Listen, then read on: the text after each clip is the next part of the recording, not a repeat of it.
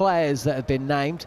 But first things first, we need to find out who's won the toss. We can head to the middle now with Samuel Badri is with the captains. Is the day series on the line. The captains are here. Rovman Powell out of the West Indies, Jos Buttler, captain of England, and the ever charming Sir Richie Richardson is here to oversee proceedings. Rovman, you've got the coin? Heads. Heads is the call.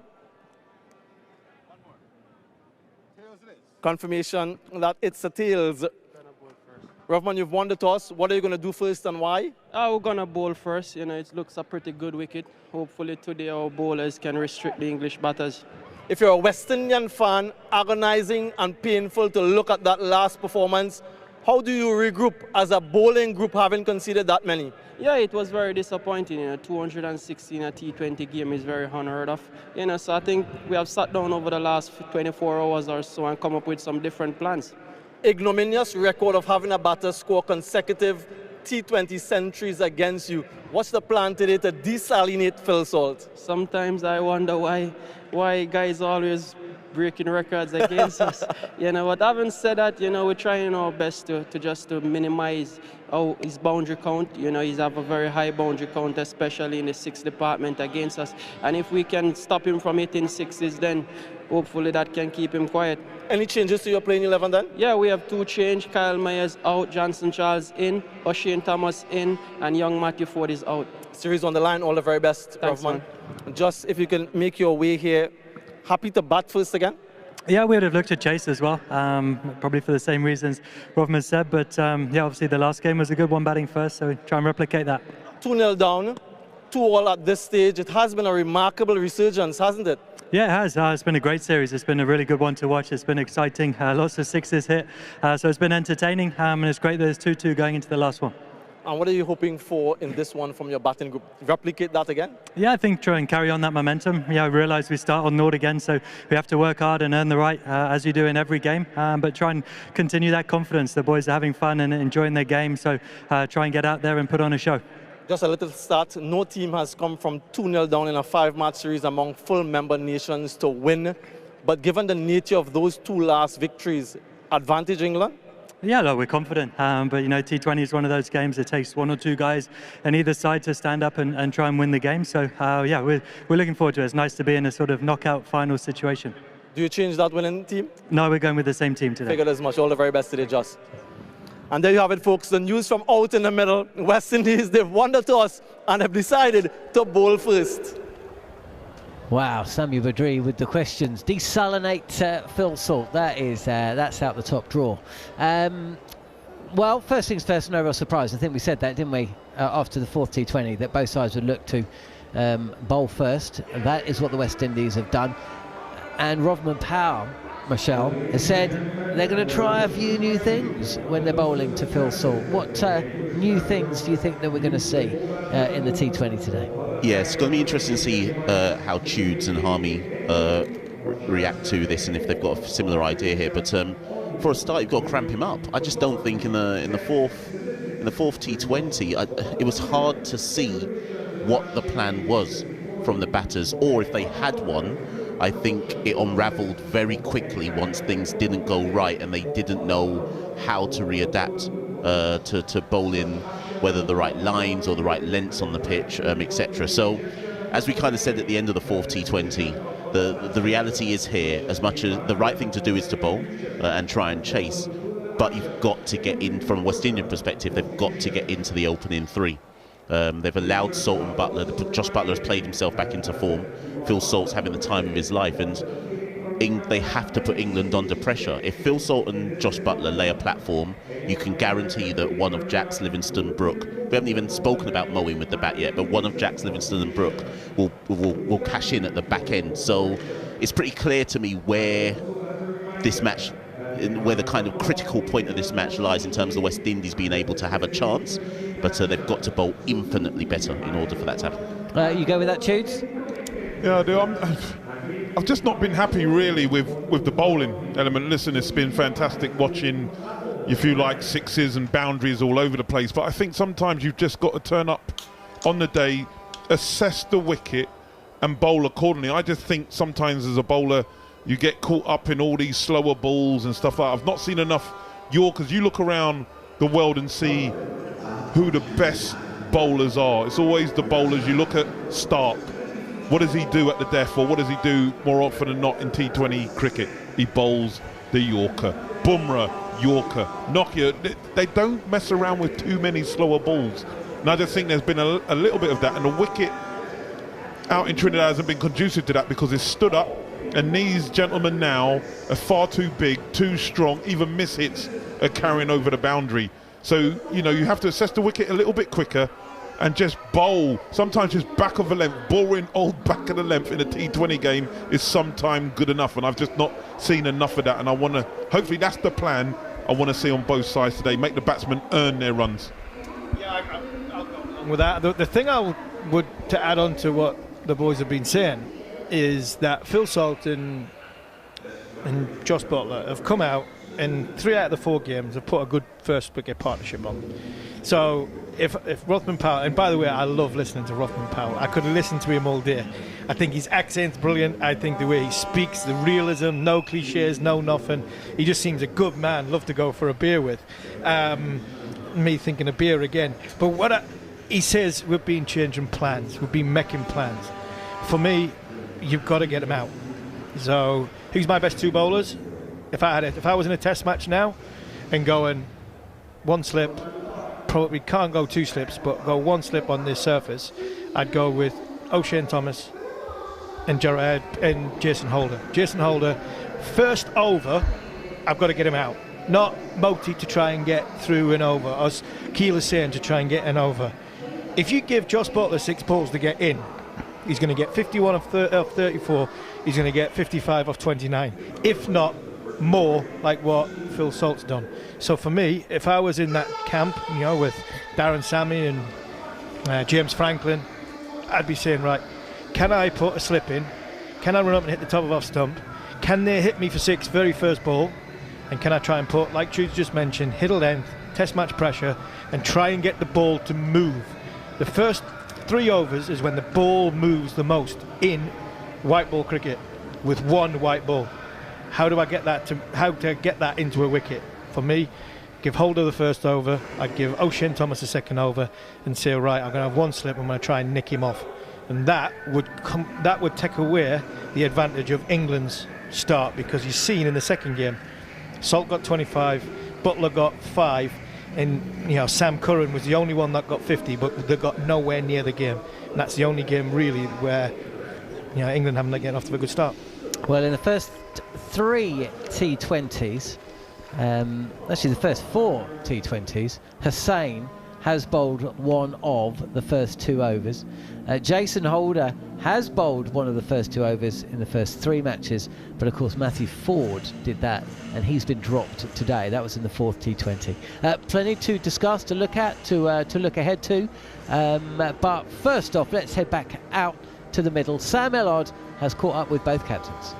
England have been so good with the bat in the last couple of games. What are you looking to do differently today with the ball to try and restrict them? Yeah, they are a world-class team. You know, no doubt about that with world-class players. You know, all we're trying to do now is just to try to take the ball away from them. You know, a lot of the balls that we serve up in the game was in their hack, was in the spot that they like it. You know, so we're trying our best to take the ball away from them a little bit more today. 2 changes today. What are those changes and what are the thinking behind those changes? Johnson Charles comes in for Kyle Mayers. Kyle Mayers have struggled a little bit up top, you know, and also we have struggled in the bowling department, so we bring a new fast bowler in, O'Shane Thomas, for Matthew Ford. Yeah, he's looked really quick, O'Shane, in just seeing him here in the warm-ups. What's he going to bring to this team other than pace? Yeah, he should bring some energy. You know, it's his first game of the series, so he should bring some energy. He should be fresh, and hopefully he can give us a few early ones. Good luck, Rodman. Thanks, man. And the England captain, Josh Butler, has also joined me here. Hi, Josh. Good afternoon. You haven't won the toss. If you did, though, what would you have done, and how are you expecting this wicket to play today? Yeah, I would have looked to chase as well. I think it's obviously played better than we thought the other day. I imagine it's going to be a really good wicket. But start on Nord again and look forward to a good game. It's been 2 really impressive victories from your side. What's impressed you the most? Yeah, I think the character and the freedom we've played with, obviously, to sort of take the pressure in that chase the first time, and then the way the freedom and expression we played. Phil Salt's obviously been amazing, back-to-back hundreds, so that's brilliant, and we need to carry that on today. no side has ever, Joss, in a 5-match T20 series come from 2-0 down to win 3-2. If you were able to do that, how much confidence would it give this group of lads, especially with the World Cup in this country not too far away? Yeah, a huge amount of confidence, obviously, against the top team as well. But yeah, it's been a great series. It's been entertaining. There's been lots of sixes hit. Great to go into a decider and play what looks as a final in this series. It is important, isn't it? Of course, England have come here. The real prize takes place in 6 months' time. We know that, but it would just put a few little rumblings to bed, wouldn't it, Harmy? We've spoken about it today on a following on show that's going to go out on the 27th. Matthew Mott's immediate future has been under some scrutiny. Personally, I don't really think that that's justified. I don't think it's realistic, but a 3-2 win here knocks that notion on its head. We can all get back to what we're doing, and we know that this team is going to be led by these people, captained by this bloke, and we know Phil Salt will be opening the batting come that first T20 in the West Indies in June. Yeah, there was a huge question mark on, right, which players are going to come back in. So you're looking at Wood, Archer, Bairstow, Stokes. There's one more and I can't remember who it is. I think that might be it. Wood, Archer, Bairstow, Stokes. So I think that might be the 4 that's going to come in. So you go with what's here, and you'd say Butler's a definite, Livingston's probably a definite, Brooks a definite, Ali, Curran, Ahmed, Rashid definitely, Topley. So you go that, and then you're still worrying about, is it Salt or is it Jacks to open a baton? I think Phil Salt's nailed that one down. Then you go on to Matthew Mott and Josh Butler, and there are rumblings because England had a debacle of a World Cup. It was a shocker, and they can't get away from that. England were poor during the World Cup. Decision making, team selections, tosses, all that comes under Mott and Butler. But I sometimes feel sorry for Matthew Mott, because Matthew Mott can't win in this situation. He can't. No matter what happens, ECB, led by Rob Key, who's played a blinder from the minute he's walked in the door. Played a blinder, untouchable. Nobody in the media is going to have a go at Kesey. Everybody loves him, brilliant. Nobody's going to have a go at Stokes. Nobody's going to have a go at McCullum. Josh Butler's the best white ball cricketer we've ever produced. He's took a little bit, and I think rightly so, because tactically I think he has been a little bit caught short. But I also flip that over and say some of the decisions he's made haven't been backed up by the players who have been trusted to sort of execute them decisions. The one man that's missing here is a very, very quiet, unassuming character who, when England aren't doing well, can easily be got at. And for me, that's Matthew Mott. Everybody wants Andrew Flintoff to be the next white ball coach after having no coaching. He's literally just come off 10 years off the TV. Nobody more than me would want Freddie to be in charge of the white ball team, because I think he could do it and do it not a problem. But I think there needs to be an earn the right and a progression to move into that. I don't think Matthew Mott's disappointing World Cup or first 2 games in this series should warrant the call for his head, even though they've got the clamour of people wanting, because they see Andrew Flintoff back involved. That's for further down the line. That is for further down the line. But I think he's an easy target for me, Matthew Mott, for criticism. Okay, well, at the 5th and final T20 is about 15 minutes away, so that means it's time now to get an odds update with William Hill. In the Zone on talkSPORT 2 with official betting partner William Hill. Get epic value all season with William Hill. 18 plus, begambleaware.org. So what have you got for us, Lee Phelps? Yeah, well, England, interestingly enough, I mean, you've hardly been able to back them at odds against throughout this series. Even after going down 2-0, there were still odds on. So 8-11 England. The West Indies are 11-10. And I know England are in the ascendancy now, but this is poised for a fantastic 5th T20. It's interesting, really. You look at some of the enhanced odds, and looking at Nicholas Pooran, top West Indies run scorer, was 3-1. Now 7-1, obviously well capable, and seems to be getting into the groove a little bit more. England to win, Brandon King over 20 runs and Reece Topley over 1 wicket. That was 13-2, now 8-1. Reece Topley, of course, taking 3 in that last match. Obviously Brandon King well capable of hitting over 20 runs. Look, his form in this hasn't been fantastic since the 82. But that 82, obviously fantastic knock. hit 22 in the first one, hit 85 back in August against India in the T20 as well. So look, if he gets into the groove, getting over 20 runs shouldn't be that difficult. So England to win, Brandon King over 20 runs and Reece Topley over 1 wicket at 8-1. Don't mind that at all, to be honest with you. And the other one that I thought was interesting when you look at the kind of the enhanced odds is one with Josh Buttler involved. Now this is Tuffer's special on our website on williamhill.com or on the app. He's gone with Josh Buttler to be top England scorer, that is, and England to win at 6-1. It was 5-1, but enhanced to 6-1. And I think I can see why. It's obvious why he's gone there. That he didn't bat in the last one, but 55, 51 before that. Obviously well capable, and if England are going to win, maybe he's the guy with the bat that needs to do it for them. So few ways in there. I'll stick with England. I wish it was a little bit closer in the betting, but it'll do me. Plenty of other run scorer and top bowler odds on the app and on williamhill.com as well. Brilliant stuff. Thank you very much. That was today's odds update with William Hill. Get epic value all season with William Hill. 18+, begambleaware.org. In the Zone on talkSPORT 2 with official betting partner William Hill, giving you the tools for positive play. Take time to think and know your limits. 18+, begambleaware.org. Well, we've heard Harmy speak about Matthew Mott, and very shortly we're going to hear Matthew Mott not speak about Harmy. We've got the 5th and final T20 of this epic series. It went 3-2 at the start of last year. It's going to end up 3-2 at some point today. The big question is, will it be 3-2 West Indies or 3-2 England? You will find out the answer to that over the next 3 hours or so here on talkSPORT 2 or via the talkSPORT Cricket YouTube channel.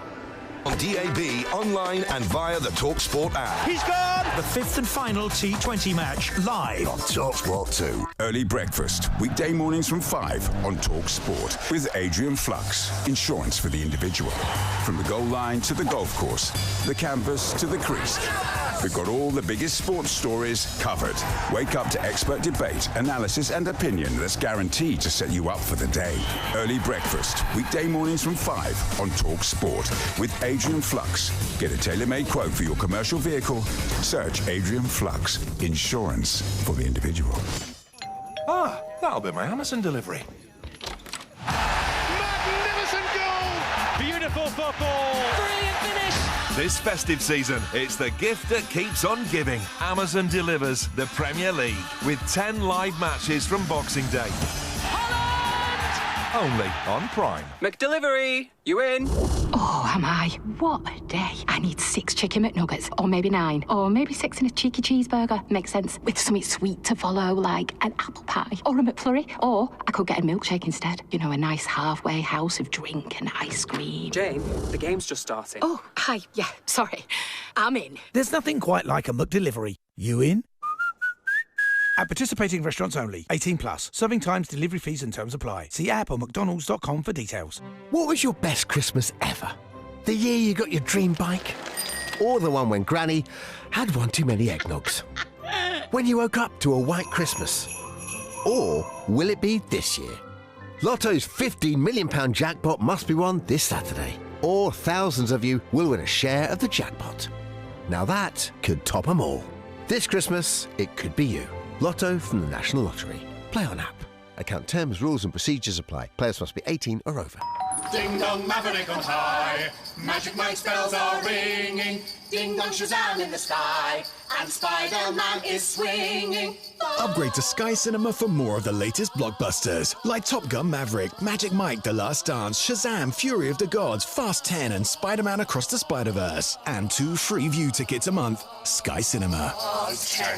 Movies make Christmas. Sky TV contract required. View tickets valid Sunday to Thursday. Limits and restrictions apply. See sky.com for terms. Saturday, football triple shot on talkSPORT and talkSPORT 2. Absolutely brilliant. Hear it on the radio or on the talkSPORT app. Swipe right tonight for West Ham versus Manchester United on talkSPORT. Kick-off 12:30. And it's an absolute cracker. Swipe left for Leeds versus Ipswich on talkSPORT 2.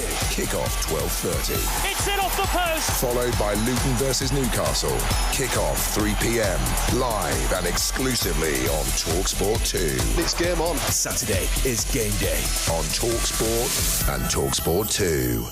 On DAB, online and via the talkSPORT app. He's gone! The 5th and final T20 match live on talkSPORT 2. Welcome back. You're listening to talkSPORT 2, or you're watching us on the talkSPORT Cricket YouTube channel. I'm John Norman alongside Machel, St Patrick, Hewitt, the former England fast bowlers Steve Harmison and Alex Tudor. We'll hear from them very shortly, but let's hear now from the England head coach Matthew Mott, because after a difficult winter for the white ball side, England, of course, have now won back-to-back games ahead of tonight's series decider. He's been speaking with Sam Ellard, reflecting on a successful few years for his players.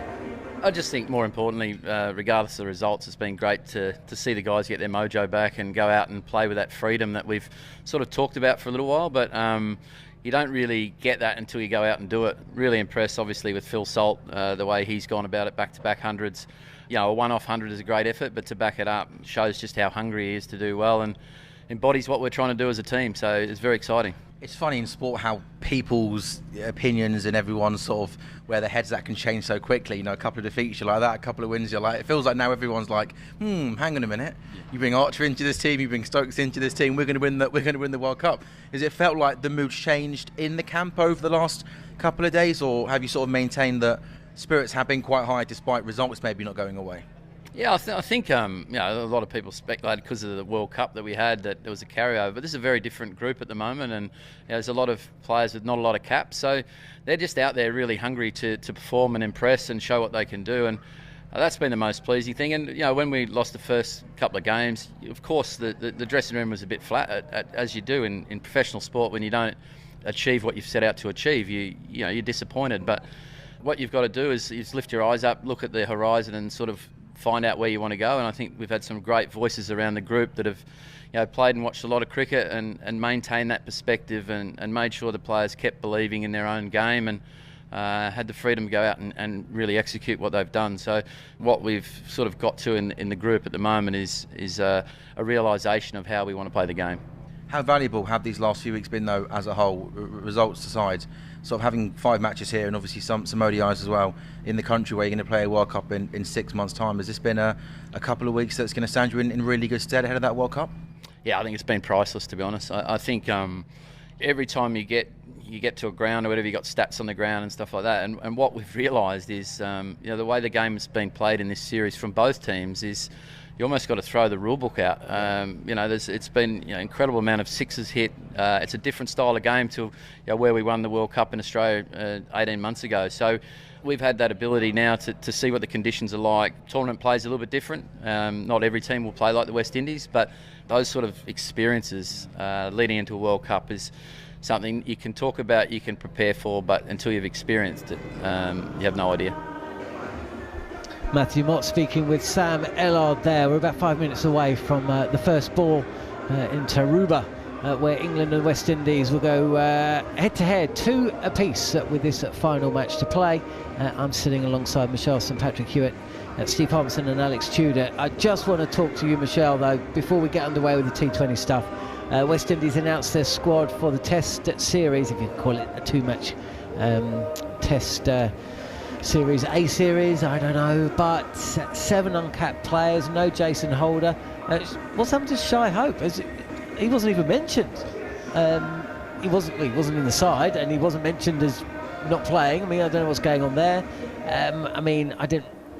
I'll be honest with you, I love my cricket. I did not know, I'd say 4 of the names of the 7 brought in. So your thoughts, if you can sum that up in the next 2 minutes. I was going to say 2 minutes is nowhere near enough, but suffice to say, Shai Hope is playing in the Bangladesh Premier League. Jason Holder wants to play in the international one. Carl Mayers, I think, is playing in that international one. Brandon King is playing in the Bangladesh Premier League. Darren Bravo has refused to play for the West Indies because of not being selected for the ODI series, we think. So that's left West Indies effectively scraping the barrel, so to speak, to see, well, who does want to play for the West Indies. And I've had a few conversations with Tudes and Harmy about this. I think this is just a signpost of, unfortunately, where the world game is going for the smaller sides, and that Test Series versus Australia could be quite bruising from a West Indian perspective. Yeah, absolutely. West Indies, of course, will be in England the summer. They'll be playing. They're playing in July, right? Yes. So there's no obvious clash at that point. So we might see some of those names back. You would hope so. You'd think. That's we the plan. shall see. Anyway, I've got it out of the system, so we can put that one to bed for a while. Let's sit back. Let's relax. Let's enjoy the spectacle that's about to be brought to you.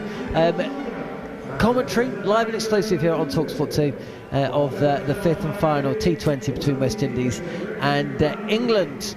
Two new faces for the West Indies with Johnson Charles and O'Shane Thomas coming into the side.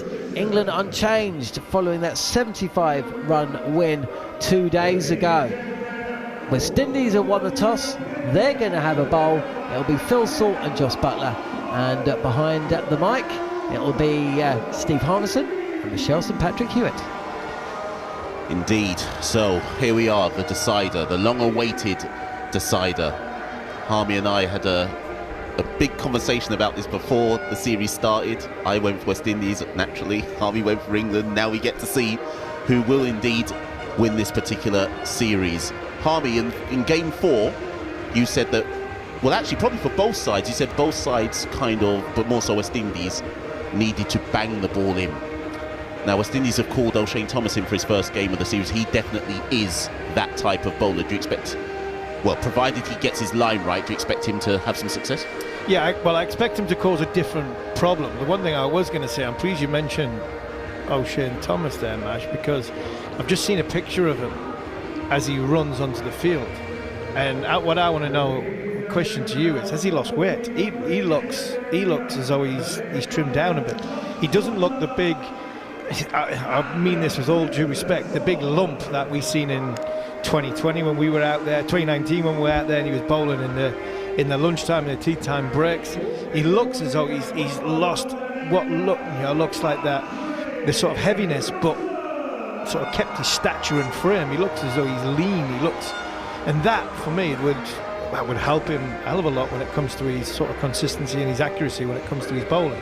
But I think he brings a different dimension to this bowling attack. A bowling attack that if they did want to hit the pitch hard, if they did want to go ultra aggressive and utilise a short ball with men out on either side of the wicket, fine leg back, third back, deep point, deep backward square, and go really aggressive, then they've got somebody who can do it, not somebody who is trying to do it, but it's not their natural skill. Yeah, O'Shane has been with the squad now since the summer for the India series. He didn't play any games in that India series, but he was with the squad, and I think that's important sometimes, that you show a player you're investing in them by just bringing them along. And as you say, you can see it in his face even that he's slimmed down, and I know he's been on a special kind of diet to help with that. They've been obviously working on his fitness, his strength and conditioning. The only thing I would say, and it will be interesting, again, we'll see how he goes today, is I still have concerns about his running. I don't think it's smooth. But it's Andre Russell who will take the new ball, and he's straight on the money. Phil Salt tucks that into the leg side for one, and we are on the way. So just finishing that point about O'Shane, how his run-up is jerky, but obviously you're a fast bowler. Does that matter? I think it matters if your last two strides and your delivery stride is jerky. What I mean by is if you're inconsistent in them 3 strides, as you go past the umpire, if that is jerky, if that's inconsistent, then you are naturally going to be inconsistent. It doesn't have to be as smooth. Andre Russell back in, Josh Buttler on strike, and Josh Buttler defends that one, treats that one with respect, defends it back down the track. And speaking of Buttler and Salt, they have been certainly in the last T20, even probably the one before that, they're quite watchful for the first few balls. But I think you said in the build-up, that if you give, or it might have been Tudes actually said in the build-up, that if you give Butler time to just see what the pitch is saying, before you know it, he'll be 30 off 10. So. Yeah, for me, that's why you've got to try and get these two out before they get going. Russell again loses his line a bit, and that's just helped. That's helped fine by Josh Butler for 4 runs. It's been good by Butler this. He's come down the wicket. He's gone at Andre Russell. And again, England, making the right decision. It was I wouldn't say it was a poor ball, because I think Russell's seen Butler coming, so you either go full or you go short. And when he went short, he just not only dragged his sort of the ball short, he dragged it wide, and it was a poor ball with fine leg inside the circle. But England are seeing the most expensive bowler in the series so far. It's a bit better from Russell there. Hurries just up a bit. Just wanted to tuck that into the leg side, but got to him a bit quicker than he expected. And the most expensive bowler on show from the West Indies point of view has been Andre Russell. Not used to bowling 4 overs time after time after time, and he's had to do that the majority of the time in this series. So I think it's a good plan by the West Indies to try and get Russell into the game early, try and utilise one of his old overs and get it out the way early while England's batters are trying to set themselves. But I think England have got to come at him. 5th ball of the over. And again, this is straight. Bit of a strangled appeal. It's likely going down the leg side, but it's good stuff. Good stuff from Andre Russell. There's 3 dot balls in the over. The other reason why they may have gone for Dre at the top, Harmy, is because he's actually probably one of their quicker bowlers as well. Andre Russell can bowl deceptively quickly. He can clock 140 when needs be. And maybe this is a plan to, well, depends who takes the new ball with him. See if their plan is to go quick up top, but we'll see. Final ball of the first over, and this is a bit wideish on like 5th stump line, but Josh Butler cannot beat Akil Hussain, who is stationed at extra cover, and that will be the end of the over. 5 runs off the first over. England 5 without loss. Phil Salt is on 1, Josh Butler on 4. And Match, a bit like what I was saying a bit earlier about utilising the movement. That 5th ball of the over, the LBWs shout that Russell and the West Indies had. Nicholas Pooran straight away going down because it did too much. It nipped back. So if you have got pace, you can use a little bit of inconsistencies of the surface, which is natural variation, and you get the odd little bit of movement. Then all of a sudden it just puts a little bit of doubt into obviously 2 batters' minds who are in ridiculous form. But if you go on what's happened in the past, they've bowled with Moti, they've bowled with Akil Hussain in the first over. They've gone for 5, and then they've given him a chance, Butler a chance to get themselves set and get themselves in. You've still got the 2 spinners with 8 overs up their sleeve, and you've got an over out of one of your most experienced bowlers. And for me, this is a good move, trying to get the wicket in the power play, not just trying to get through the 6. Yeah, we thought it might be O'Shane Thomas who shares new ball. It is. Kind of know what he's going to do. It's a leaner O'Shane Thomas, and Josh Butler just leans into that first ball. Drive through extra cover. Oh, not Josh Butler. Sorry, that's Phil Salt. Drives for extra cover for 4 runs. Great Ominous shot. signs. Yeah, good shot. Overpitched from O'Shane Thomas. Don't mind it though. Don't mind it. He's got the seam bowled upright. He's going to try and. It looked as though he had the seam sort of canted in there. So with a first slip in play, extra cover is not quite catching, but he's in. But he's pitched it up to try and see if he can get it to swing. We'll try and catch the outside edge. O'Shane in again. This one's straighter. Phil Salt can only find Andre Russell, who's stationed at gully. There'll be no run there. So yeah, just I'm intrigued. Obviously, when Tudes comes on as well later, what you make of O'Shane's new, because they have worked on him a lot for the last 6 months. They've almost what I want to say here. They've reconfigured his approach to the crease, his diet, his conditioning.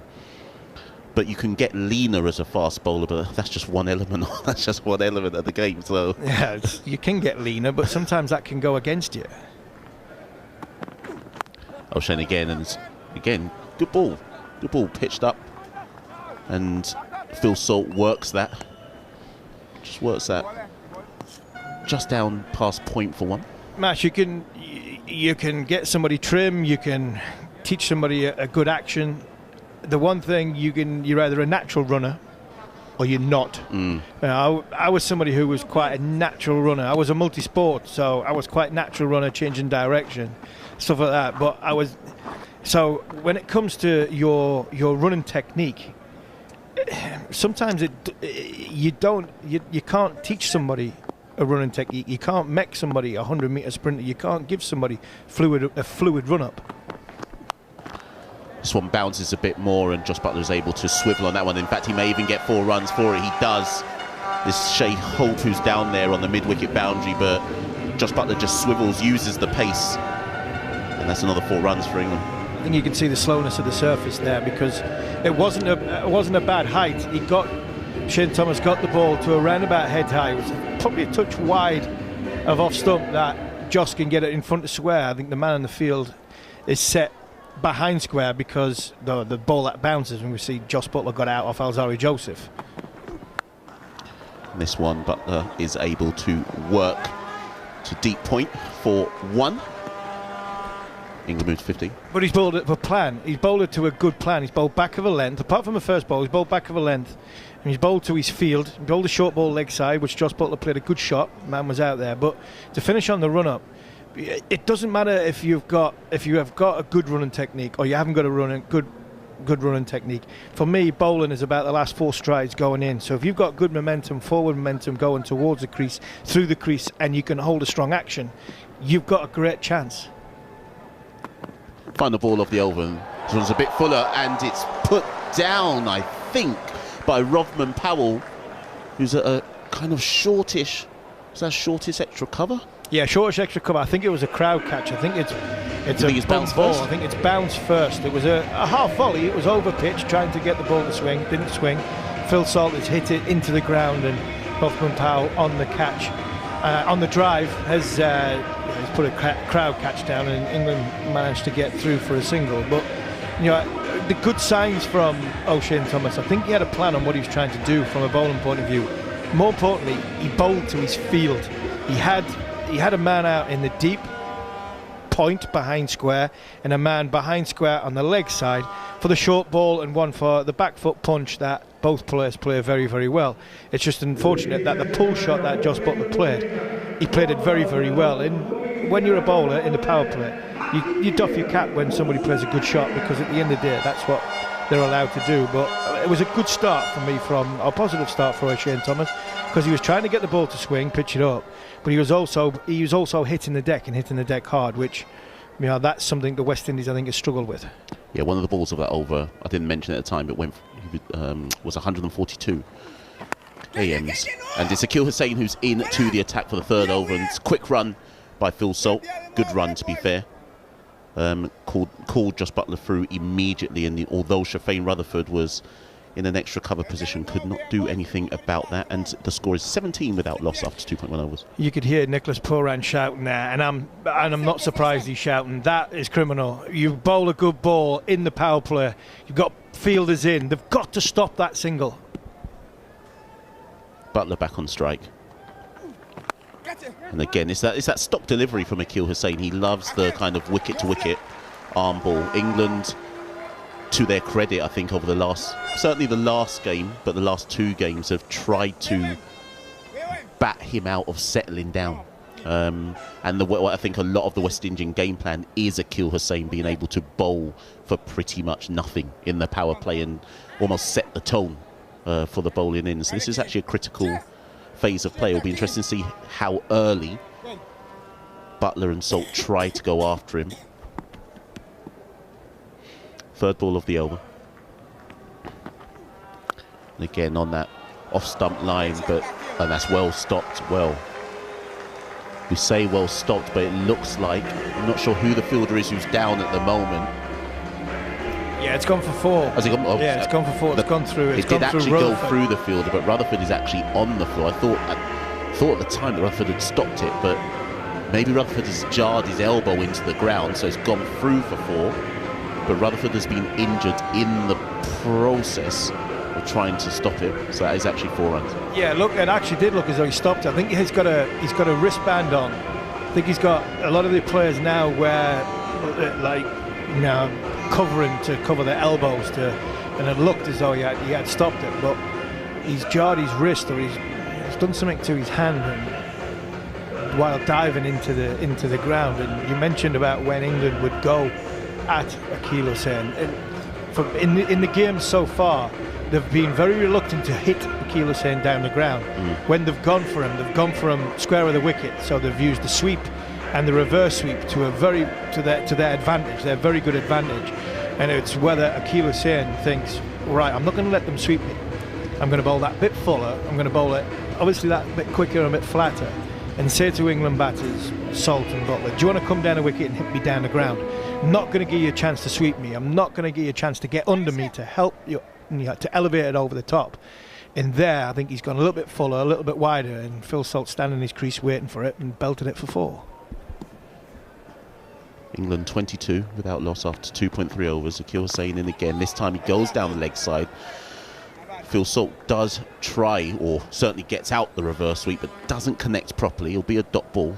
Phil Salt will probably feel he should have put that one away. It was a wide if he'd left it alone. He probably should have played, obviously predetermined, so he's gone for the reverse sweep. If he had waited, he might have gone for the conventional sweep, especially with a pace on it, but he went for the paddle because there's a lot of pace on the ball. Hussain in again, this time back on his kind of stock line, and they go for a quick run. Jason Holder is a shy at the stumps. Don't know if that had hit. Looks like Phil Salt would have been in anyway, but good running by England again. Some say risky, but the point is that I think Salt would have been in. We'll have another look at it. It was Jason Holder just inside the perimeter. No, he's out. For me, I was just about to say, I think his bat gets caught in the ground in front of the crease, and I think he jumps over the crease with his bat as his bat's just going in, but I think the ball does go past the stumps while Phil Salt was out of the crease. Again, ball full down the ground. Final ball of the over, and this Josh Buttler backs away onto his leg stump, doesn't quite catch it, wants to go down the ground, but instead finds Andre Russell, who's stationed at long on, and there'll be 1 run there, and that's the end of the over. 8 off it. England are 24 without loss after 3, and Harmy is, it's a steady start by England, certainly going at 8s, but there's a clear plan at least this time from the West Indies. Yeah, a better plan. And I was just about to say to you, it's amazing when you play teams over more than 3 matches. You then start to get to see the matchups in the sense of who's learnt off what playing, because that over there especially, England in the last 2 games have been very dominant towards the spin bowlers because they've tried the reverse sweep, conventional sweep, trying to hit the ball on the up. It's Jason Holder, so another bowling change. Jason Holder pitches this one up a bit more. It'll be interesting to see how Jason tries to, what his bowling approach will be for this particular over. No one has really strayed off the plan thus far. Of course, for those who missed the news earlier on, Jason Holder will not be going to Australia with the West Indies Test side, which has caused quite a news cycle in the Caribbean. But here he is, trying to help West Indies win this series against England. Second ball of the over. And Buttler well, he's out. Josh Buttler brought out the reverse, paddle? I guess you could call it. It's O'Shane Thomas, who's at 45, and he takes the catch.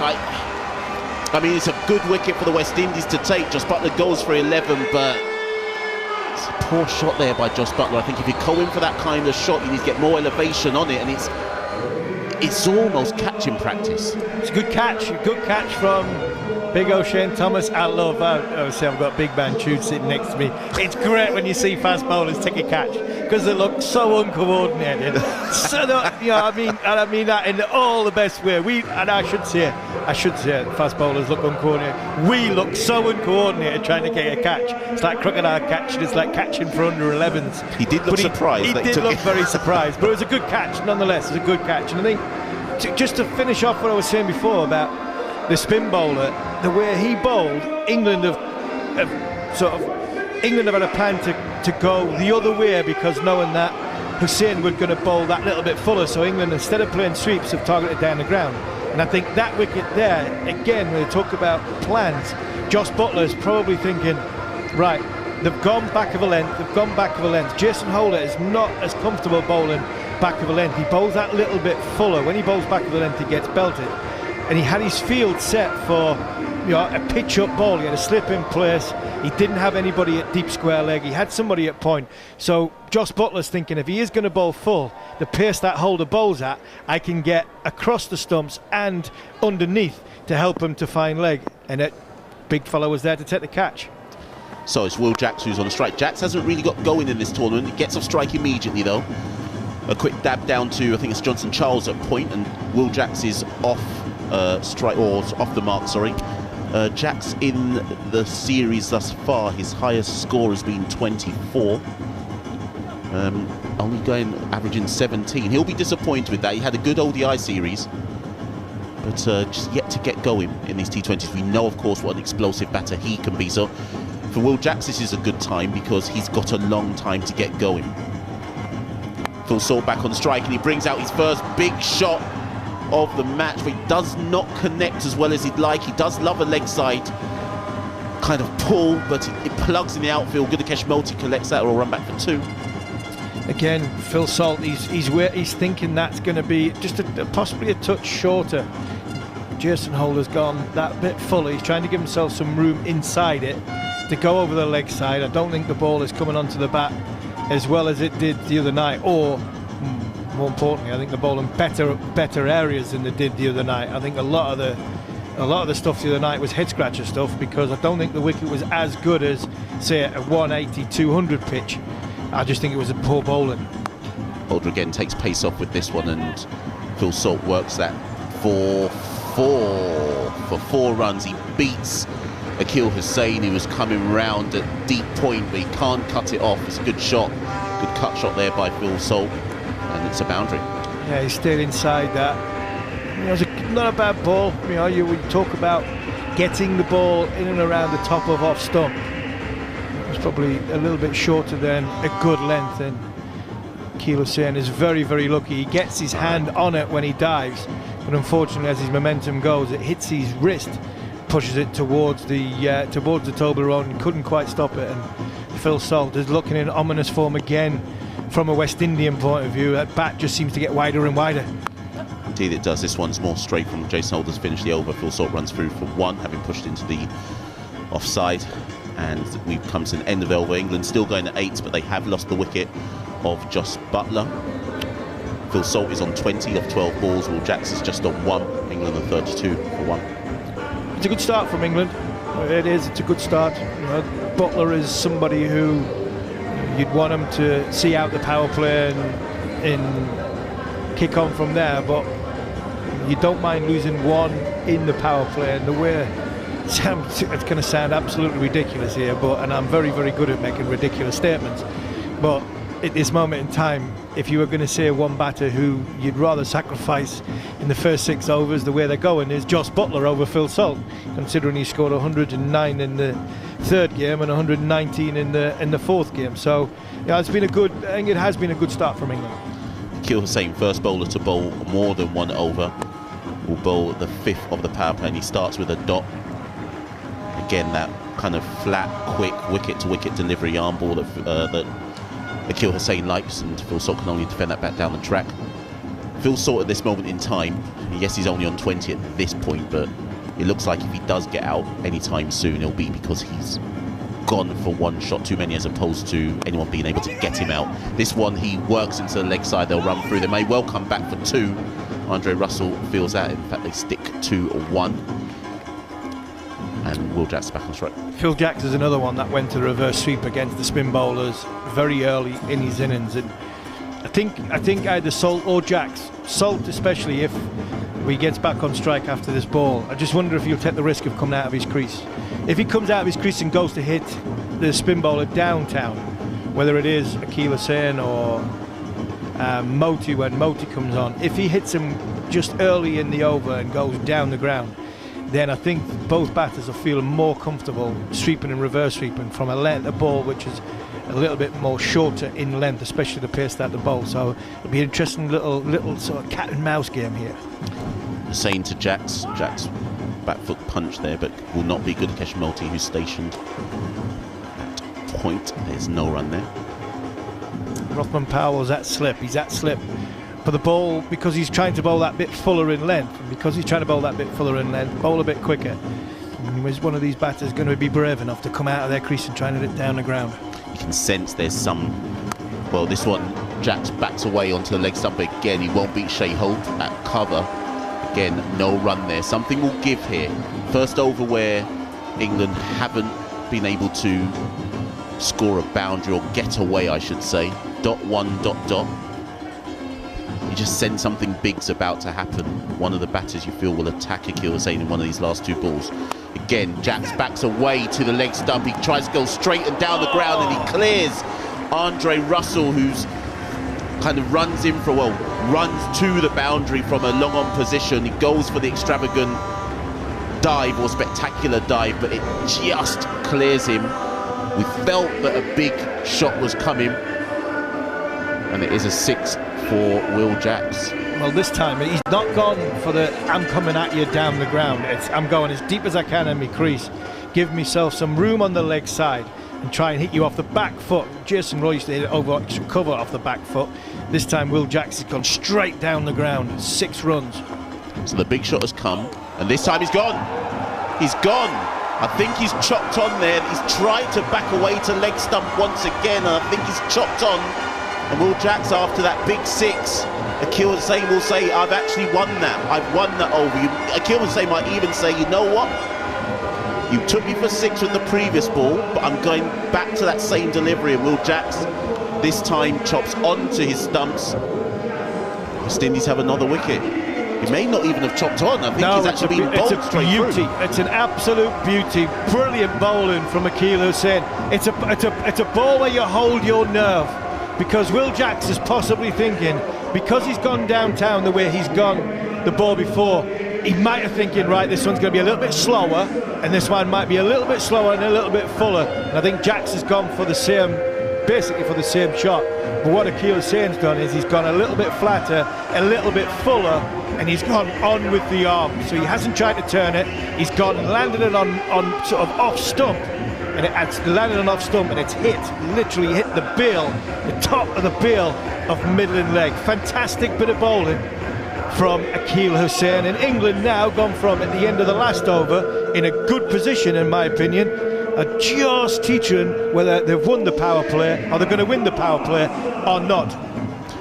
So I will hand over to John Norman. England are 39 for 2 after 5 overs, and it's Liam Livingstone who walks in to partner Phil Salt, who is on 21 not out.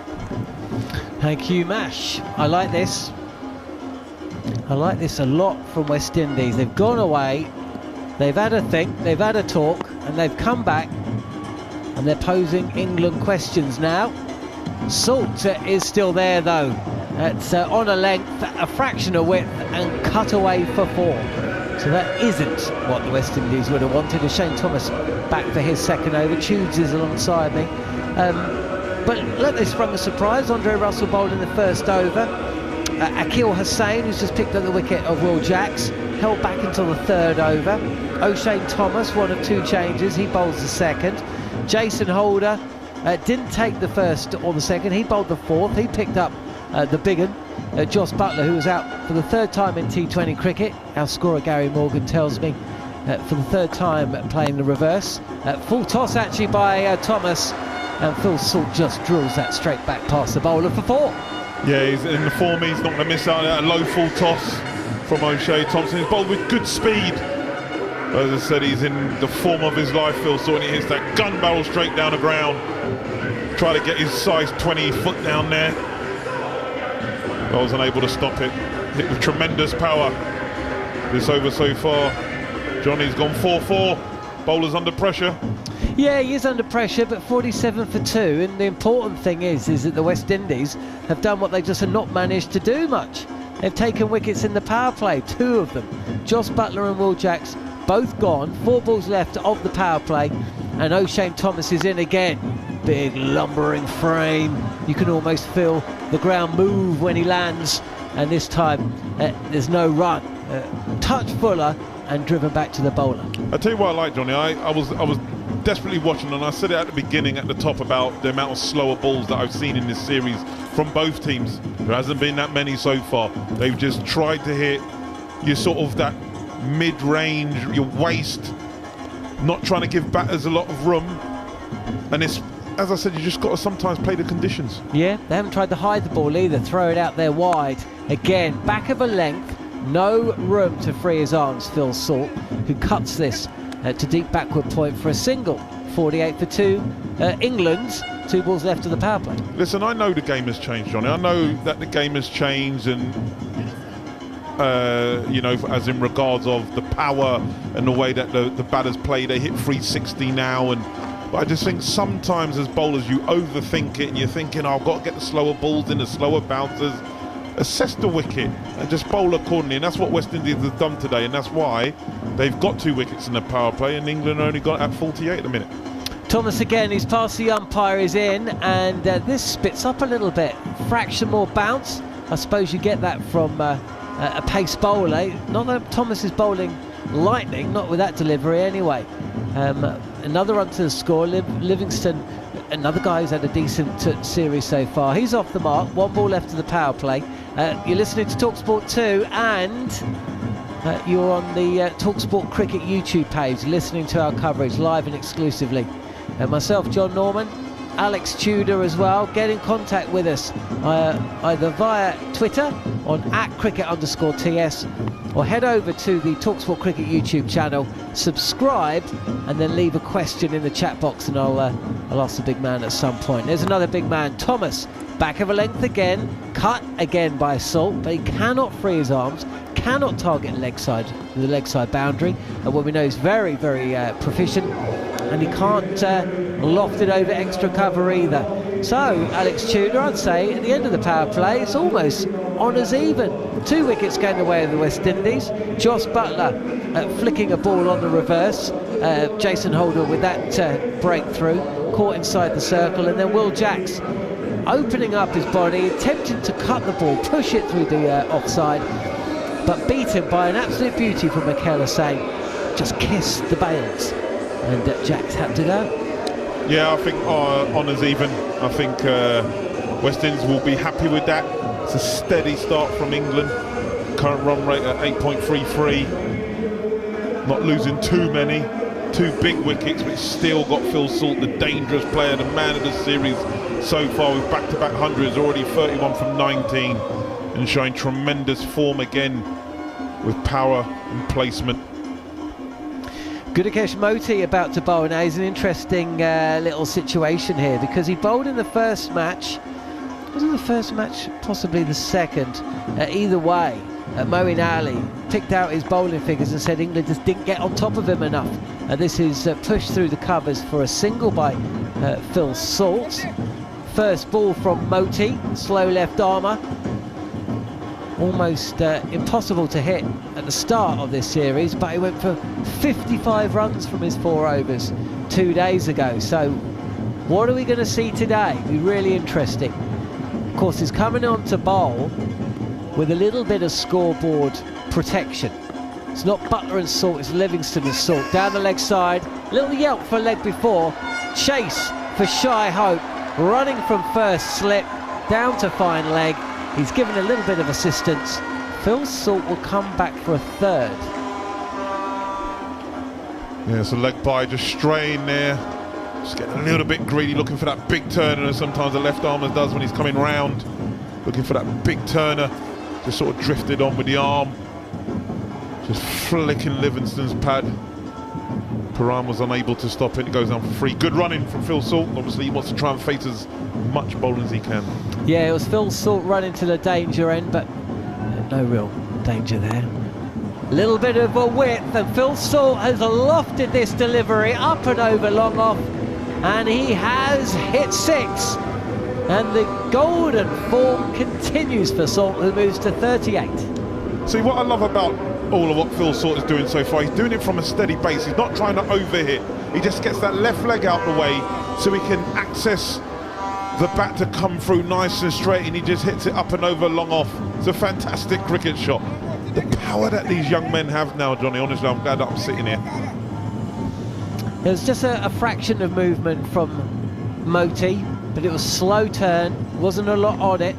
This is fine in, and this time Phil Salt, who attempts to defend a ball that pitches at middle and hits off. A terrific nut from Moti. It's 6 and out for Salt, and England lose their third. They're 60 for 3. That's an outstanding delivery. You've just been hit for a massive 6, and he's bowled the perfect left-arm bowl. He's played down the Piccadilly, it's gone Waterloo. He played down the wrong line. That's a tremendous ball from Moti. Phil Salt, who's in tremendous form, the form of his life, has gone from 38 from 22 balls. And England, you would say, Johnny, under pressure. 3 big wickets back in the hut. Salt, the captain, Butler, and Jacks, and it's going to be Brook and Livingston at the crease.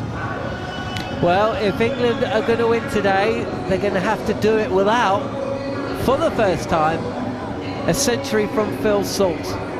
38, but he's gone, and Harry Brook striding to the crease, with England 3 down inside 7 overs. And what an absolute peach of a delivery from Moti.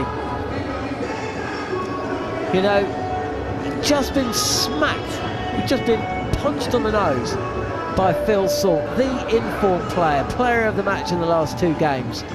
And what did he do? Didn't try and just fire one in. He just changed his line, and he basically said to Phil Salt, over to you, boss. As an unbelievable delivery, as you said, Johnny, he's just been spanked down the ground, and he's just come back with an absolute perler of a delivery. And just for those listening, you know what? It wasn't off stump that was pegged back, middle stump on its back. Moti, touch fuller, flatter and faster. It's defended by the new bat, Harry Brook, who's wow, and we're just seeing a replay of the ball, and if it had gone on with the angle, it essentially would have hurled down leg side. That moved quite a lot more than I gave it credit for at first. Because this ball is cut away for a single. And that's the end of the over. At the start of it, I asked how it was going to go. 55 runs coming from Moti's 4 overs in that heavy defeat at the same ground 2 nights ago. Well, first over bowled, and it's gone the way of the West Indies. 8 runs coming from it, but that big wicket, Phil Salt, cleaned up for 38. And with Moeen Ali set to come in next, and he hasn't had a lot of batting behind him. Then Sam Curran, the 2 left-handers, quite a lot resting on the shoulders of England's number 4, Liam Livingstone, and their number 5, Harry Brook. Yeah, game on here, Johnny. It had to be a certain delivery to get rid of Phil Salt, the form he's in, and he's picked an absolute jaffa to get him. As you said, if it went on his current trajectory, it would have gone down the leg side. So there was prodigious turn, just held up and turned, and he's played down the wrong line. An amazing delivery, but brings new heroes, and we all know what Brook can do. Livingston's dangerous. Garrick Wilson has been in touch on the talkSPORT Cricket YouTube page, and the chat facility says West Indies will win the match and the series. Mama Tudor would be happy with that. Yeah, well, as long as Mama Tudor's happy, eh? That's the important thing. Andre Russell for his second over. The first one went for just 5. This is flicked off the hips of Harry Brook for a single. Rode the bounce, and he gets off strike. This is good. I've been impressed by the Windies, the way they've gone about things today. England will, and have also got off. They've got some runs on the board, losing the toss, being asked to bat first at the Brian Lara, and it's Liam Livingstone. Sets himself as Russell is in, and there's a swing and a miss. And you talked about retaining your base in the shot that Phil Salt played in the last day before he got out. Well, Liam Livingstone lost his body shape there, really, didn't he? It was all arms, all power, but no connection. But again, Johnny, it was just hitting the wicket, and if you hit the wicket, you get that indifferent bounce. No slower ball, just the naturalness of the wicket is giving you its variation. I just think so many times in T20 cricket. As Livingstone again looks surprised by the pace or the lift that Russell is getting out of this track. Ball really spits away for a single. 62 for 3. Again, no nonsense, just run in, hit back of a length, and it just nip back. As you say, you know, have to make the batters earn hitting you all over the place. If they hit a good ball, then fair enough. Don't make it easy for them. And I think that's their tactic today. You know, Rodman Powell says we've got a new tactic. Maybe it's just not bowl so many slower balls. Russell again, it's a big leap at the crease, but it's a full toss, and Harry Brook says thank you very much, and he pushes that past mid-off for 4. Yeah, missed his length, missed the pitch. And Harry Brook, even though he's at the beginning of his innings, he's too good a player to miss out on a low full toss, and he just punches it straight down the ground, past mid-off. Andre Russell makes a despairing dive to try and stop it, but he had no chance. Hit powerfully down the ground past Drayton Holder, and he just has to turn and pick the ball up and give it back to Andre Russell. Russell fell over as well in his follow-through, so it kind of went a little bit wrong for the big man. Decent crowd in the ground in the stadium today. Should fill up a little bit more as the match progresses. Short delivery. This is wide of off stump. Harry Brook swivels and pulls. No more damage than a single though. Fired in. And that was. Well, I hope Nicholas Puran behind the stumps is wearing a mouth guard, because you don't want those. It just kind of reared up, didn't it? It was fortunate there. Yeah, some of these throws back from the outfielders hasn't been great. It's not what you want as a keeper. I'm sure you'll be letting them know. Knowing that used to happen to Alex Stewart, you knew.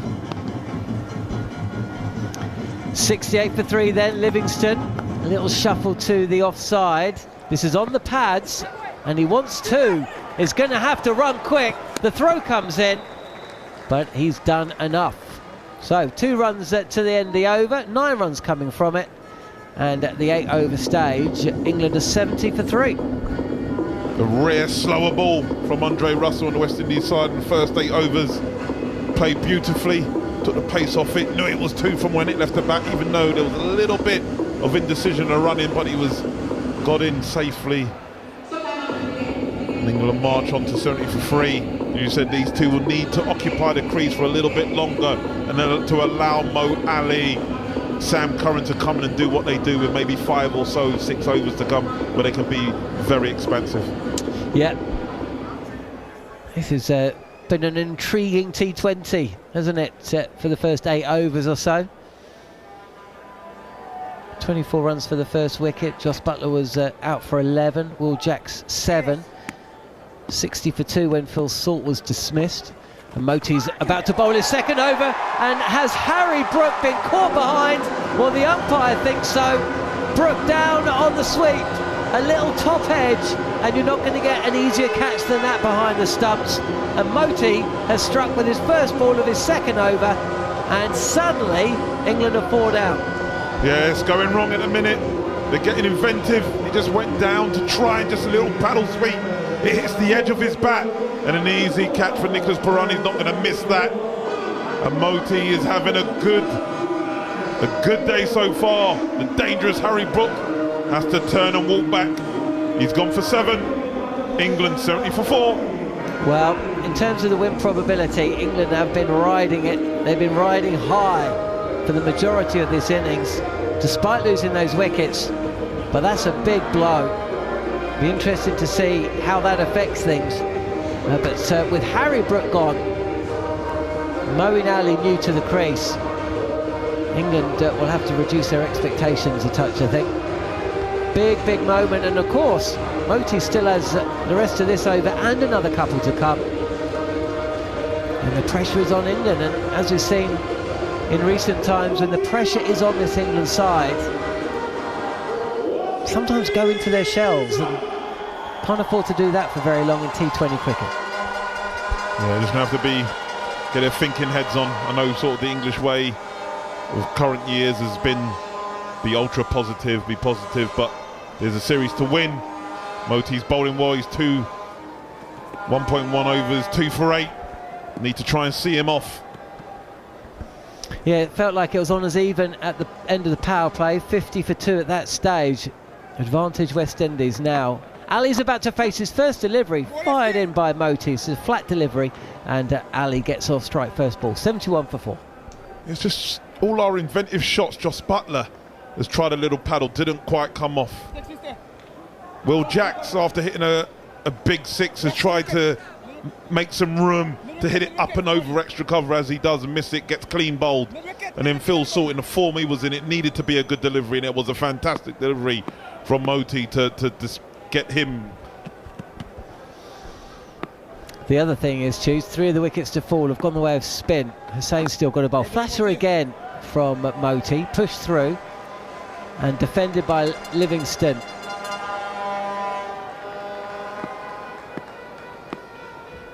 Brooke might feel a little bit unfortunate with that. It hit the glove and just ballooned up as Livingston is back, punches this square of the wicket for a single. I mean, the margins in sport, Johnny, are so small, aren't they? You know, he plays that well and it sort of runs down, doesn't it? You know, with short fine legs, not able to get it, and it goes for 4, but he gets a good edge and it just goes straight up. Yes, you would say unlucky execution, not the way he wanted. Moeen is back and pushes this ball up to long on for a single. I mean, as soon as you see the line of the ball, you feel it's a relatively safe shot. I know the sweep, you know, you can never know how the bounce is going to go, but with that line, kind of feel that was a relatively risk-free shot, but clipped to mid-wicket. So Moti's over comes to an end, 3 runs coming from it, and that wicket of Harry Brook. Livingston 5 not out, Moeen Ali 2 not out. You're listening to talkSPORT 2. Come and join us on the talkSPORT Cricket YouTube channel as well. Come and see how trim Alex Tudor is looking at the moment. Yeah, I had to sort that out a little bit later, Johnny. I can't be coming on here with the grey hair showing. I'm at that age now. Well, you and me both, mate. I can't get away with the bar lead though. I reckon you look all right, Johnny, buddy. I used to have it. Oh, train spotting. Oh, don't talk about that train film. Spotting fashion at the end of the 90s. Not quite, not as short as that. Listen, Dave Gilbert, our old coach at Surrey, thought it would be good team bonding. We went to watch Train Spotting in London. I came out and I was like, what did we just watch? But it's an absolute classic, isn't it? Oh, that is a classic film. I once got a Mohican shaved into my head, actually. I'll tell you about that in a second. Holders back, and Moeen Ali is given a little bit of width. Cannot beat cover, though. Brandon King. No timing, as it's cut into the offside. Brandon King feels no run. Go on, explain, go on. Well, I've only got 5 deliveries before Machel comes back, so I better get the story in quick. And I suppose it's there's not a spinner bowling, so we've probably got enough time. It was actually I did it twice, actually thinking about it. Holder again, and Moeen Ali gracefully picks this ball up, lofts the ball over Andre Russell at mid-off, but it dies in the outfield somewhat. Ali comes back for a second, and the score moves to 75 for 4. Yeah, he just allowed a little width. Moeen's not going to miss out on that. Jumped on it, didn't get the timing that he normally gets. Sort of plugged out in the outfield. Andre Russell was able to chase it down and throw it back powerfully. 2 runs. It was 1995. It was the second Frank Bruno-Mike Tyson fight. Holder in, short delivery. Ali takes it on. Won't find the boundary though. Fielded at mid-wicket. And just a single for Ali there. 76 for 4. Yeah, it was one of the few times I've paid for pay-per-view. My house, I was a terrible student. So when I was at second year, you get student loans. And I got my student loan in, and I spent it in 5 days. And do you know what I spent the money on? I didn't spend it on food, didn't spend it on pot noodles, didn't spend it on what you need to spend it on. Holder again, Livingston. Shapes to the offside. This is fired in on the legs of Livingston, who if he'd stayed where he was, actually, would have been presented with a far easier shot. Either way, he has to really get that bat round the front of the pads to get the bat on the ball, and ball squirts out to the leg side for a single. 77 for 4. I bought Sky Sports for the house. Priorities, Johnny. Well done. Yeah. Otherwise I would have missed Atherton's knock with Jack Russell against South Africa in 94-95. Short again, and slower delivery from Holder. We've seen this ball before. Ali's too soon on the shot, and it's fielded behind the stumps. No run, 77 for 4. Yeah. Anyway, we get the Sky Sports, and we pay for the pay-per-view. We don't realise that the fight ain't happening till 5 in the morning. So by the time it gets to 5 in the morning, we've exhausted all of our entertainment. We ended up Mohicans all round. Good looking shot for none from Ali. Picks out Andre Russell, the edge of the circle at mid-off. Glorious cover drive. But as the drinks break comes, it's the West Indies on top. Moeen Ali and Liam Livingstone at the crease. 10 overs in. England 77 for 4. And to talk you through the next 5 overs of bumpers, Yorkers, slower balls, spin and Mohicans, it's Machel, St Patrick, Hewitt and Steve Harmison. Yes, we're back, and as John Norman says, at the halfway stage of the innings, certainly it's a completely different game to what happened in the 4th T20. West Indies, if they could have dreamt of a way to rebound from what happened in the 4th T20, and even the 3rd, when they should have probably defended 2-2-2 or 2-2-3 even, they've had the response. Rodman Powell said at the toss that they'd gone away and spoken about bowling plans, and you said, Steve Harmison, that you like Rodman Powell as a captain. He doesn't use cliches, he almost says it as it is, and sometimes you can say these things like, oh, we've gone away and we spoke about plans, but clearly they did go away and speak about plans. Yeah, they did, and then that's the most refreshing thing. They've come out and realised that, can we get Salt and Bottler out in the first 2 overs? Can we bowl 12 balls at their 2 best players so far in the series, put the ball in the right area, get some movement with our 2 bowlers who we think, not our best bowlers, but from a pace point of view, our most wicket-taking bowlers. And I would have said Andre Russell would be one of them. The experience he's got, he's been really expensive in this series, he's got wickets. And the other one would be O'Shane Thomas. I asked for Jason Holder, but I didn't mind the experience of Andre Russell, and they've got England in a decent position sitting here after 10 overs. But I look at the game situation, and you know what, Mash, and I go, England got 267 in that last game at this ground. I thought, and I said after 2 overs in that game, this is a 160, 180 pitch. And I still believe that it was a 160, 180 pitch. I don't think the bowling was great. And again, I think this is exactly the same. I think if you hit the deck hard, utilise the skill sets you've got, bowl to your strengths, bowl more importantly to your fields, hold your nerve under pressure, you will get rewarded, because I think there's something in this surface. And then you try and put the pressure back onto the batter, and he will then make a mistake. There's been some absolute beauties bowled. Especially the first 2 spin bowlers who got wickets. Harry Brook was unlucky a touch. Poor execution of a sweep shot. But the wicket of Salt, who was going to take a good ball to get rid of Salt, and the wicket of Jacks was 2 bowlers who held their nerve, bowled a good line, asked it to turn, one didn't turn, one did turn, and they were rewarded in the wicket. So I think all in all, standing at the drinks break, Rodman Powell will be very happy where his team's at. Yeah, and I think what was critical was that Andre Russell and O'Shane Thomas, sounds crazy to say you can let a game get away in the opening 2 overs, but they certainly laid a foundation and said, this is what we need to do, like follow the plan. And it's now allowed the spinners to come into the game without pressure on them. Akeal Hussain into the attack at the start of the 11th over. He's only bowled 2 thus far, so between Akeal Hussain and Gudakesh Moti, who of course bowled very well in the first 2 T20s, they've got 4 more overs remaining. You know they'll both bowl out. Livingstone tapped that ball back to Akeal Hussain, the first one of that over, and the second one he again just taps into the offside, no run there as well. Must remember that Liam Livingstone, of course, is an explosive batter, so he may only be 6 off 11 at this moment in time, but if Livingstone is there in another 11 balls, you would think a couple of big shots have happened. Kill to Livingstone again, and Livingstone this time works it down to long on for 1, and that will bring Moeen Ali on strike.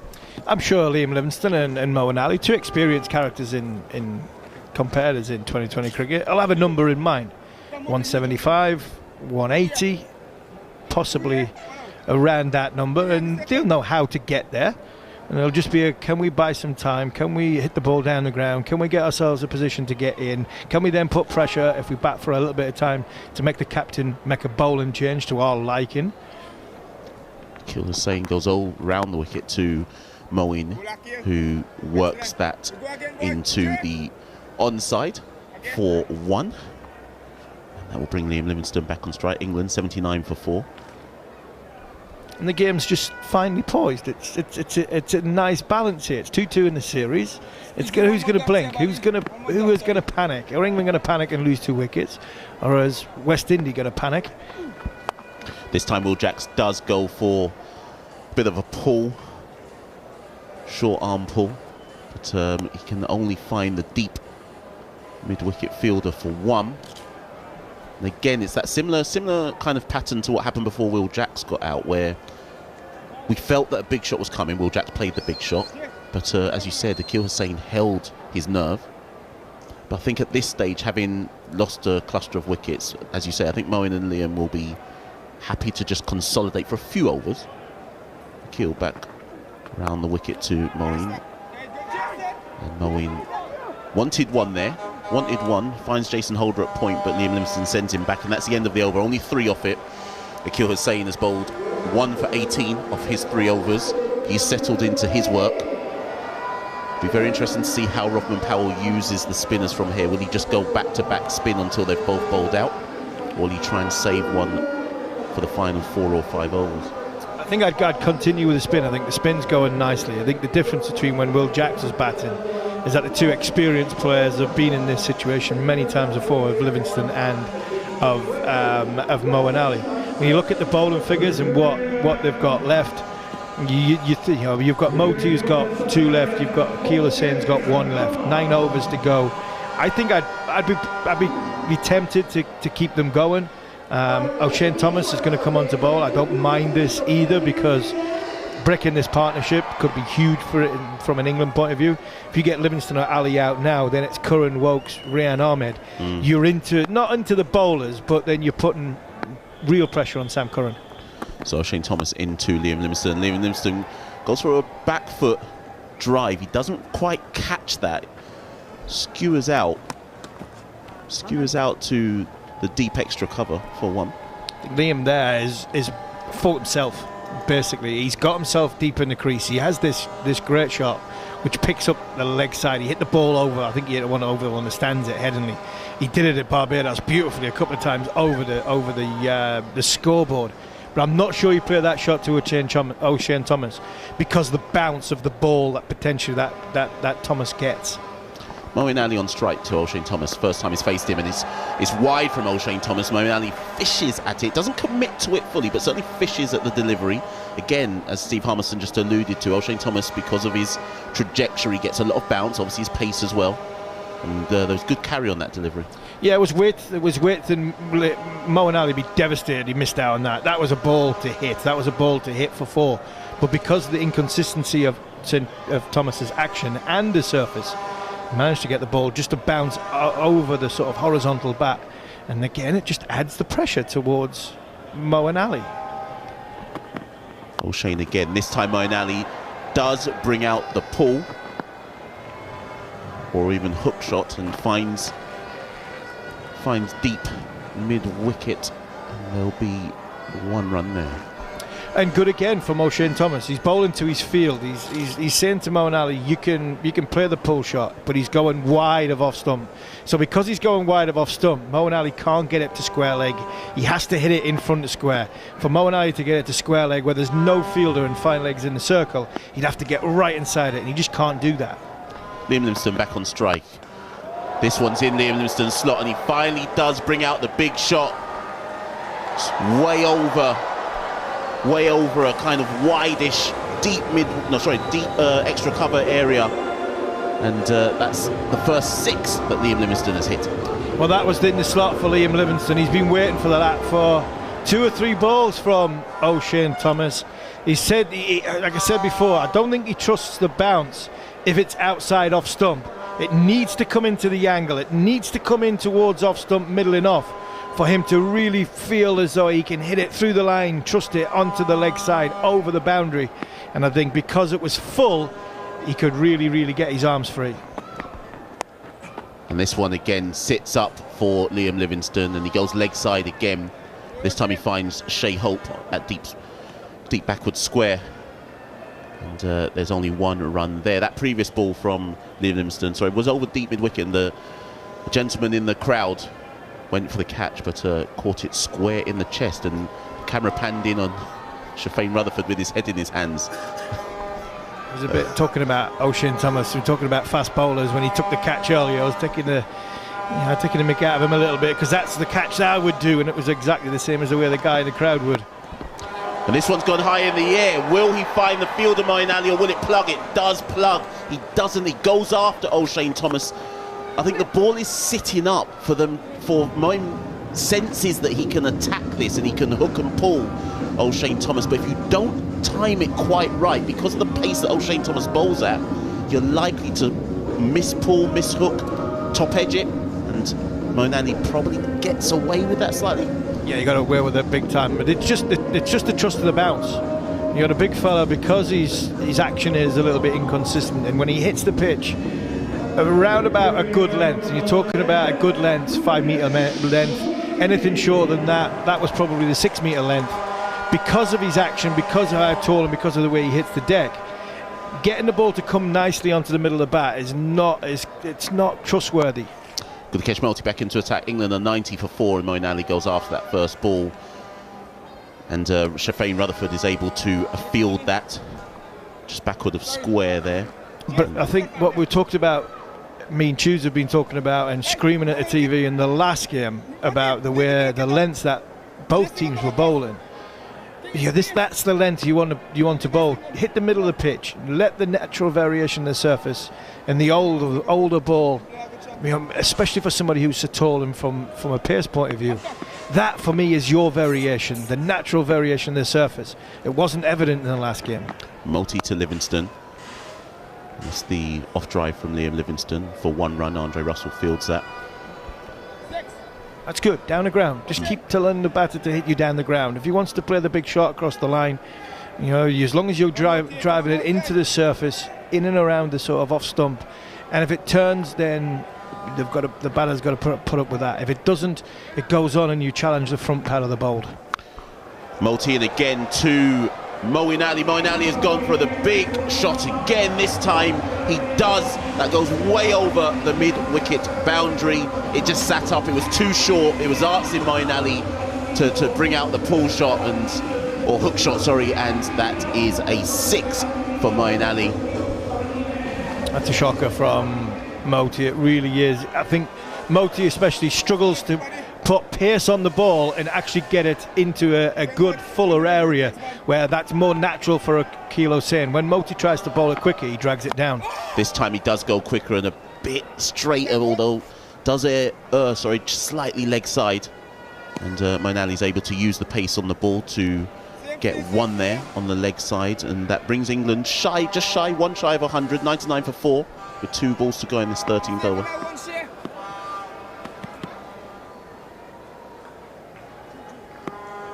Interesting ploy by Multi to go around the wicket to Moeen, and this is the final ball of the over. Liam Livingstone again works that or tucks that into the leg side for 1, and that does bring up England's 100. There will be 1 more ball, of this over to go. It brings up England's 100. They've lost 4 wickets in order to do it. The surface is, as Steve Harmison says, there's some inconsistencies in the surface, but you do have to find the right line and length to take advantage of it. It's not easy batting out there. Again, Moeen goes after Gudakesh Multi, but this time Shea Hope is able to come round at long on, and Moeen is able to come back for 2, and that will bring an end to the 13th over. Good over for England, 12 off it. England are 102 for 4. Moeen and Liam Livingstone clearly are trying to set this up for a final 5 charge, and that over was a good one to get going in that regards. Yeah, it's poised nicely. This game it's at the who's going to blink first and go big point. England can bat the next 3 overs without losing a wicket. You'd expect England to get a total in the region of 175. West Indies make the right decision, make the right call. Somebody from the field come out and play a blinder, and a good catch or a brilliant run out, and all of a sudden could drag the game back in the West Indies' favour and restrict England to 150. But so the game is nicely poised here with 7 overs to go. Andre Russell's going to come back into the attack, and I think this is a good move as well. Experienced bowler. Andre Russell's gone for 40 runs for his first 2 overs, goes gun barrel straight at Liam Livingstone, and Livingstone was able to just drive that down to long on for 1. And that's it. Use the surface, use the middle of the surface, or use your Yorker. It just seems that anything that's been put in the slot is just put there, exactly what you mean, just put there, floated there, and that gives the batter freedom to hit the ball all around the ground. But when the bowler's trying to bowl it with velocity, with hitting the surface or hitting the Yorker, nailing your Yorker, there's a lot more ball, not more on the ball, which means it's a little bit more difficult to face my batter. Well, Moeen Ali went after Andre Russell there. He wanted to play that to the mid-wicket region, or certainly backwards of square, but he catches the outside edge. Nicholas Pooran went full length for the dive. It just evades him. Yeah, genuine edge there from Moeen Ali, but there's no slip. Gets away with it, 4 runs. Yeah, unlucky here from Andre Russell. He's hit the pitch hard, it just bounced a touch. Moeen Ali's expecting that to come probably waist high, and it's bounced just a little bit higher, and he's got the leading edge, trying to hit it through mid-wicket, and it flew past Pooran. He didn't have a chance. Moeen backs away, Russell goes wide and gets away with it. In the tramlines? No, good call for me. Moeen moved away from the ball, so he made it look a lot wider than it actually was. I think that is in and around the... We've got a red line as a wide guideline, so no, I'm happy with that. I'm not just talking as a bowler point of view. I think it was the right call by the umpire. I only say this because we've seen some wides not given and some given which weren't. This time Russell goes leg side. I think Moeen should have put that one away. It was a slower ball. Moeen was almost through the shot before it reaches him. Was almost like a dug it in. Russell, yeah, a bit of a cutter there. Moeen's, well, he actually gloves it. He does glove it, but it bounces. That's how much pace wasn't on the ball, but it falls short of Nicholas Pooran. Yeah, good short ball from Andre Russell. Just dragged it into the surface, dragged his fingers across it as well. So just looped towards Moeen. Didn't pick it early enough and wasn't able to change what he was trying to do. This is what Moeen does go after. He goes after the hook. It's a short ball. Has he got enough? Again, Moeen. Moeen is certainly fighting fire with fire here. Plugs in the outfield once again in the deep mid-wicket outfield. The boundary riders can't come in quick enough, and there's a clear plan here to Moeen, but Moeen's ready to take it on. Yeah, the plan is to hit the surface hard. That's what they should have been doing the other night. And that one there, just the toe edge of the bat, landed in between the 30-yard circle and the boundary. Good bowling from Andre Russell. Moeen's just practicing the uppercut, thinking because of the bounce and the way the ball's bouncing, he could go over third as opposed to trying hitting the cross-bat shot. But just shows you from the other night how poorly both teams bowled the other night, because they pitched it up, put it in the slot, and these guys didn't just hit it out of the ground. They were hitting it 10 rows back. At this minute in time, they're struggling to get it for 4, never mind to get it for 6. The ball is falling 20, 30 yards short of the boundary riders, and that was a huge difference from the other night. And the surface is nowhere near as flat the other night to what it is now. This is exactly the same type of surface. Russell around the wicket to Livingstone is in the block hole there, and Livingstone can only drive that down the ground too long off for 1. That brings an end to a good over there from Andre Russell. 7 off it. He's gone for 21 off his 3 overs. England are 109 for 4 from 14. Current run rate is 7.79. I think West Indies will be happy with that. They do have to work out how their death bowling is going to go. Who's going to bowl the final 4? You'd imagine that Holder will bowl 2 of them. maybe Russell has to bowl one, but I'm not sure who's going to bowl the other. They certainly have to bowl the spinners out. It's whether they have a spinner for the 17th over or not. It's interesting, Harmy, because you just said there, excuse me, that both sides bowled poorly. And I think that was something that kind of went like under the radar with England's bowling performance, because as much as West Indies were obviously defeated by 70 odd runs, they were like 190 of 13 overs or whatever it might have been. Anyway, so Zakir Hussain will bowl out. Drifts that one onto Liam Livingstone's legs. There'll be no run there. No, in the last game, with 267 on the ball, all you got to do is land the ball 120 times on the pitch, and the likelihood is you were going to win the game.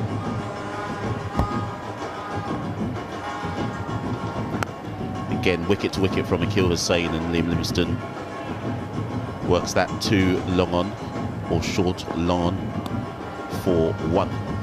Yeah, I just think they didn't use the sort of the surface to their huge advantage in the last game, and I think that's what the West Indies have learnt, and that's why they're in ridiculous better position. Executed their plans much better. Again, around the wicket to Moeen, and Moeen comes down the ground, goes straight over Zakir Hussain's head and doesn't get enough. Well, West Indies have got the wicket there, but they nearly gave that one away. Moeen went down the ground. Andre Russell was stationed at long off. He had to kind of come straight-ish to take the catch. I thought he'd already taken the catch, but maybe his momentum was about to make him go over the boundary ropes, and he threw a very poor relay catch to, I think it's Zakir Hussain. They're going to have to check it, because Zakir had to dive full length, literally onto the ground to take that, and they'll have to check to see if that went. I think it's good, but I think they'll have to check if that actually touched the ground first. No, I think it's good. I think it's Rothman Powell that he's thrown it to as Andre Russell. Sorry, of course, he's down the ground. Moeen Ali's had to come out of his crease, and he's clothed it, and I think that's again back to what we're talking about, using the surface. So Andre Russell gets 2 hands on it. He's going towards the boundary. His right foot's planted, plants his left foot, goes to throw it to Rothman Powell. He gets rid of the ball comfortably before his feet are anywhere near the rope. And Rothman Powell, it's hilarious, because Rothman Powell thinks this is flying at him. He's realised that he's underclubbed it. He's gone with an 8 iron as in 7 is 7 iron, and he's had to dive it forward. And the captain takes a smart catch. I think Andre Russell might have been fine just to keep going. I think the way they practice this so comfortably now in practice, in field and practice and in drills, that as a team, not only do you bat together as partners, you bowl together as partners. Probably in the last 10 years, you feel together in a partnership. Yep. And Andre Russell and Rothman Powell have come together to get Zakir Hussain the wicket, and the valuable wicket of Moeen Ali. So the two Jamaicans combined down at the intersection of the long on and long off boundary. There was a great still there of Rothman Powell just standing still, waiting for the ball to come to him. Before the realisation hit, they had to pull out a full-length dive to collect that. But it's Zakir Hussain round the wicket to Sam Curran, who is the new batter at the crease, and he works that through the covers for 1 to immediately get off strike. England are 111 for 5.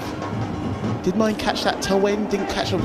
Didn't even want to go straight there, mate. It's the surface again. It's just held in the surface. It's held in the footmarks where he is, because it's a little bit wider. And I think the bat just turned in Moeen's hand, which meant it didn't get the full velocity of the middle of the bat. Wicket to wicket from Zakir Hussain. There's a dot ball. Livingstone doesn't have any room to do anything with that. Possibly Moeen shot. I mean, Moeen was going after the bowling anyway, but maybe he felt that himself and Liam needed to get a move on, who knows, but the wicket has fallen. And Liam Livingstone dabs that into the offside, final ball of the over. There'll be no run there as well. And that ends Zakir Hussain's spell, a very good spell of bowling by Zakir Hussain. He took some serious tap in the 4th T20, but this one has come back well. 2 for 20 of 4. England are 111 for 5 with 5 overs to go. Steve Harmison, a few words from you before I hand to John Norman. This game is very well poised. Yeah, well poised. Big wicket of Moeen Ali for Zakir Hussain. West Indies have fielded very, very well. But I'll put it before, I'll put it once John Norman picks up to Alex Tudor, who else is coming in. If you go and do all the work like Andre Russell has there, and you throw the ball to Rothman Powell, it's like Rothman Powell is credited with a catch that you've done all the work with. So, as a fast bowler, that would be disappointing from my point of view. I've done all the work, I'm getting to the ball, I've caught the ball. But it goes down to Rothman Powell. But I think the West Indies captain would probably say, I'm not bothered who gets his name on the sheet, as long as a player like Moeen Ali's on his way back. Listen, Harmy, with the way the game's going, I think they're going to have to sort of look at that, because we're seeing that more and more now, aren't we? Sam Curran facing up, one not out on the pull. Ball goes to Rothman Powell in his customary position. Miles from the bat at long on. 112 for 5 then, England. Asked to bat first. They've lost wickets regularly. Phil Salt top scoring. Not for the first time, but he didn't reach 50 for the first time in 3 matches. He was out for 38. Moeen Ali, the last man to go. Relay catch that Harmy and Tudes are talking about. I mean, in fairness, Powell did have to do a little bit more than he would have intended, because Russell did underthrow it to him, didn't he? Holder round the wicket, and this is in Livingston's arc, and he has smashed this over towards the little temporary scoreboard, and he goes for 6. Johnny, did this? I don't know, but the guys, I haven't seen you this impressed all series. There's a guy in an orange top who's dived and caught the ball one-handed, but he's grounded it. He's grounded it. He's Mitchell Starked it at Lords. That's not out, lads. That's 6 runs from the bat. Not like you to rub that in there, Johnny. Short again, but this time outside of stump and clubbed away. Fielded though at deep extra cover. So Livingston feeling it's time to go now, the number 4 bat. He's been playing in a role that we haven't really grown accustomed to, coming in that high up the order, but it seems to have worked somehow. 54 not out in the last match, 30 from 18 deliveries in the third, 17 in the second, came in down the order, 27 in the first match of this 5-game series. Curran facing up, a swing of the bat, he misses. A little look to the umpire, but that's in the arc. Slow delivery from Holder, slanting across the left-handed Sam Curran. 119 for 5. Yeah, it was a brilliant attempt, wasn't it? That was quality. That could be catching a series, Johnny. But as you said, as he went to ground, his hand just was turned the wrong way round. He grounded it. He's a local lad. He's wearing the Trimbagos Knight Riders hat. Short again. On the pull is Curran. Sets off quickly, and there's a run in from the boundary by Champagne Rutherford. Is he back on the track? He did pick up a little injury earlier today. Either way, just 1 run to the score, and I think England want to see more of Livingston on strike at the moment. Yeah, he's seen it well at the minute, just giving himself time. He's 28 from 26 balls, he's given himself time, and sometimes in T20 cricket that's what has to happen, especially when you've lost wickets around you. He needs to be there in the end. Holder again, this is a touch fuller, again going across the right-handed Livingston, but he can't time this attempted drive, and it's no run. So 120 for 5 then, England. 4 overs remaining, so 24 balls remaining in the innings.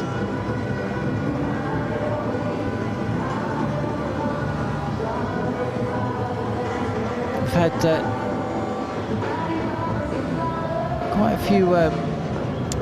quite a few messages on the talkSPORT Cricket YouTube chat box. Where's the guy on the laptop, says Savitri Charles. Maybe a relation to Johnson Charles, who makes the team today. I think you're talking about Jared Kimber. He unfortunately is missing this one out. He's got family duties this close to Christmas, I imagine. We've also had a message from Hugh Oxborough. He's got in contact via cricket_TS. I'll read that out in a second, but Moti is into bowl his final over. It's a full toss, and Sam Curran latches onto that, but can't get it past Charles, funnily enough. Stationed on the cover boundary. 121 for 5. Pathetic, says Hugh. Maybe it's Andy Jacobs. The defending champions losing to a team who were bottom of their first round group in Australia. On this showing, they've no hope of defending their trophy next year. Angry face. That's from Hugh Oxburgh. Over the wicket this time. Actually round the wicket this time, but from Moti.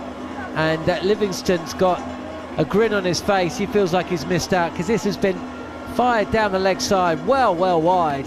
Attempted sweep by Livingston. All he had to do was get a little bit on it, and that would have flown to the boundary. Oh, he's popped it back to the bowler. Livingston's gone. Moti has struck again. And one ball feeling like he missed out. Liam Livingston is out. That's a massive wicket for West Indies.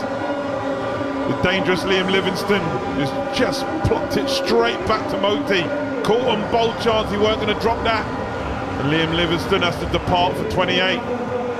Well constructed 28. He took 29 balls, gave himself a little bit of time. But England 121 for 6. Live on talkSPORT. Donovan Perk says, I'm in Montserrat listening. Good vibes.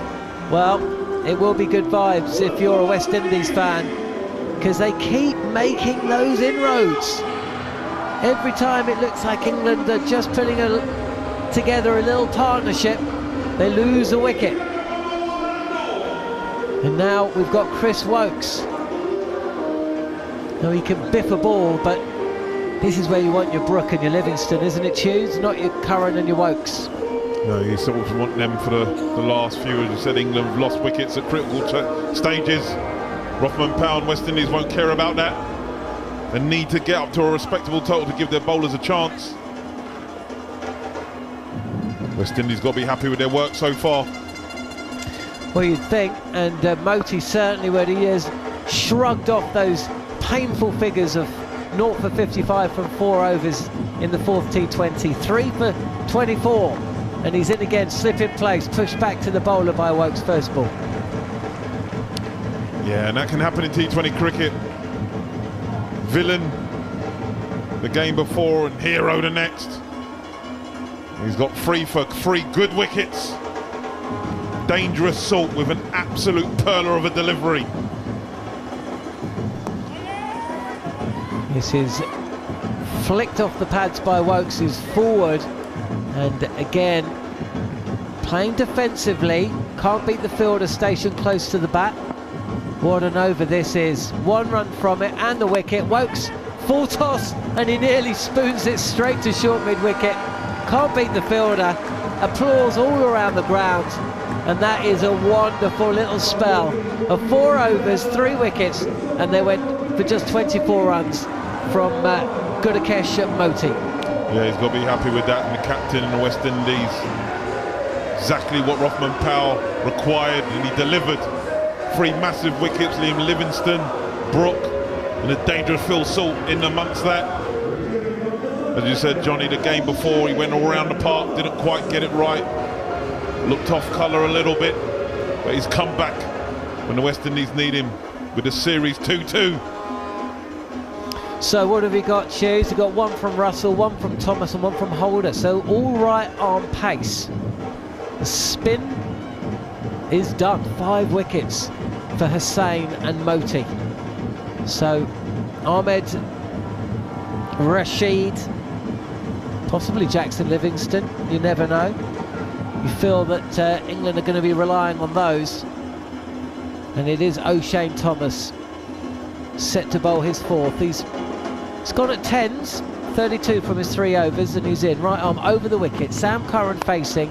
This is a length delivery, and it's cut straight to the fielder, about 5 yards back from the circle at extra cover, no run. It'll be interesting if West Indies, obviously, you know, they're watching how the West Indies are going about bowling in this innings. Just no messing around, no real mess around with too many change-up, just hitting back of a length, try not to create too much room. I think they're going to have to do more of the same. O'Shane again in, This is slanting across Curran. It's giving him a bit of width, but it's that length that Curran is finding difficult to get away. On the cut, no timing, 1 run. West Indies will be happy with their work so far as we approach the midway point of the 18th over. England 1-2-2 for 6. Yeah, 100%, Johnny, there will be. With the carnage that was on display in the last game. Records being broken left, right and centre. And they've come back, as Rothman Powell said, different game plan. Let's not mess around with all the variations, just let's hit the wicket. Let the natural variations of the wicket do the work. They've got England 122 for 6. Chris Wokes has faced 3 deliveries and he's yet to get off the mark. Just having a look around the field.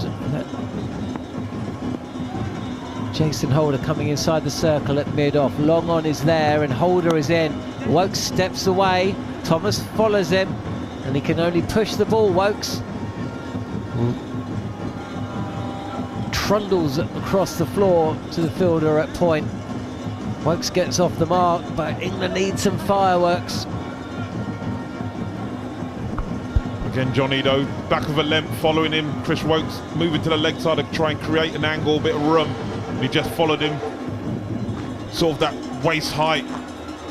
Was only able to just to place on the offside for a singles. Good bowling. England have slowed down since the halfway stage.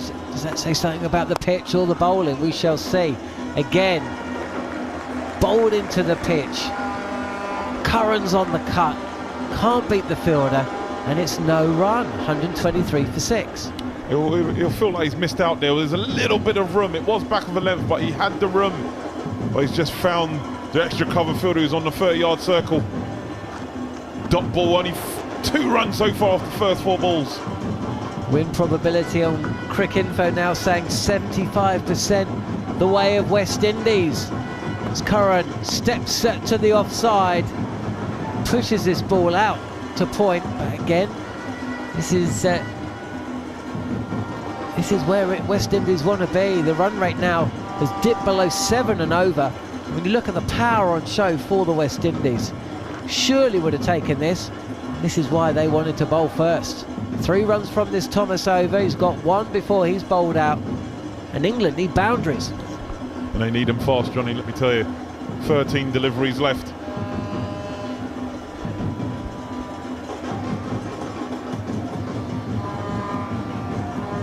Couple of tweaks to the field.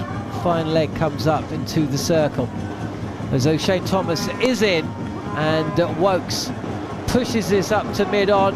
He wants a second, but Jason Holder's running in, and it will be Wokes facing the first ball of the 19th over. 4 runs coming from O'Shane Thomas, 4th, and the West Indies are in pole position. England 125 for 6 with 12 balls remaining in the innings. Yeah, you got to take your hat off. That's good bowling.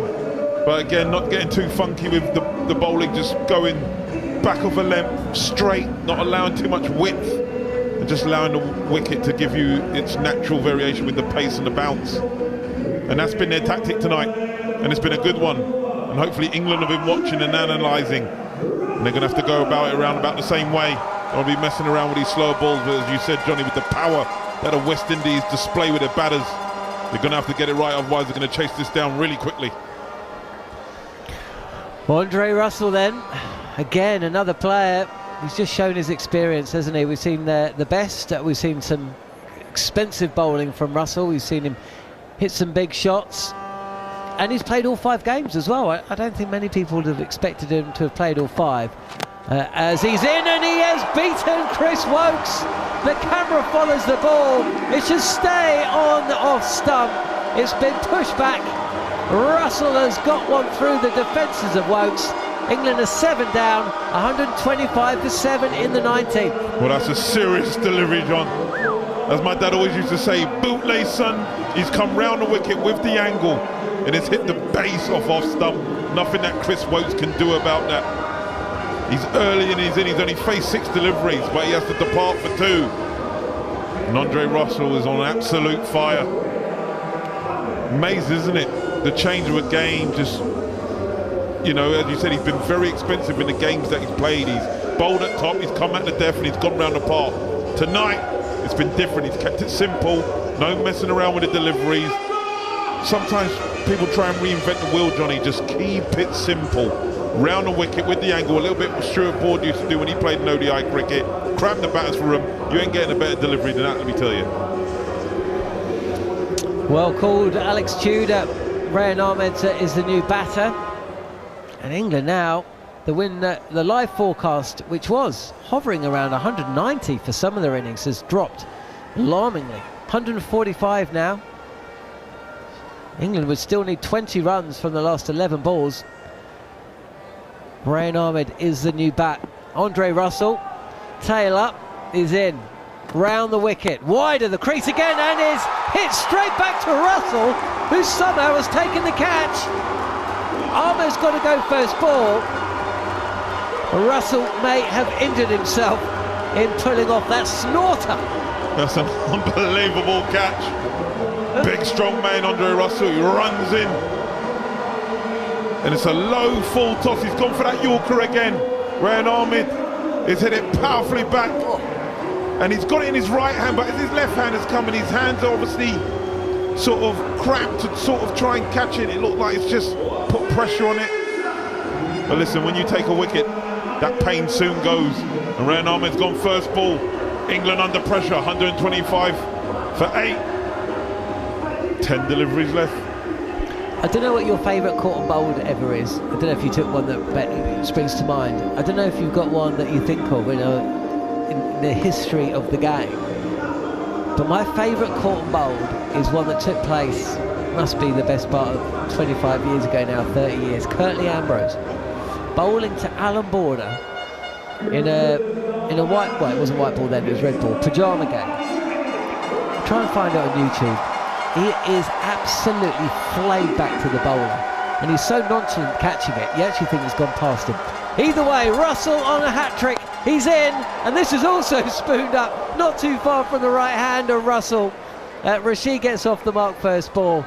Wow, well, that would have been something. As it is, Rashid's still there. West Indies, though, are enjoying their cricket after 2 painful displays.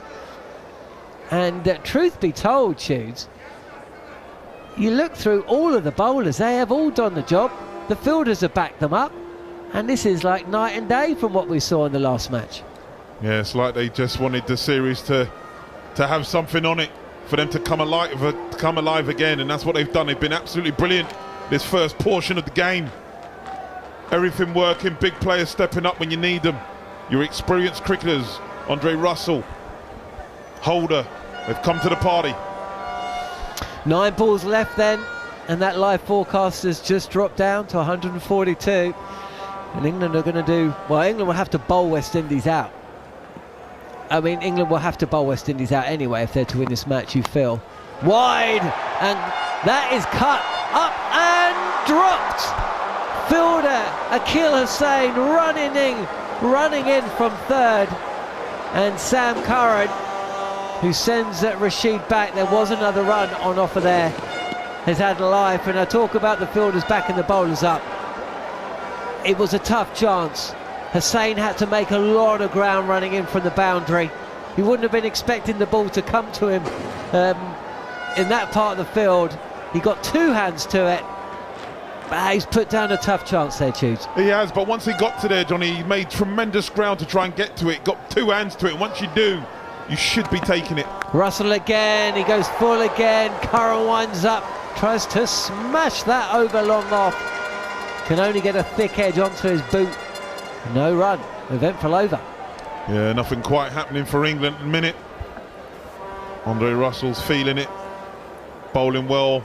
He's got that sort of bounce going back to his mark. Normally he's always sort of, there's a pain in his body that he's normally feeling hobbling. Not tonight. They can feel it, the West Indies.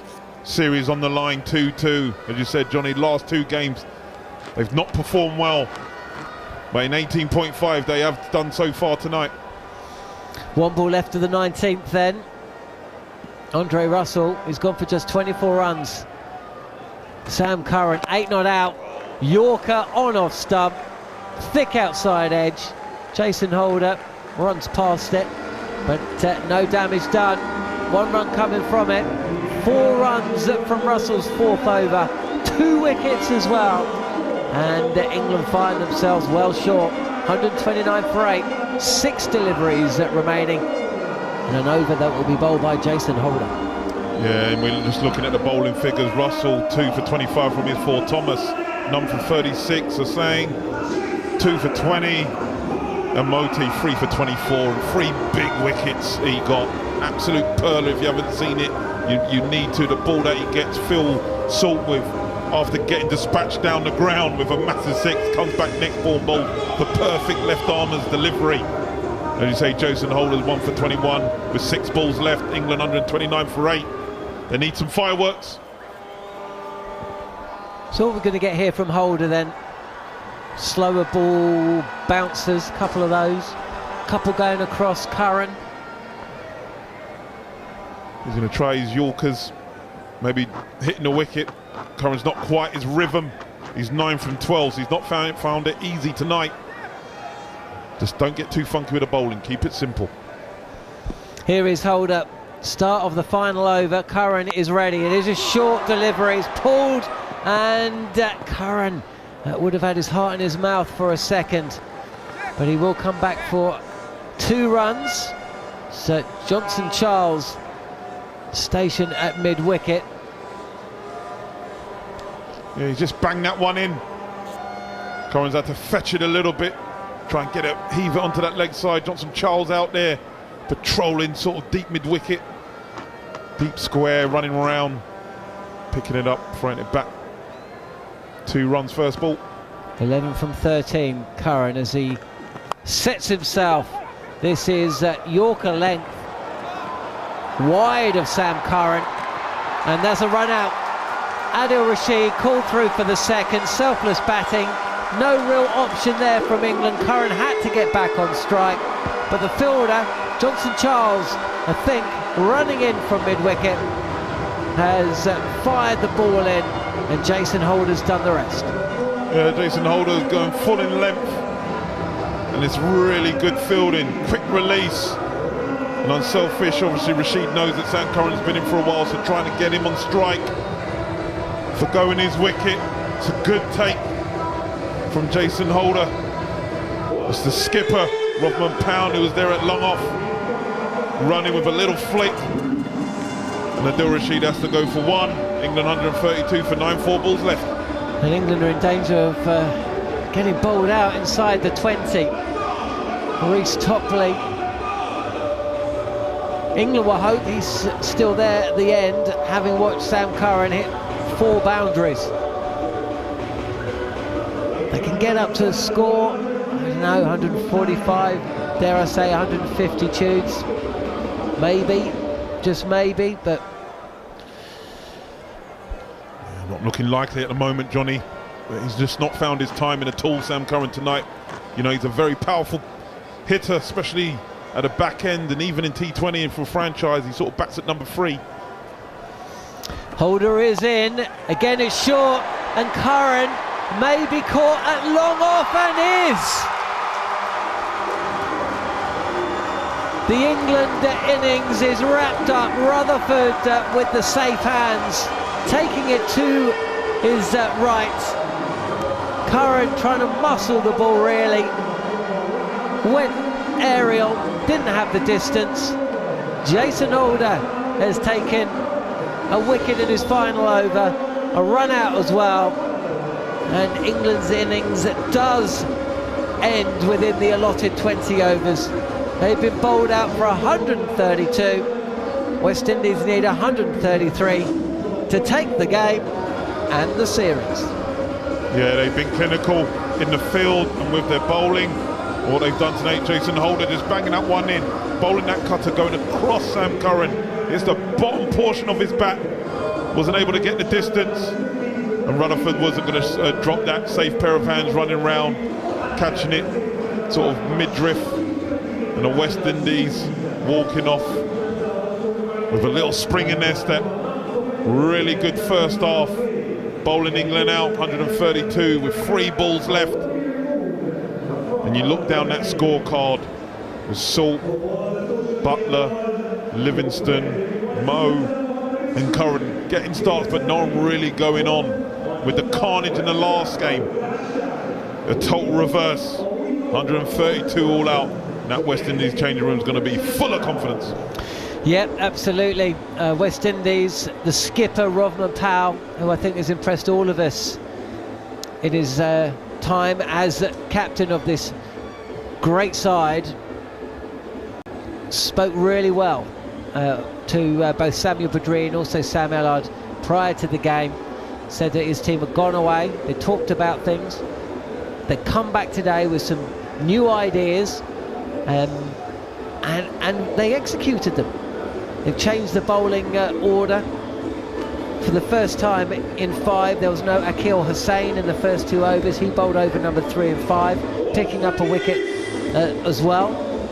Andre Russell surprised all of us by bowling the first over. It went for just 5. O'Shane Thomas brought in, replacing Matthew Ford, and he didn't pick up a wicket, but he bowled tidily, and his 4th over, excellent. And in and amongst that, the spin really did the damage in the middle orders. We asked the question about how Moti would come back after yielding 55 runs from 4 overs. Well, he came back well. He picked up 3 wickets, and there was 2 for Akil Hussain as well. Jason Holder with 2, including 1 in the final over, as well as a run out, and Andre Russell taking 2 in 2 in the 19th over. It's been an all-round excellent effort from West Indies. England, Phil Salt top scoring again, but unfortunately from the English perspective, coming nowhere near to the centuries he picked up in the last 2 games. He was actually the 3rd man out, 60 for 3, and that was at the first stage where West Indies got on top. England had got off to a decent start. Butler the first to go, caught for 11 from Jason Holder's first over. Will Jacks deceived by an absolute beauty, playing back and bowled for 7. Salt then went for 38, 1 ball after smashing Moti for a 6. Brooke caught behind for 7. A little partnership of 40 between Ali and Livingston, but just when England felt that they were in a position to push on, Ali was dismissed. Good relay catch for 23. Livingston dismissed for 28. And that was it really. Wokes 2, Ahmed first bowler, Rashid run out for 1, and Sam Curran in the final over. So, all to do really. England's bowlers are going to have to perform as well as West Indies and some if they are to bowl the West Indies out, because you feel that's what is going to be needed. England, 132 all out inside 20, so West Indies need 133. To find out if they do it, we'll keep it tuned to talkSPORT 2 or via the talkSPORT Cricket YouTube channel. England bowled out for 132 in the decider here on talkSPORT 2. talkSPORT 2. Short ball and he's edged it, he's out! The 5th and final T20 match, live On talkSPORT 2, the new home of cricket. talkSPORT 2 is your dynamic destination for all the latest sporting action, featuring live commentary of all the biggest events, including football, PGA golf, horse racing, Premiership rugby, cricket, boxing, and all the big-hitting drama of the NFL.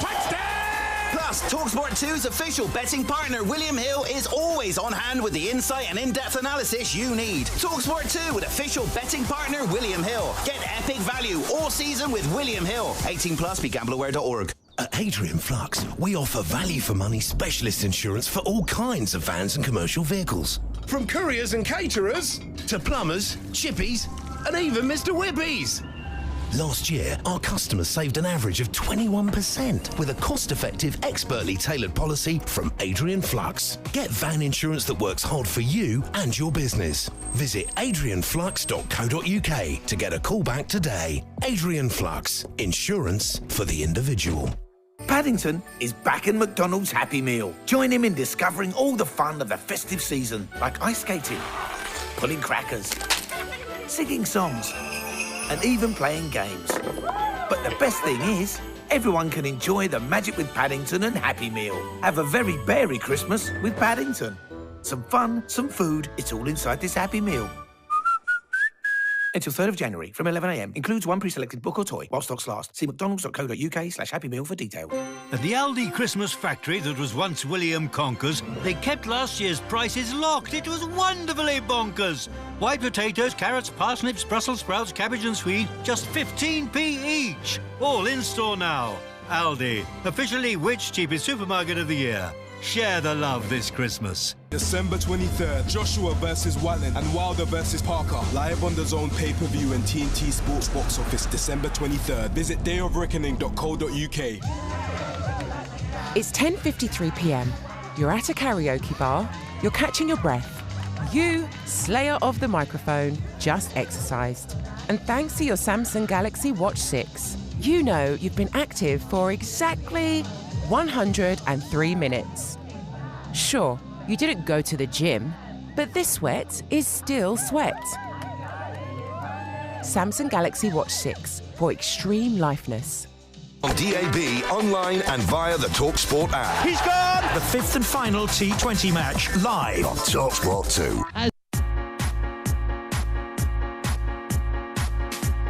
No team has ever come back from 2-0 down to win a 5-match T20 series. Are England about to become the first to do so? Josh Buttler's able to swivel on that one. In fact, he may even get 4 runs for it. He does. Butler brings it. Well, he's out. Josh Buttler brought out the reverse, but it's a poor shot there by Josh Buttler. Tries to go straight and down the ground, and he clears Andre Russell. This time Will Jackson's gone straight down the ground. 6 runs. So the big shot has come, and this time he's gone. He's gone. You took me for 6 with the previous ball, but I'm going back to that same delivery, and Will Jacks this time chops onto his stumps. I like this. I like this a lot from West Indies. Salt is still there though. It's on a length, a fraction of width, and cut away for 4. A little bit of a width, and Phil Salt has lofted this delivery up and over long off, and he has hit 6. This is fine in, and this time Phil Salt, who attempts to defend the ball, that pitches at middle and hits off. Just been hit for a massive 6, and he's bowled the perfect left-arm bowl. Moti's about to bowl his second over, and has Harry Brook been caught behind? Well, the umpire thinks so. And this genuine edge there from Moeen Ali, but there's no slip. Gets away with it, 4 runs. This one's in the Livingston slot, and he finally does bring out the big shot. He's been waiting for that for 2 or 3 balls. Moeen Ali has gone for the big shot again. This time it just sat up, it was too short. Moeen comes down the ground, goes straight over Akil Hussein's head, and doesn't get enough. Well, West Indies have got the wicket there. This is in Livingston's arc, and he has smashed this over towards the little temporary scoreboard, and he goes for 6. Oh, he's popped it back to the bowler. Livingston's gone. Well, it will be good vibes if you're a West Indies fan, because they keep making those inroads. As he's in, and he has beaten Chris Wokes. And Andre Russell is on absolute fire. Round the wicket, wide of the crease again, and is hit straight back to Russell, who somehow has taken the catch. Armour's got to go first ball. That's an unbelievable catch. Holder is in, again it's short, and Curran may be caught at long off, and is. The England innings is wrapped up. They've been bowled out for 132. West Indies need 133 to take the game and the series. Welcome back to talkSPORT 2, live and exclusive. England were bowled out for 132 in their first, well, I say their first innings. They're above 132. They've set the West Indies 133 to win this match. A fantastic all-round bowling performance from the West Indies bowling attack. A complete contrast to what happened in the 4th T20. I'm here with former England fast bowlers Alex Tudor and Steve Harmison. England have got a lot of work to do to try and win this match. Steve Harmison, I'll come to you first. If they're going to win this, how do they win it? New ball wickets, power play wickets. Reece Topley will bowl the first over, and I think they've got to go with Chris Wokes. They've got to try and give it the best chance to get the ball to swing, get the ball pitched up. It will give scoring options for the West Indies, but I think with only 133 as a target, I think England have to risking a bit to lose the game, to try and catch the outside edge and try and put West Indies under pressure. Reece Topley's going to take the new ball. for England, which is probably the right move here. He was going to face up to the right-handed Brandon King. King got a duck, I think it was a golden duck in the previous game. He'll go across King, and it's the immediate LBW shout. It's going to go down the leg side, but it's right on the money there from Reece Topley in terms of pitching it up. Tudes, is that the length Reece Topley needs to aim for, if not the line? Yeah, that's right. He's going to have to get it up there to get the ball to swing. That's what he does tremendously well. Seen bolt upright with that little bit of fade to the leg side, just going down. But yeah, if he gets that a little bit straighter, Brandon King's going to have to be mindful. Brandon King also left out of the West Indies Test side to go to Australia, but he is a good T20 player, and he immediately guides that second ball to the leg side. They'll try and come back for 2. Johnson Charles tells him to stay put. Worth reminding fans who did not hear the teams at the toss, Johnson Charles is in for Carl Mayers, and O'Shane Thomas replaced Matthew Ford. Earlier on, if you missed the summation of the England innings, Phil Salt top scored once again, but England just lost their way. They lost wickets at regular intervals. West Indies producing probably their best bowling of the whole series. Topley again, this time to Charles. Drifts onto the pads, and Charles is just able to tuck that. No, he's going to call it leg byes. In fact, there's no bat on that. And Reece Topley just not finding the right line with that delivery. 4 runs given away. Yeah, he's getting it to swing, which is encouraging from Reece Topley. Just arms off the thigh pad and gone down past Adil Rashid to find leg. Seam position is brilliant. Just needs to get it a little bit more towards off stump. Trying to get, he'd be encouraged because both batters are trying to hit the ball square of the wicket. Both batters have fallen over. Johnson Charles definitely won't hang around, and you can see why with that shot just lofts that into the covers. And actually there might be a better throw may well have tested Johnson Charles there. He wasn't running quickly. Bit of sloppy cricket there by Johnson Charles, but he gets away with it. Yeah, he's running in quick now, there. But yeah, he's not going to mess around. He keeps it simple. If it's up, it's off. If it's short, he's going to go after it as well. He's running between the wickets. Is not something that he does very much, because he just looks to hit boundaries. He'll definitely, if he does get off, it will be a very, very quick start. Reece Topley, this time it's a dot ball there. Much better line there by Reece Topley. I think for someone like Johnson Charles, who you know is going to go after the ball, you just want to pitch it up every time. Yeah, well, you've got to risk a bit, and that is the big risk. I was about to say, is Johnson Charles the perfect player from West Indies point of view when you're chasing 1-3-3? If he gets 15 balls, because he can put a massive hole in that 1-3-3 if he can manage to get himself to face 15 balls. Final ball of the first over. This time Johnson Charles goes leg side, skews off the inner portion of his bat. There'll be no run, fielded at short cover, and there, or short with wickets, right, and there will be no run, and West Indies are 7 without loss after 1 over. Yeah, it's an encouraging start from Reece Topley. As you said, he's always looking with that new ball to get that shape back into the right-hander. He did, just the line was just a little off. By being encouraging, and it makes the batter think. As you say, when you only got 132 to defend, you need those wickets early, and as you say, England need to be brave with their field placings, with the way they bowl. Yes, you may go for a boundary or 2, but as Harmy rightly says, you might get a nick or 2, and you need your fielders in the right positions. You've got to be brave. Don't want to be messing around with slower balls and that. You've got to try and use this ball while it's hard, while it's new, and try and make a dent into this West Indies batting lineup. Chris Woakes takes new ball. I heard Harmy say before, I think even before we went on air, that, or maybe it was just as we started, Harmy spoke about, can you have Woakes and Topley when both want to bowl in the power play, or should bowl in the power play? It's Woakes to take the second over. Charles tucks that into the offside. Reece Topley will field that at gully, and there'll be 1 run. I think the reason why I said that, and I think it's moving towards the World T20, is I think when you look at the balance of England's side, you've got Jofra Archer, you've got Mark Wood to come back. The likelihood is of the way Chris Woakes and Reece Topley both perform in T20 cricket, they both need to bowl 3 overs in a power play. They're not good death bowlers. The bowlers that you bring back, but they are bowlers that utilise the ball moving in the power play. Can you have 6 overs from 2 bowlers in a power play? I'm not so sure. Previous ball was actually Brandon King. It's Charles who's back on strike, and Charles brings out the swivel pull And it's a 6. It's the first 6 of Johnson Charles' innings. That's what he's been sent out to. He's almost like a pinch hitter. And I wouldn't say he excels in that role, but if you've got someone who's willing to just know their role, just go straight after the ball. If you're out, you're out.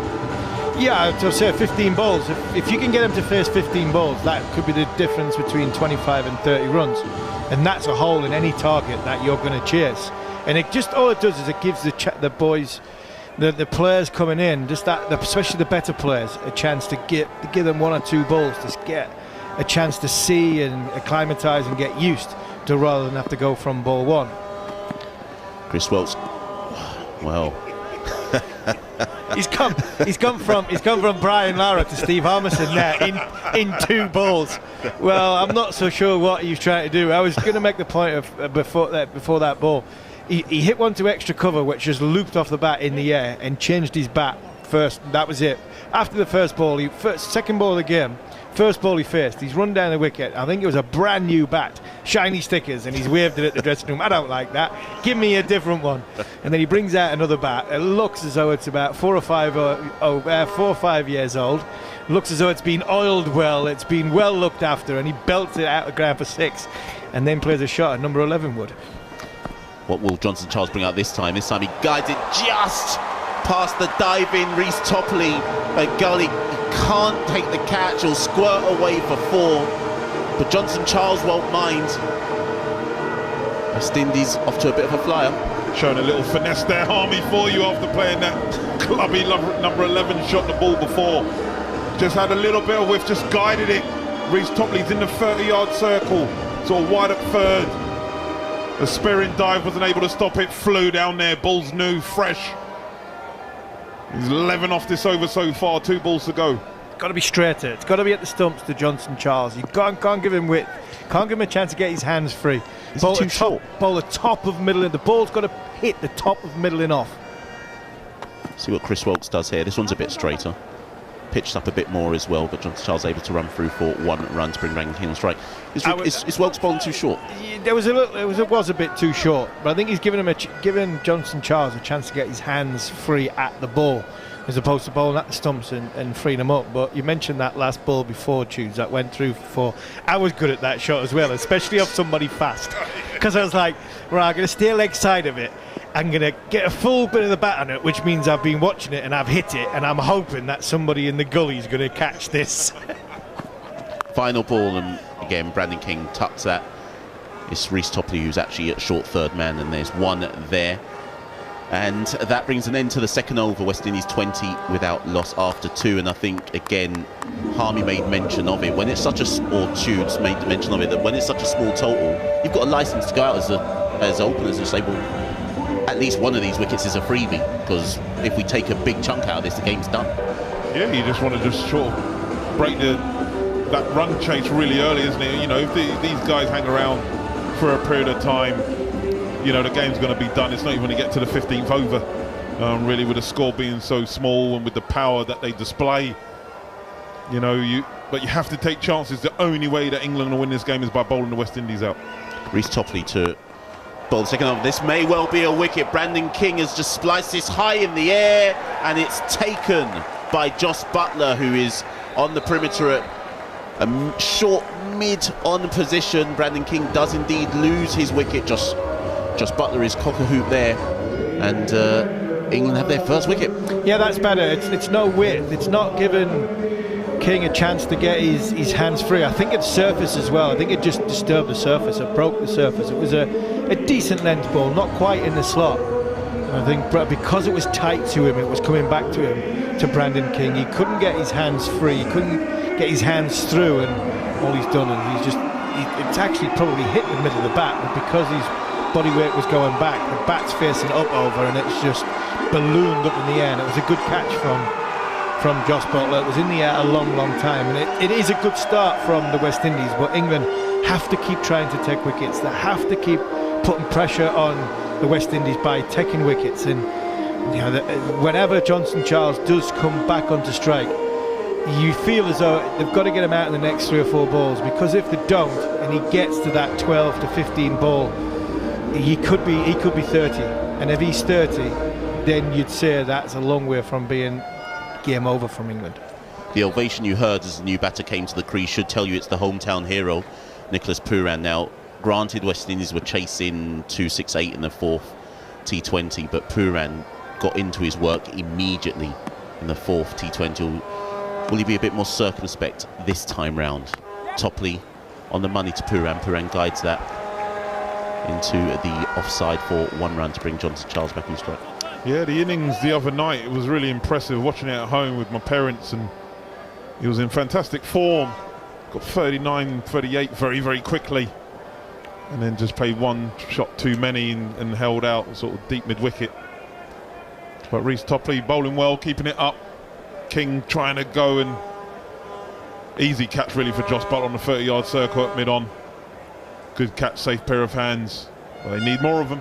Are you surprised, given how Phil struggled behind the stumps, that they didn't make a change back to Joss? I think we'll discuss after this ball. Reece Topley drifts that one onto Johnson Charles's pads, and there'll be another bye there, and one more is added to West Indies total. No, not for me. I think they're trying to have a look and giving all options, giving all chances, and Joss Butler a chance to have a look at what's happening, try and control the game or change the game or impact the game from a different angle. This might help Joss Butler's angles from when he's behind the stumps, because when you're behind the stumps, you might see a player in the field at a certain angle, and you might think it's the right angle, but actually when you're in a different place, you realise to this bowler it's not. Nicholas Pooran, I was wondering how long it'd take Nicholas Pooran to take someone on. It's his second ball, swivels on it, pulls it, it's a flat 6. Straight over the mid-wicket boundary, backwards a square. And I guess we got our answer. Nicholas Pooran is if I see it and I think it's in my slot, I'm hitting it, irrespective of the match situation. He really is a dangerous player in this format, white ball format. That's why he's sought after around the world for franchise cricket. Such a sweet timer of the ball.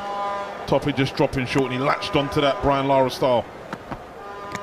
This one goes wider from Topley. They've gone up for the catch, but I think it was Topley still got his hand in his ear. Phil Salt is consulting.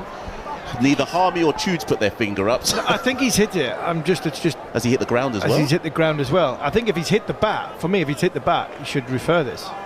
He's gone. Time's too late. So it's too late too. That could be the negative of not having Joss Butler behind the stumps, because of between Butler, Salt, and Mo and Ali, they've come up with 20 seconds of not having an idea of whether it's hit the bat or it's hit the ground. Bat's hit the ground definitely, but whether it's hit the ball or not, the bat's hit the ball or not, Nicholas Pooran is way wide of his body. It's hard to tell without some kind of snickle to... I think I would have had a look. I would definitely have had a look. Anyways, they've not gone after it. Reece Topley goes wide again. Nicholas Pooran just leans into that one. He won't. It's brilliant fielding by Liam Livingstone on the deep cover boundary. And Nicholas Pooran will only get 2 for that. Yeah, they may have missed one, England, but Nicholas Pooran jumped on that one, given width and given the length. He's hit it to Liam Livingstone, who's patrolling deep point boundary out there, getting 2 runs, and he's already 9 from 4 deliveries. West Indies run rate at 10s, 30 from 3 overs. When you look at the game situation, Jude, you look at somebody like Pooran or Hope. It's so tempting in the dressing room to go, we need 133 to win.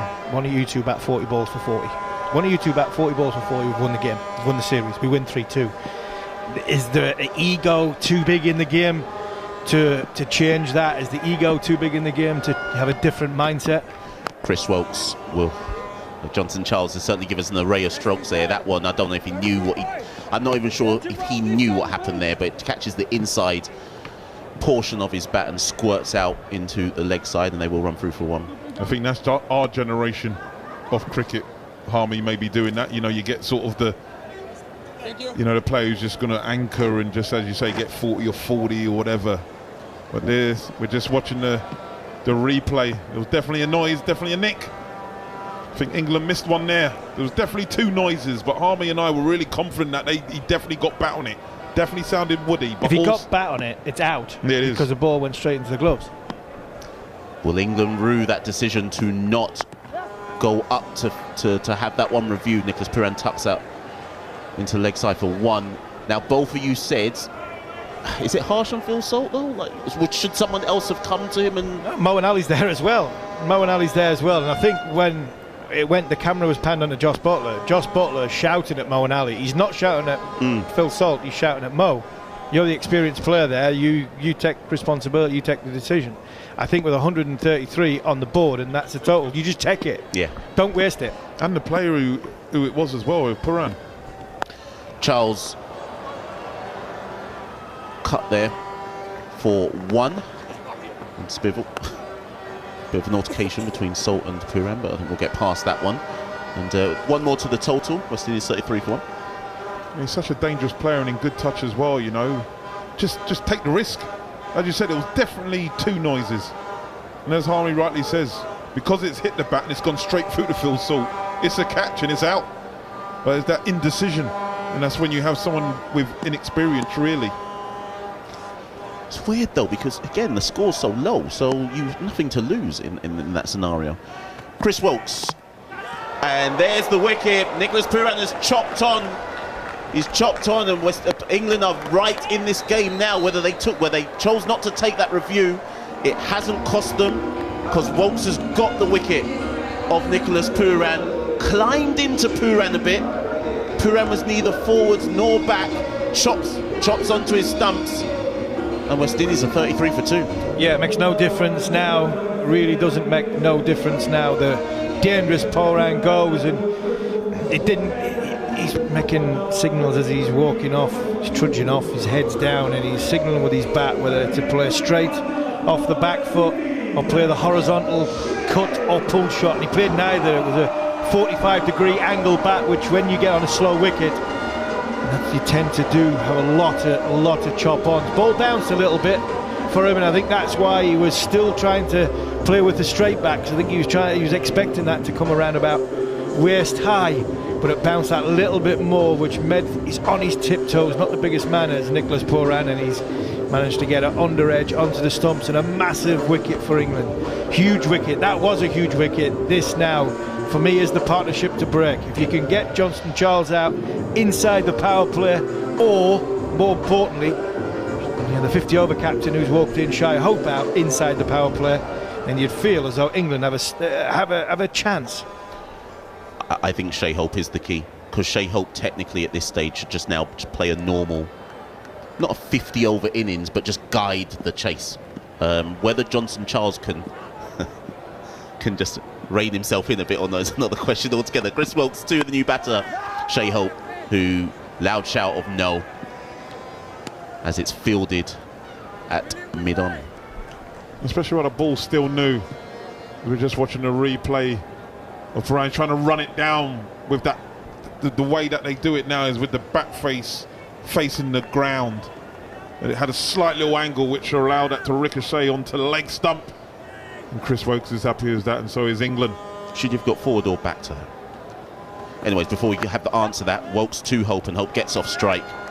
Stabs that into the offside for one. Now bring an end to the over. West Indies are 34 for 2 after 4. I think it's definitely a back foot shot, but it's just the angle of the bat. He just should have played it with a straight bat. As I said, it's that sort of Kane Williamson, Joe Root, when they play it down to third, it's with the back face facing the floor instead of sort of that angle of it facing the slips. The angle of the bat is facing the ground, and if you slightly get it wrong, it can do that and ricochet. So, he was right to play off the back foot. It was tight to him. He just got the angle of the bat wrong for me.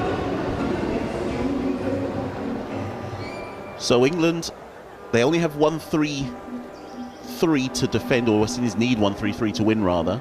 But it's a good start for England. 3 wickets in the power play, and they will feel that with certainly 4 overs from Adil Rashid, before we even talk about Rehan Ahmed, that they have a chance. Topley to Hope. Hope goes for the kind of his classic ODI shot there, where he tries to punch off the back foot. But there's no run there. I think if you're England, Jude, do you want want Charles on strike or do you want Hope on strike? Part of me thinks I want Charles on strike because they need 100 to win, which is not a great deal of runs with what's got left. But all of a sudden, if I get Charles on strike, he chips one up in the air, 34 for 3, and the scoreboard looks and the pressure of the game looks a hell of a lot different. Topley to Hope. And there'll be no run there. Topley tucking Hope up a bit. No room to work with that. Hope trying to get to...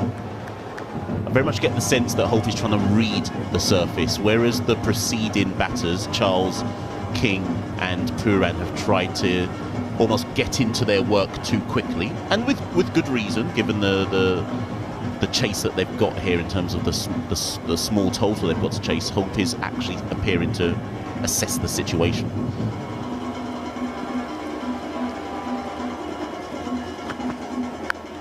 This time, Hope again tries to go for that punch, but can't beat Moeen Ali in the cover, and there'll be no run there. I think as well, Harmy, if you can get another wicket and you still haven't bowled Adil Rashid, and he comes on to bowl when Rothman Powell, who's not picked him, he's not played him too sweet at all. Dre Ross, Holder, you know, you would want both, you know, Rehan Ahmed and Adil Rashid bowling at those guys, because as I said, they're not picking the spin too well. Yeah, that fourth T20, Powell had no idea what was going on. This one is tucked by Hope into the leg side. Is there a fielder back there to cut it off? There is. It's Liam Livingston. And they will come back. I think actually they ran two, so it's a good run in there from Shai Hope. One of the fittest, if not the fittest, player in the West Indies team. And that's what I mean. It's sometimes when you chase a low total and you think this is going to be easy, but then you lose a couple of wickets and you make an absolute haulix off it because you end up leaving it for somebody else to do it. Somebody else will do it. And then all of a sudden, by the time you've sort of turned around twice and you've got to the 10th over, you're 5 wickets down, expecting the bowlers to win the game for you. And I think that's where the West Indies are at the minute. This time, Hope again cannot beat the covers. Moeen Ali, I think he's fielded at least 3 of the balls in this over. And Hope is only 3. Well, I say only, he's 3 of 7. I remember, Mash, in the last game, I was sat here and the West Indies were up with the rate tunes, and I was like, don't spoil the game, Joss. Don't spoil the game, Joss, because the minute you brought Adil Rashid on, he was going to spoil the game. The minute Adil Rashid came on to bowl, game was spoiled because none of the West Indies have been able to pick him throughout this competition. And he was going to bowl the over, which didn't go for double figures, and completely transform the game. Final ball of Reece Topley's over, and again, just errs a little bit there, and Shai Hope is able to, again, just dab that, or tuck that rather, into the mid-wicket region for 1. That brings an end to the 5th over. John Norman is going to take over. West Indies are 37 for 2. The target, remember, is 133. At this stage, England were 39 for 2 before they had regular implosions. And the game is finally poised at this particular stage. John Norman. Thank you very much, Machel. Yeah, it is. We could have a nip tucker here, guys. 1 over left to the power play. I've just been trying to work out the squad for the T20 World Cup. We'll talk about that after the game, possibly, because the game itself is offering plenty. And really, the series deserved it, I think. 2-0 down to come back to 2-all. Wokes is in, and dragging his length back again. Touch of width for Hope. That's a nice-looking shot for 1, all along the ground to Liam Livingston at deep point. 95 needed from 89, 8 wickets in hand. Let's have a quick look at what the old win predictor says. It's got West Indies at 85%. Oh yeah, you definitely still want to be in the West Indies dressing room. You've got Shai, 85%. Yeah, I'd say 85. Well, Shai Hope's there. Yeah, definitely. Charles is facing, swing and a miss. No run there. It's going to be a tale of 2 ends. It's going to be complete control from one end in Shai Hope and complete carnage from the other end, because if Hope hangs around and can get a couple of wickets, you've got Powell, Rutherford, Russell, who were all big 6 hitters, and I would imagine they'll be sent out to play that way, play aggressively. The big wicket for England is can they remove the 50 over captain in Shai Hope, because if he can bat till at the end of the game, he's there 15-16 over, then the likelihood is he will hold his team together and get the West Indies over the line and a 3-2 victory. Yeah, I mean, I'm not sure this game's going to go to the 16th over if Hope's not if Charles is still here. No, absolutely. They mixed it up with the bowling. They're doing the same with the bat. Another extravagant cut shot this time rather than the drive, but the end result is the same. Misses the ball, no run. 38 for 2, West Indies. Midway point of the 6th over. Yeah, mixing up his pace well, Chris Hope. Wokes just mixing up slower ball before that one, just going through a little bit quicker. That's when he's not quite getting his time in. Just swinging hard, isn't he? Yeah, and he's aware that it is the power play, and of course Wokes this time slower delivery, cut straight to the fielder Jacks at point. No run again. He slowed himself down there. He did, but and then picked out the fielder beautifully, didn't he? Spin played a big part in England's capitulation. 5 wickets going the way of Moti and Hussain. England are holding back their spin threat. They've got Moeen Ali in the side. Adil Rashid, of course, who's taken a lot of wickets against the West Indies over the years. Rayan Ahmed. So 6 overs apace inside the power play. We've got 2 balls left of it. Wokes again, cut away and just dies to the left of Moeen Ali, who for a second there fancied the catches on and then quickly realised he was going to have to field the ball rather than take the catch. And a run is taken, but that was a chancy moment for Johnson Charles. Yeah, it was. I'm not sure about you, Jude, but I think if I'm going to bowl spin at Johnson Charles, I think it has to be Adil Rashid. I'm not sure I want the young spinner bowling at him in Rayan. I'm not sure I want the off spinner bowling at him because he can stand there and just swing through in line and club it. I think I'd want Adil Rashid to bowl him. Wokes again, and Shea Hope will have to stay where he is.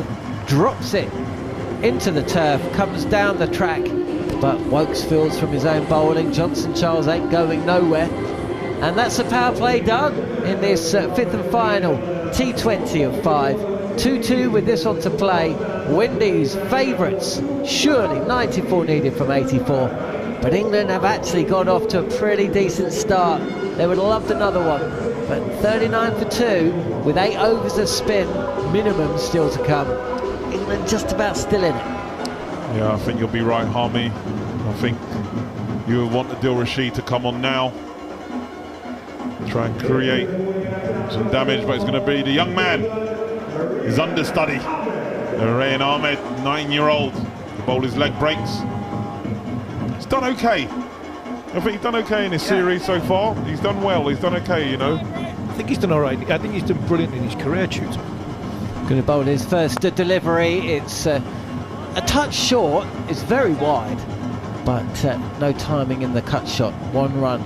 West Indies scored 9 runs from the last 4 overs. It's not what they normally do, is it? No. It's a funny one. Low scores. I always talk when I used to be on with the MacMan.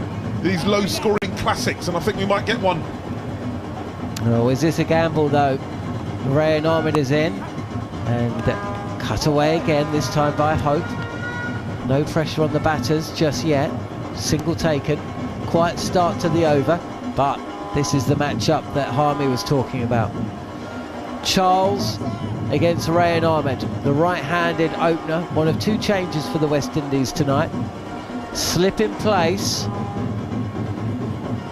A little pause in proceedings. Rayan Ahmed wanting to get his field right.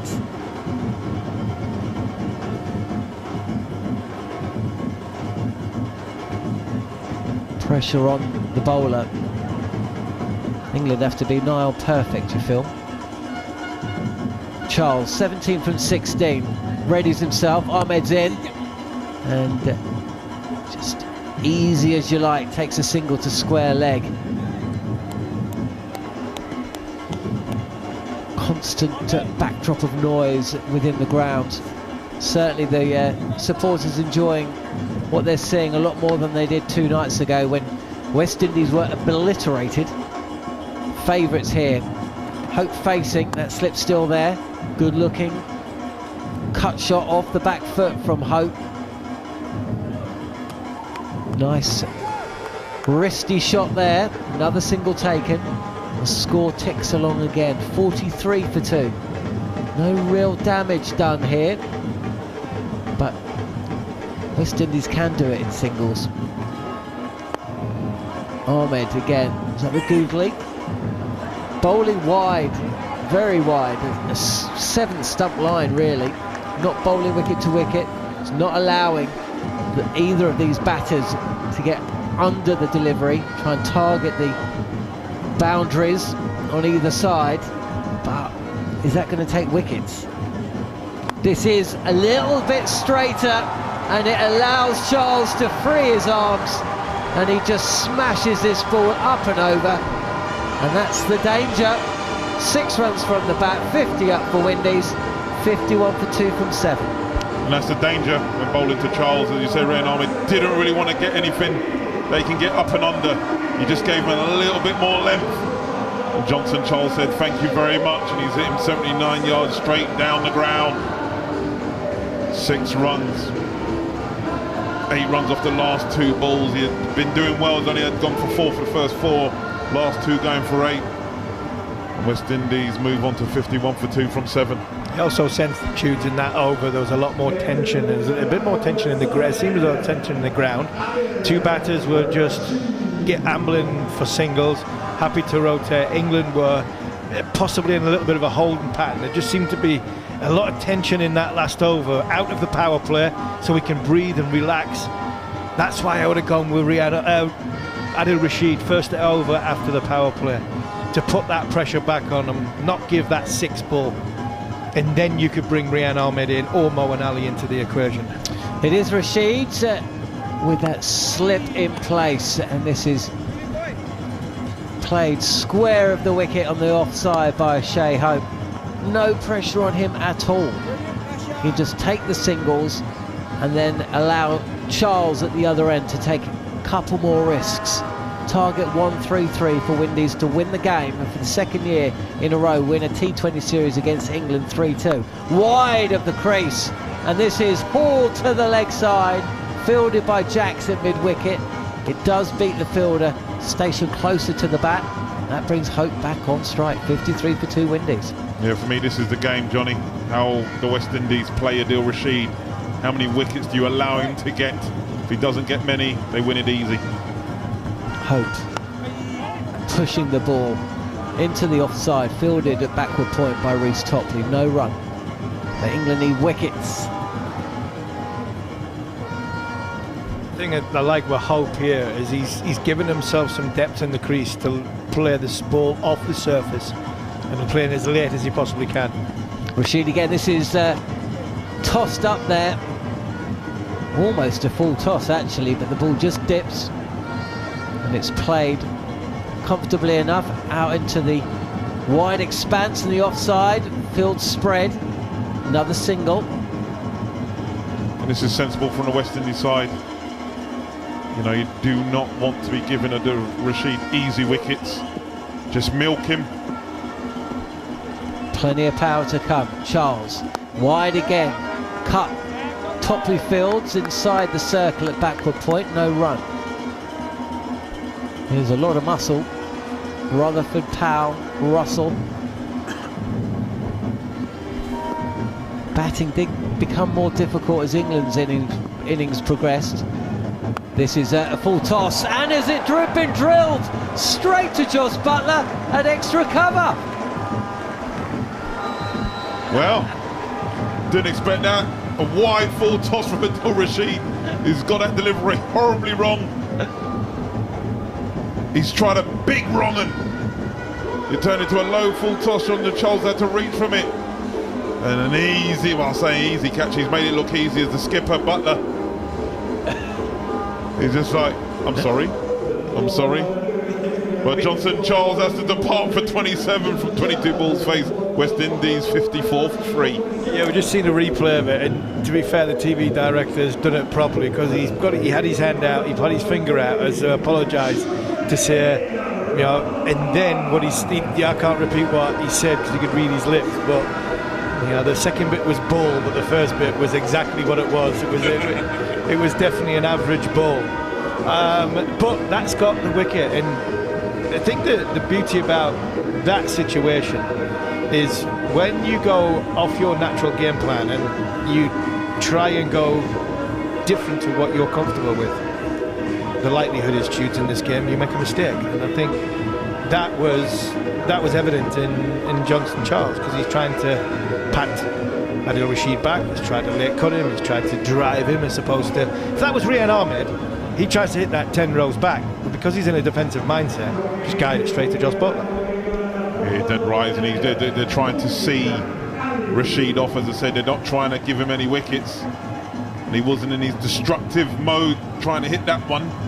Like you said, if it was Rian Ahmed, he's going to try and hit that for a boundary. Off spin now, it's Moeen Ali. This is darted into off stump, and Hope takes the single to the leg side. So we've had 2 overs of leg spin thanks to Rian Ahmed and Adil Rashid. Now one of off spin. Wicket coming in that second over. A full toss. Well, it didn't spin, did it? It was a full toss, and it was sliced to Josh Butler, who's picked up his second wicket, fielding at mid-off. Extra cover region. Rutherford then, the new batter, and he's playing back, and he's playing straight, and he's punching this delivery from Moeen Ali back to the bowler. No run.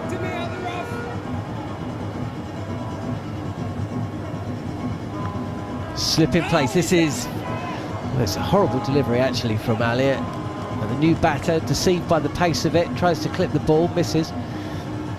And no run. The English commentators getting excited, says Don Dada, the talkSPORT Cricket YouTube chat facility. Almost identical delivery from Ali on the pads of Rutherford, who does connect this time, and he gets off the mark and off strike. 2 runs from 4 deliveries from Moeen. Get a lot more excited if Shai Hope departs very, very soon. He looks in good form, his balance looks great, his transfer of weight's fantastic, using the full depth of the crease going back, getting out forward, does look in a good touch. Round the wicket now, Ali to the right-handed Hope, who again milks another single. He moves to 11 from 17.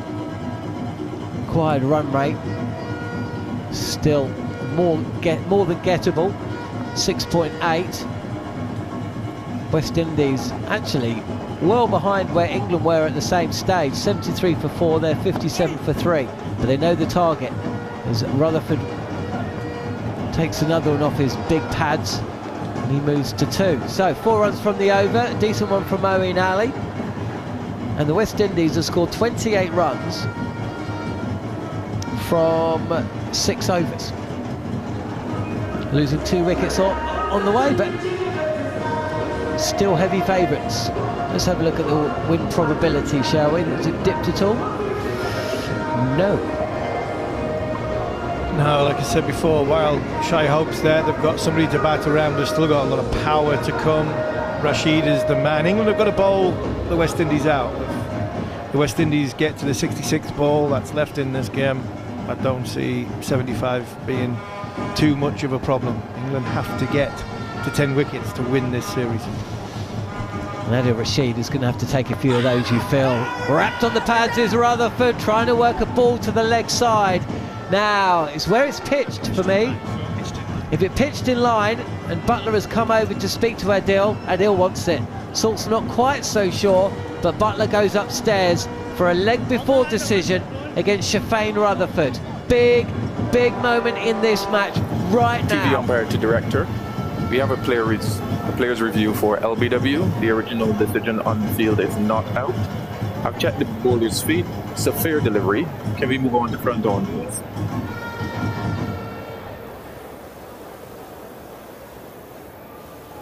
I think if this pitch is in line, it's got a good chance.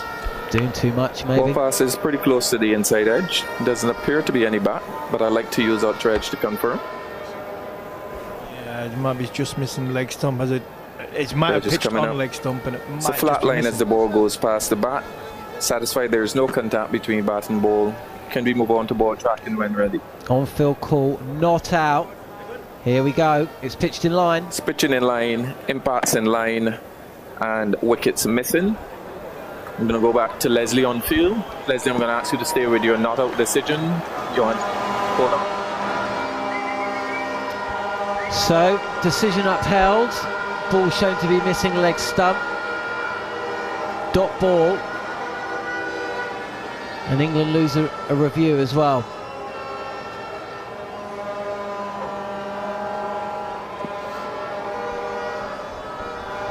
Rashid again. This again pitches on leg stump, but this time Rutherford does get the inside portion of the bat on the ball. Runs the first one quickly to fine leg, and it means he can saunter back for the second. 60 for 3 then, the West Indies. England was 60 for 3 at one stage. Yeah, that was good running from Rutherford. He's looking just to knock it round the corner. He went to amble the first, then seen it was Reece Topley, knowing that the big fella was just a little bit laboured, and he managed to get back for 2. This is a loopy delivery from Rashid, and Rutherford is forward, meets the ball on the bounce, and plays the ball nicely to Liam Livingstone, who's on the boundary at wide along on. 61 for 3. Yeah, they just need to keep doing this, the West Indies. As you say, you don't want to be giving Rashid too many wickets and try and get the runs of the bulk of the seamers. See off Rashid is probably the feeling within the camp. Wideish delivery. There's a tempter from Rashid, and Hope plays with a cross bat shot. The ball dribbles out to long off for another single.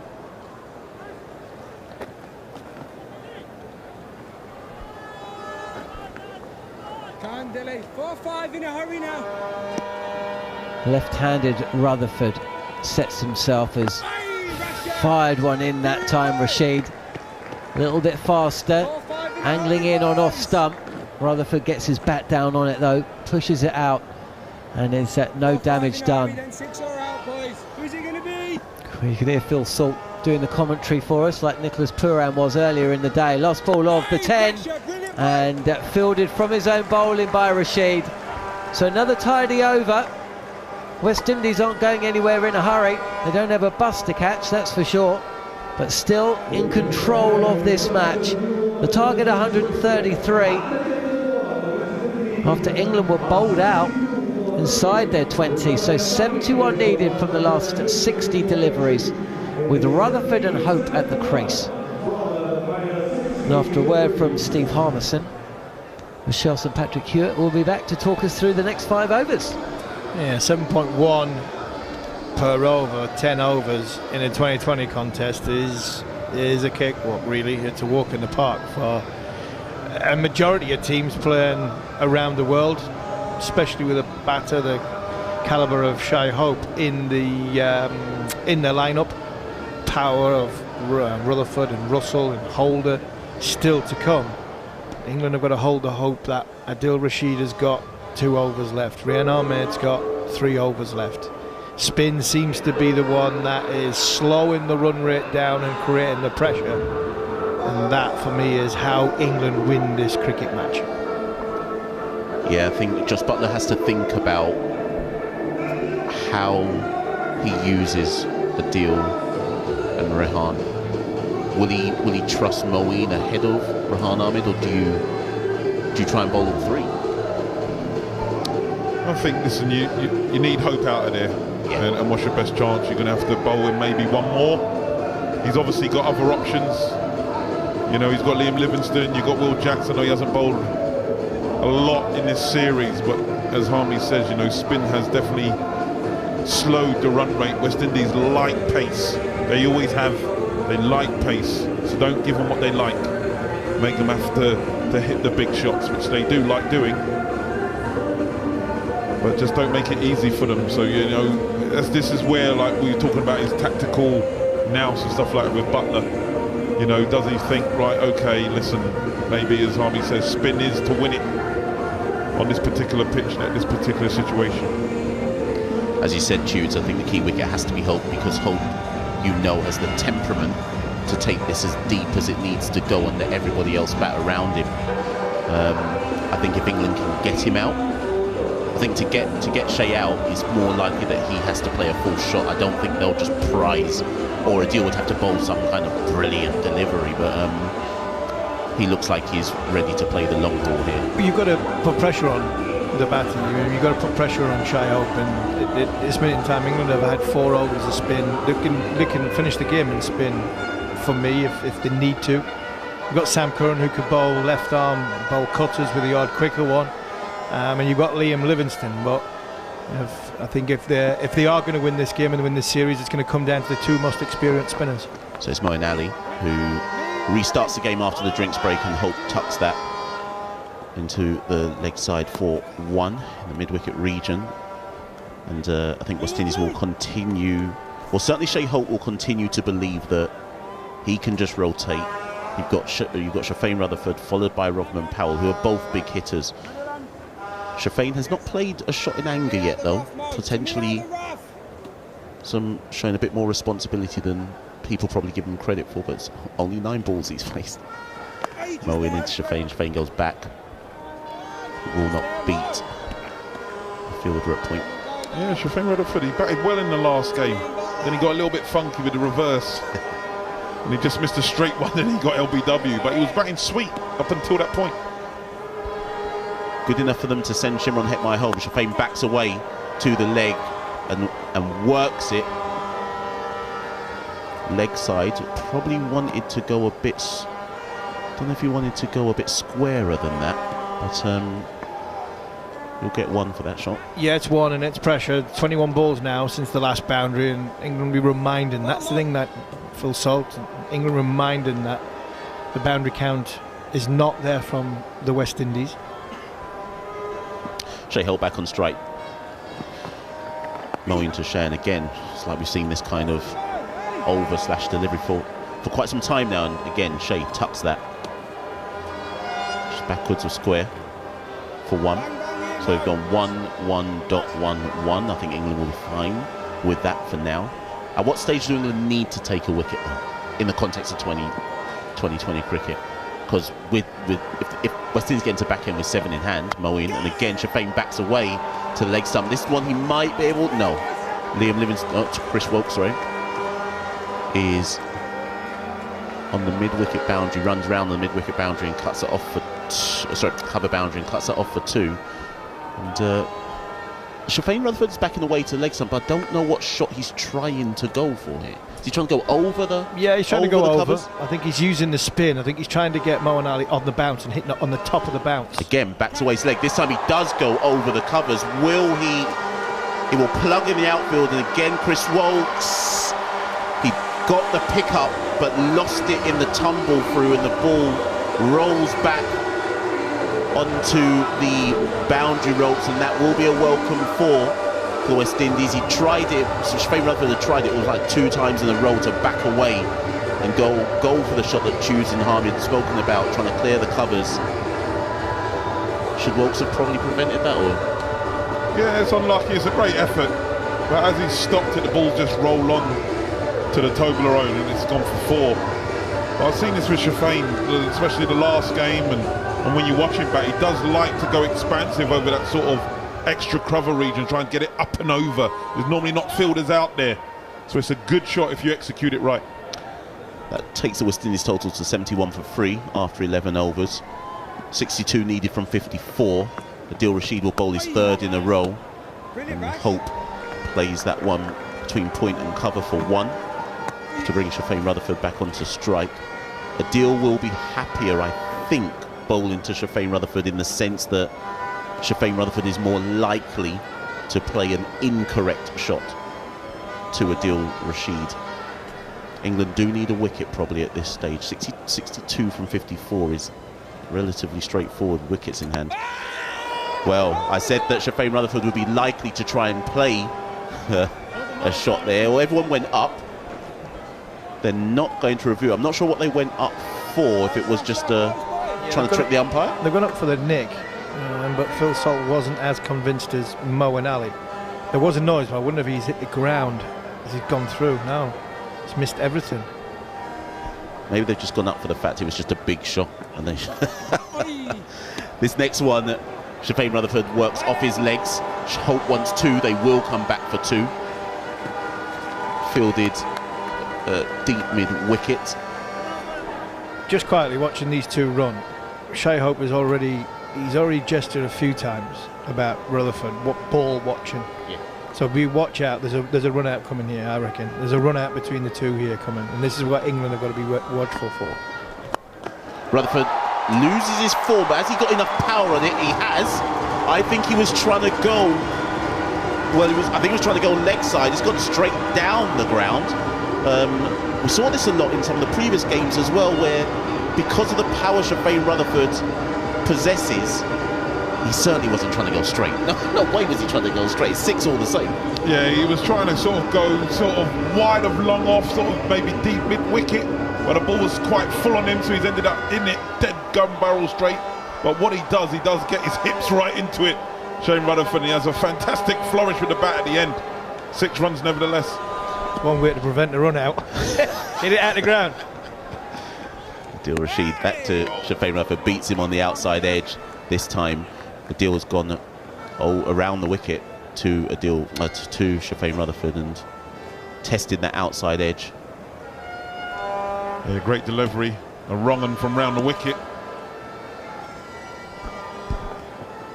Final ball of the over. Again, going for that off-stump line. Fielded by Rehan Ahmed, and there'll be no run there. Quite an expensive over in the context of Adil Rashid. 9 off it. West Indies are 80 for 3 from 12. 53 needed from 48. I've yet to say that West Indies should win from here, but I'm now officially saying West Indies should win from here. Yeah, I think you're right there, Mash. He's got 6 balls left. England's most dangerous bowler, Adil Rashid. He's been top quality for the last, 5 or so years, Army, isn't he? He's been quality. He's got 6 balls left, and then even at the end of that over, he looked a little bit frustrated, like he knows that he needed another wicket or 2 to give his team a chance. Yeah, that 1 wicket in that over would have made a massive difference, and then Josh Buttler could take him out of the attack and think, right, if we get another wicket, 5 down, I can then bring him on for them 6 balls. You just sense in this situation you might have to bowl him out. You might have to bowl his 4th over, because the wicket in the break in this partnership is, I think, far more important to holding 6 balls back, hoping somebody gets a wicket, and then you can bring him on to try and get the new batter and put him under pressure. Rehan Ahmed is in for his 2nd over. Kind of think that this is going to be key here, Rehan. I suspect they've taken 1, Shai Hope just playing that through the covers for 1. I think Shafane Rutherford's ego may well get in the way here, and he'll try and take Rehan on. Rehan went for 12 in his 1st over. He went for 12 in his 1st over, but he bowled 5 decent bowls, then threw one above the eye line, and Josh and Charles hit him for 6. So he hasn't got to be too worried about going for that 12. He's still got to keep that process. And there we go, it's the first big shot from Shafane Rutherford, or attempted big shot against Rehan Ahmed. Goes for the pull, will only pick up 1, goes to deep mid-wicket. We'll only get 1 for it, but already he's shown his intention to probably attack Rehan. Really does have a flourish, doesn't he, with his shots, when he looks to be expansive. I'd love to see if he plays golf and see what he's like with the driver. Is that Bubba Watson style? This one's a bit straighter from Rehan, and Shai Hope cannot pick up a run there, fielded by Reece Topley. Mid-wicket, short mid-wicket, and there is no run. 51 needed from 45 balls. 2 off this Rehan Ahmed over so far. And again, it's another dot ball, fielded by Josh Buttler in the covers. It's good from the West Indies. They're not panicking, they're not trying to put the big shot, being respectful of the ball.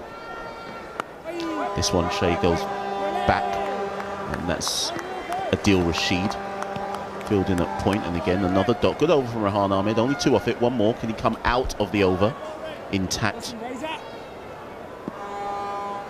West Indies 82 for 3. Final ball of the 13th over, and Shai Hope brings out the cut shot, and that will be fielded for 1 at the deep point boundary, and that brings an end to the 13th over. West Indies are 83 for 3. 50 needed from 42. Is it time for Sam Curran? Would you go there? For me, I'll stick with the spin. I think West Indies are waiting for some seam to come on, and it's going to be interesting to see what Buttler does now. Really, who's he going to bring on now? Because I think, as you rightly said, Mash, does he bowl Adil Rashid out, or does he hold him for maybe if England do get a wicket, you bring him on to deal with maybe Powell, who, as I said, who hasn't picked him at all really well in this series, and then, you know, if you can get Dre Russ out early, then all of a sudden it makes it interesting. But from a West Indies point of view, surely the conversation in the middle has got to be, if we bat one more over, England can't bowl us out. If we bat 14 overs, 3 wickets down, we don't deserve to win if we lose 7 wickets in 6 overs. So if we get through this next over, the likelihood is England aren't going to bowl us out, and if not, that means we go big at the end. It is Sam Curran who takes the 14th over. Shea Holt meets that first delivery with a drive through the covers for 1. I'll explain why I said. Sorry. Yeah, I was just going to say. So even if they just get 4 runs off this over, you get 4 runs off this over, the equation goes down to 45 off 36. 36 balls.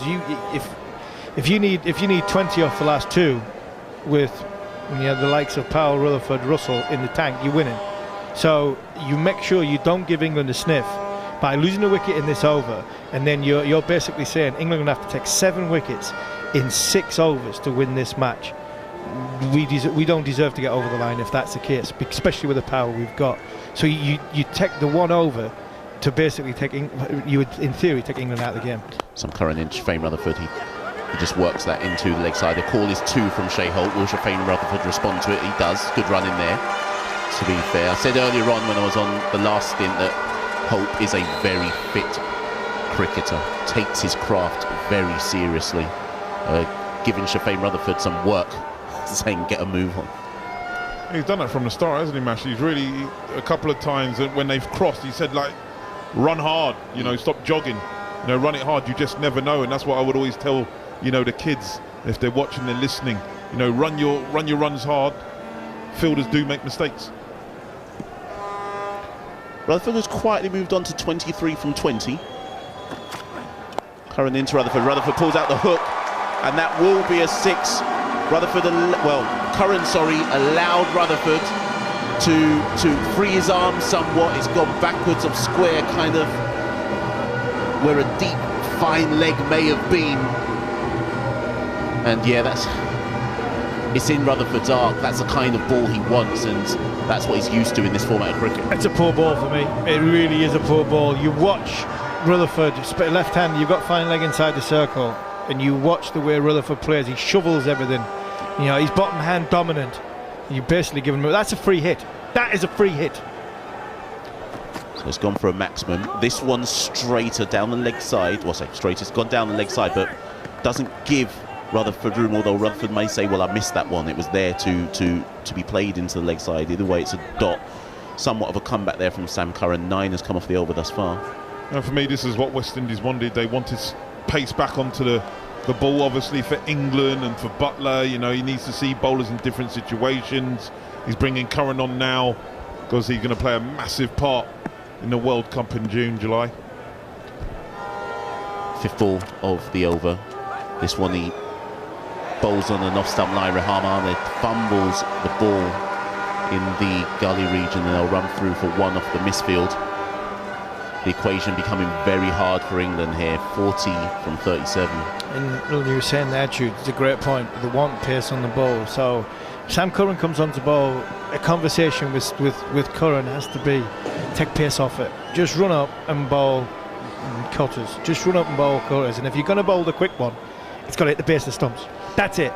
You go. Anything in the length or anything short, pace-wise, they're going to hit you out the ground.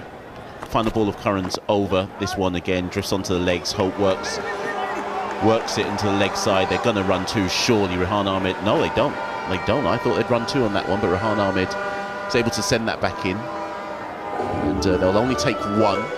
And the West Indies are 94 for 3 from 14 overs. Yeah, just coming back to that point about Sam Curran, the reason why I thought they'd go to Curran is because of his ability to bowl different variations of deliveries, but he didn't really do what I thought he was going to do. But he's got one of them balls in him. he's got the one in the slot, or he's got the short ball down leg side. He's got one of them balls in him.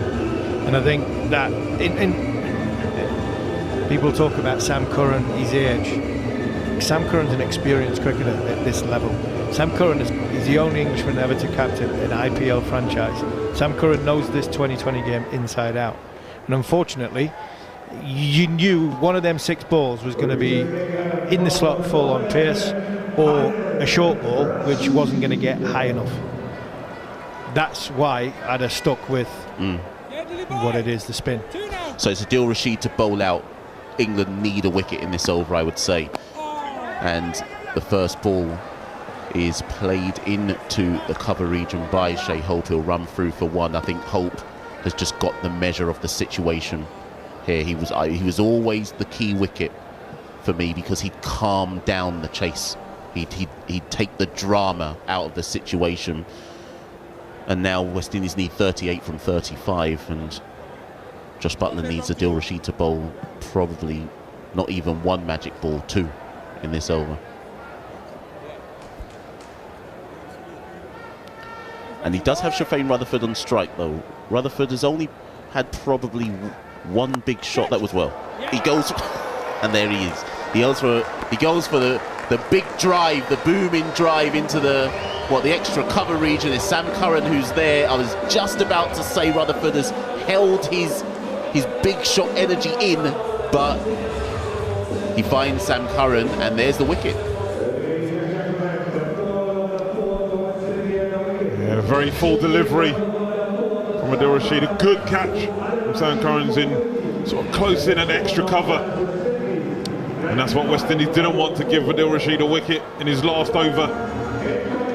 But he couldn't resist, the ball was full, his eyes lit up. And Shafane Rutherford has to depart for 30 from 24.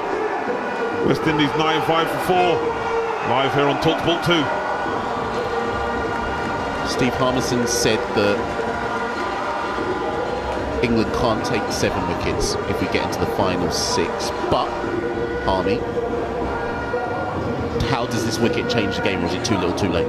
No, it's not too little too late. I think you look at Adil Rashid probably has to take another one in this over, and then England will have to bowl 2 or 3 overs where they don't get hardly any runs off it to elevate the scoring rate, put the West Indies batters under pressure. And while Shai Hope's there, they win it comfortably with 18 balls to spare. If Shai Hope's still there, if you can get Shai Hope out, then England might have a sniff. But still, 6 wickets, 34 balls, 38 off 34 balls, 6 wickets. I tell you what, you don't deserve to win if you lose it from here. If you don't win with 18 balls to go, because all you have to do really in this situation is get within 20. Once you get within 20, 4 wickets down, the rest come very easy. It's Rashid to Rovman Powell. Jude said it earlier on, Rovman doesn't pick leg spin well, much less Adil Rashid, who's one of the champion bowlers of the leg spin variety, but he only has 3 possible balls left in his spell, but also at Rovman Powell, and Powell is able to get off strike, tucks that to the leg side, and will probably be thinking, yes, I'm not on strike, and Shai Hope will have 2 to see out to the over. Yeah, best possible situation for the West Indies. Let Shai Hope face as much bowling from Adil Rashid. There's only 2 balls left, 2 for 18. Ball of the over, and again Shai works that into the mid-wicket region, runs hard, runs 2, and it's a good 2. We've seen this a lot from Shai Hope. Just because Shafane Rutherford has gone doesn't mean that the same intensity and running has gone. Shai Hope demanding Rovman Powell get moving, and West Indies need 35 from 31. So final ball of Adil Rashid's spell. It's gone for 2 for 20.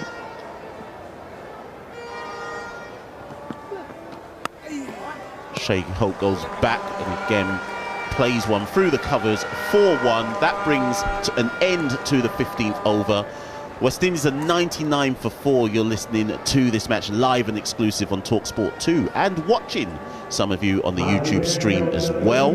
Shai Hope is 23 off 31 balls. Robin Powell has just come to the crease. He is on 1. And John Norman will take this game through to the end alongside Alex Tudor and Steve Harmison. Yeah, thank you very much, Machel. Well, we're still going. 34 needed from 30.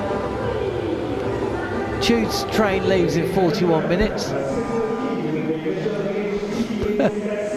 Harmy's never getting home. Don't put the mockers on it, please. Not after what I've had for the last 5 train journeys. Well, if you will live, you know, miles away in New Zealand, it's easier to get from New Zealand than Ashington. Right then, England's still just about in this as Rayan Ahmed has Shai Hope reaching forward, and there's a thick outside edge which flies along the ground to the left of Reece Topley, who's up inside the circle at short third, and Topley can't chase it down. Well, he opened the face a little bit, actually. Wasn't really an outside edge, was it, Choose? But I'm not sure it quite intended to hit a boundary there. Yeah, it got him stretching. He had to stretch for it, but as you said, he just angled the bat smartly. Tossed up and crunched through the covers. There's a chase on, and Sam Curran will get to the ball and actually fields this particularly well. It's just a single. 29 needed from 28. Yeah, he's looked good. Shai Hope really has bowled, batted with authority. He's not stressed. 28 from 33, exactly what the situation needed for the West Indies. 29 from 28 balls. Yeah, I think the West Indies would be mindful. They've played this perfectly so far, but they don't want to let themselves get into a position where a couple of quick wickets, a couple of cheap overs gets them into trouble, and that's exactly what Powell's thinking. Clubs this over long on for 6. He had the length. That's what these West Indian boys like. When you get long in length as a bowler, they'll get up and underneath, and he's hit it gun barrel straight for 6. Powerfully hit from the skipper Powell. And the young man under pressure. Powerfully hit down the ground, 90 metres. Thank you very much. Balls back, please. Bit too straight, a bit too full. And you can hear the horns blaring out. 23 from 27. England need a lot of wickets, and they need them quick. Again, this is tossed up. Fraction wider though. Pushed to point for a single by Powell. I think, as our good friend would say, start the car. Yep. I mean, taxis are expensive in this part of the world, so hopefully you brought your own.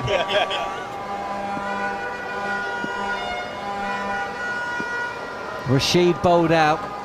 Rayan is in. Forward comes Hope again, stretching. Fielded in the covers by Butler. England really clinging on.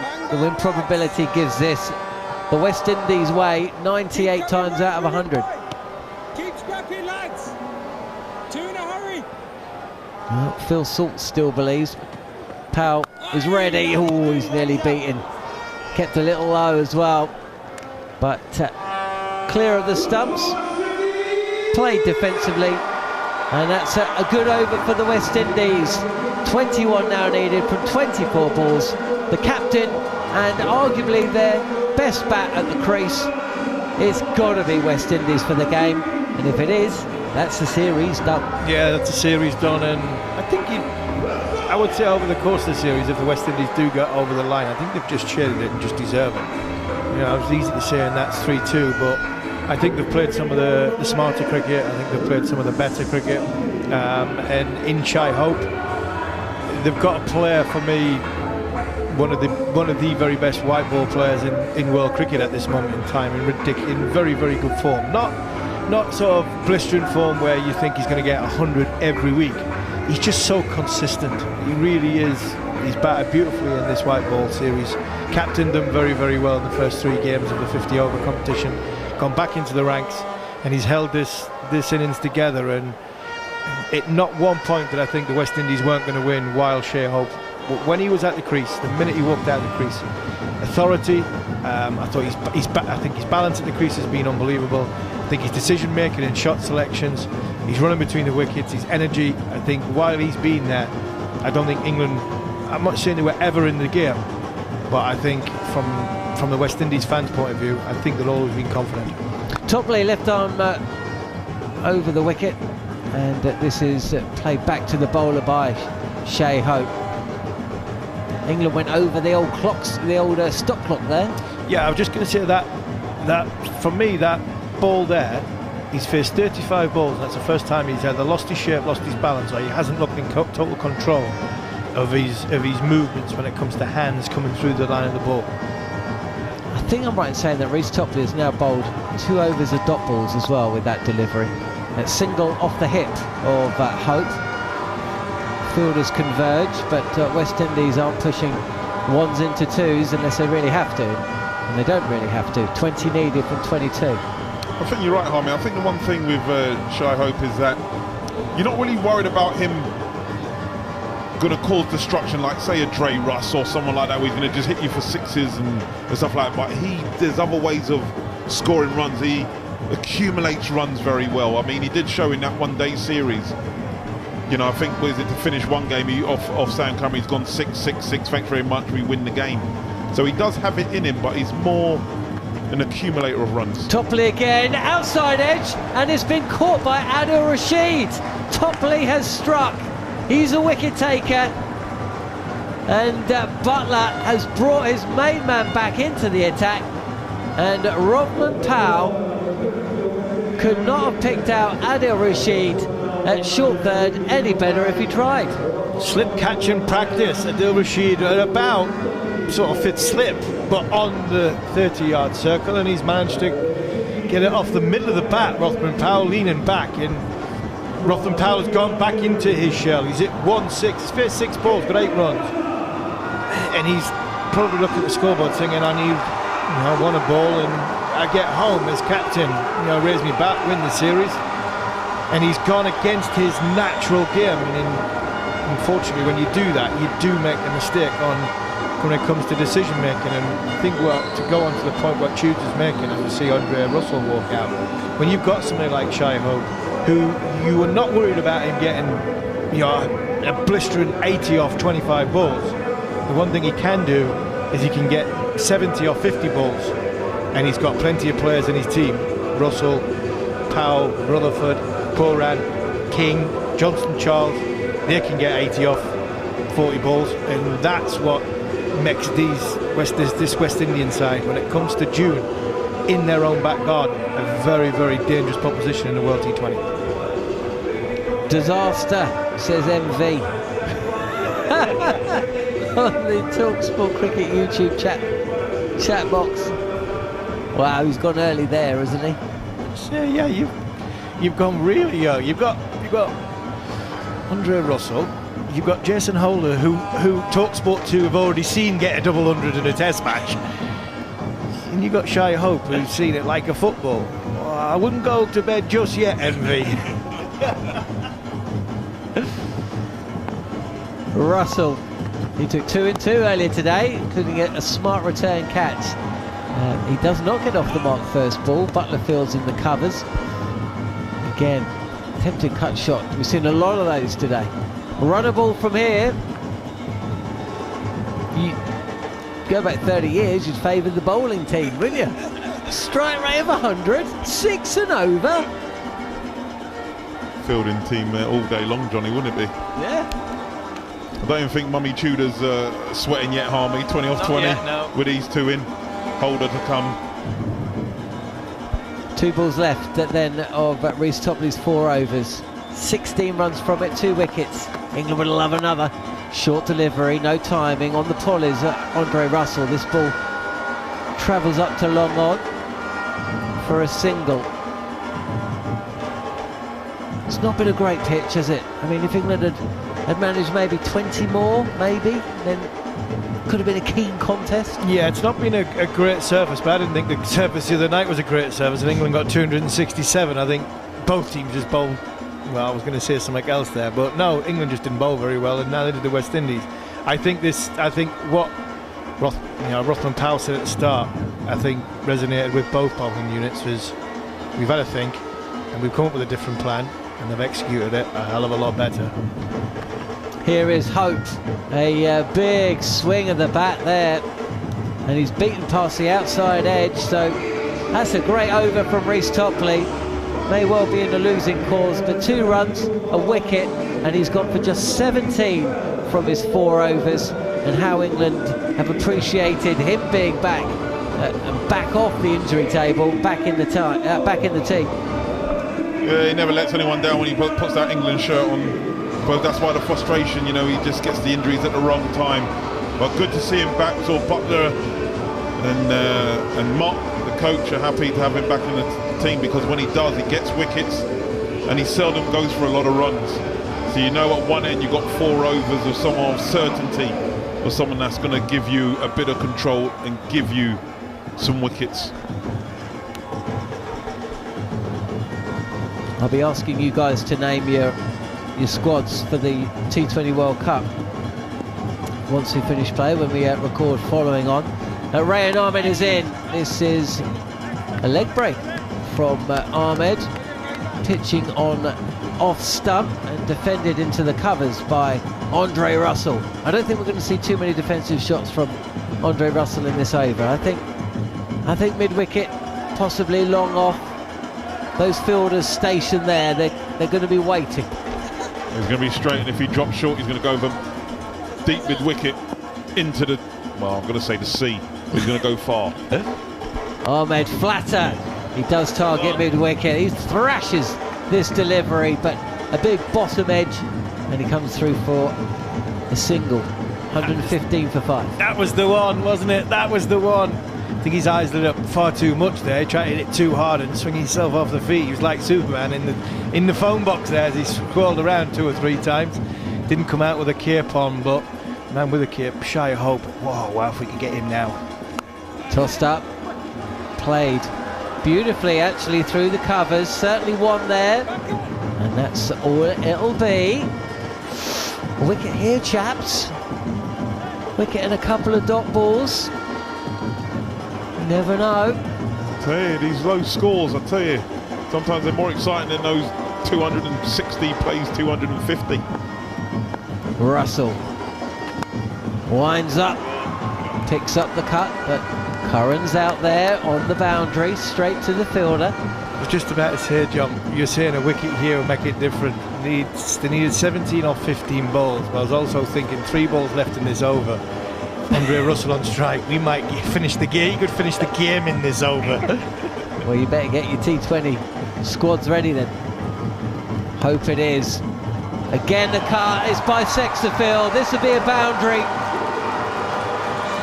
Topley and Rashid inside the circle, and Hope. Well, maybe there was no hope to begin with. It certainly isn't now. 4 runs from the bat, and the Windies are close. Yeah, he's executed that brilliantly, as Harmony says. He stays deep in his crease when facing the spin. And he's gone back and he's back cut it. Just open the blade.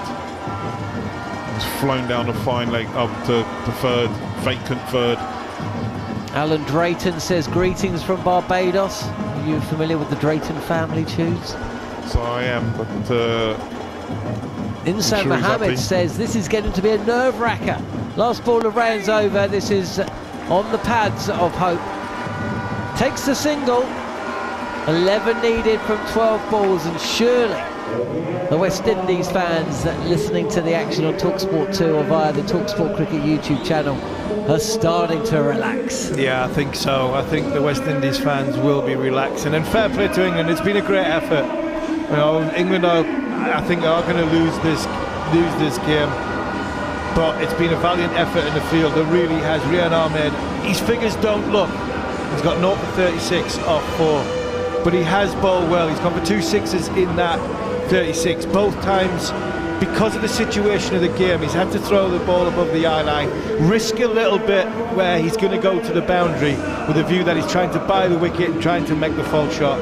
So fair play for having it to do that. But England have tried to defend this 133 total as well as they possibly can do. But I think what you said 5 minutes earlier there, John, another 20 runs in this game, I wouldn't say it would have been a hell of a lot more interesting because of it getting tighter, because I think the run chase would have been a little bit different from a Shai Hope point of view. We'd have gone a little bit earlier, but possibly 30 or 40 more runs, which was probably par for this surface, 170, 175, then I think England would have been, in the way they've gone, I think there would have been a lot harder chase for the West Indies.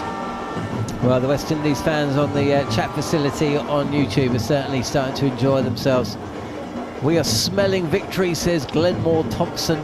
Match over, West Indies 1, says Palmer Chirag. Yeah, they think it's game over. Sam Curran, though, will think otherwise. Full delivery on the pads of Shai Hope, and he can only pick out short cover. No run. 11 needed from 11 balls. Hope 36 from 41. Andre Russell will feel he can win this in 2 hits. But it's not Russell facing, it's Hope. And Sam Curran is in now. He's past the umpire, it's a full toss on off stump. And Hope looks surprised by that. He's coming forward and then suddenly realises it ain't bouncing. And he pushes it out past Moeen Ali at cover point for a single. That brings Russell back on strike. But the thing about Sam Curran, for all that, we do see little faults in him when he's bowling earlier in the innings, or you cannot disagree that he's a great competitor. Sam Curran will think he can win this game. He will. Sam Curran will believe he can win this game. Somebody, when the situation is in front of him and it's a competitive situation, that's where I think this is where Sam Curran's at his best. I'd pick him, we're going to talk about it in a bit, but I'd pick him as a number 7 and not bowl him until 2 overs. Bowl him 2 overs at the death. If you're going to bowl him 2 overs in a game, because he's been getting belted, these would be the 2 overs I'd bowl him, 18 and 20. Goffey would have believed that England could win from here as well. Curran is in short and ducked by Andre Russell, who looks to the square leg umpire. Nothing given. 10 needed from 9. Yeah, that's good bowling. I agree with Harmy. One thing with the Curran brothers and with Sam is their competitive edge. He's got it in abundance, Sam. I know it hasn't gone entirely right for him in this series with the ball, but he would never shy away from the hard work. As you said, he will believe that he can make a difference. A hell of a bowling display for them to win it from here. 123 for 5 West Indies. Andre Russell 3 not out. 10 needed from 9. Sam Curran's final over in the match, in the series, has gone for just 1 run from 3 deliveries. He's in again. Russell takes on the short delivery, bottom edge into the turf, and that is a fine diving stop to his right by Curran, and it's another dot ball, Steve Harmison. It is, and it's typical Sam Curran. When he bowls in the middle or he bowls at the start, floats it up there, gives the batsman too much width, gives him over pitches sometimes, but at the death he seems to have this plan. You're going to come at me and you are going to get into the contest. Let's see who's got the sort of, who sticks their chest out the biggest and holds their nerve the most. And this is, for me, is where Sam Curran is at his best. When there's a contest on, somebody's coming at him properly, 6s and 4s, and going to win the game, see what the game's in, the equations at the end. I think this is where Sam Curran is at his best. He's going for a towel, that's what he wants. The ball's soaking wet, he's soaking wet, and I think the towel that Josh Butler's got, I think, is being used that much that I think that's soaking wet as well. It looked like he was signalling for VAR. DRS, yeah. VAR, yeah. VAR's, yeah. Either way, just a few touch of nerves possibly in the West Indies crowd. Still overwhelming favourites, of course. 10 runs needed from 8 deliveries as Sam Curran. He's dried the ball, he's in, it's a full toss, and Russell, he goes big. I don't think he's got enough on it, and he's been taken by Liam Livingstone at Watchalong on, and Sam Curran has struck, and the West Indies have lost a wicket. Are they buckling? Are they buckling with the end in sight? Oh, what a ball this is from Sam Curran. He's bowled it. It's knee-high full toss. Going against Andre Russell. Andre Russell, it's wide of off. Would it be wide of off stump? Russell's gone and tried to go for the leg side, and he's given himself some room to try and open up the leg side, and he's just clothed it. Absolutely clothed it. Probably trying to hit it a bit too hard. The bat has spun in his hand. And again, don't write Sam Curran off at the end. He might have a struggle at the start, and he might have a struggle in the middle overs. But death overs, he showed and he proved. In the world T20 in Australia, player of the tournament, largely down to the fact of his death bowling. This is how you utilise the best of Sam Curran. Get him in a contest, and for me, the little fella from Surrey sticks his chest out Darren Gough style, and he comes good. Well. I tell you what, it's going to the final over, unless Curran oversteps and it's bludgeoned away for a couple of boundaries. It's going to the final over, and you can't ask for much more than that. 10 runs are needed from 7. Holder had a first baller in the last match. This is seen as a free hit. Last ball of the 19th. Curran is in. It's a full toss again. And Rashid. Oh, there's a chance of a run out. And I think that Sam Curran has stuck his hand in the way of the ball and prevented it from hitting the stumps of the non-strikers. Holder might have been in. We'll have to have a little look at a review.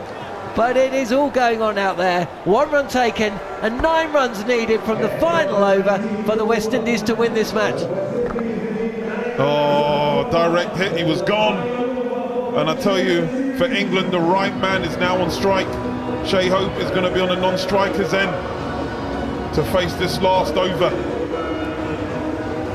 That was quality from Sam Curran, only going for 2 and getting a dangerous man in Dre Russ and Chris Woakes. It's an important 6 balls, 9 a win.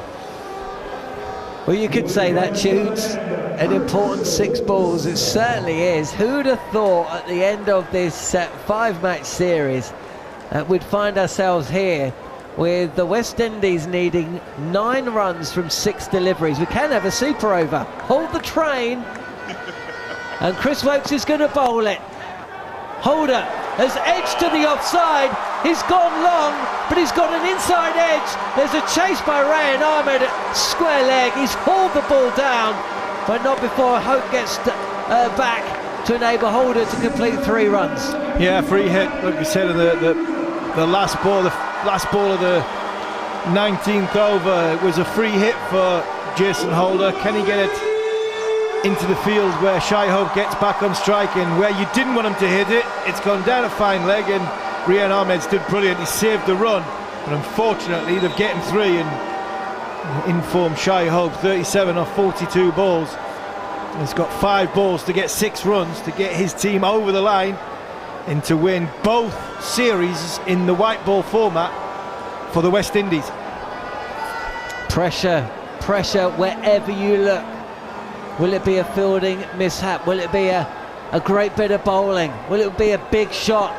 It's Shai Hope facing up. Woakes is in, he's given it width. He's absolutely blazed it.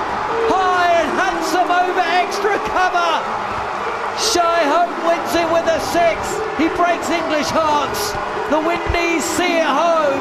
They were wobbling, but they didn't fall. And it's the Windies who have won this 5-match series 3-2. They've beaten England on the night by 4 wickets. Drama right to the end. A beautiful shot to finish. And it's the West Indies who will be partying tonight. Well, that's an incredible way to finish the game. He had a little bit of width. It was long from Chris Woakes, wide outside the off stump, and he's opened up the blade, got his left leg out of the way, and executed beautifully far and over the cover point boundary for a massive 6. And to be fair, John, to win the series, the guy who's been absolutely outstanding in the white ball format for the last 2 years or so, Shai Hope, has been absolutely brilliant. The way how to chase down a low total, never panicked, 43 from 43. It was a great effort from the England side, never had enough runs, 150, 160, you would have felt would have been a real good game. But the West Indies just getting over, winning it 3-2 in the series. They were 2-0 up, and then England came back with 2 massive wins. It was all on this game, and the West Indies in the field were fantastic with the ball and in the field, and then the batting. It was that man, Shai Hope, seeing his team home for a fantastic series win against a very strong England side. Yeah, and you can see what it meant on the West Indies bench. Rodman Powell celebrating, engulfed by his teammates. He's led his side really, really well in this series, and the crowd enjoying the action. And maybe there is just a little bit of hope for the T20 World Cup as well. Darren Sammy, he's down on the pitch. It's all smiles for the Windies. And you know what?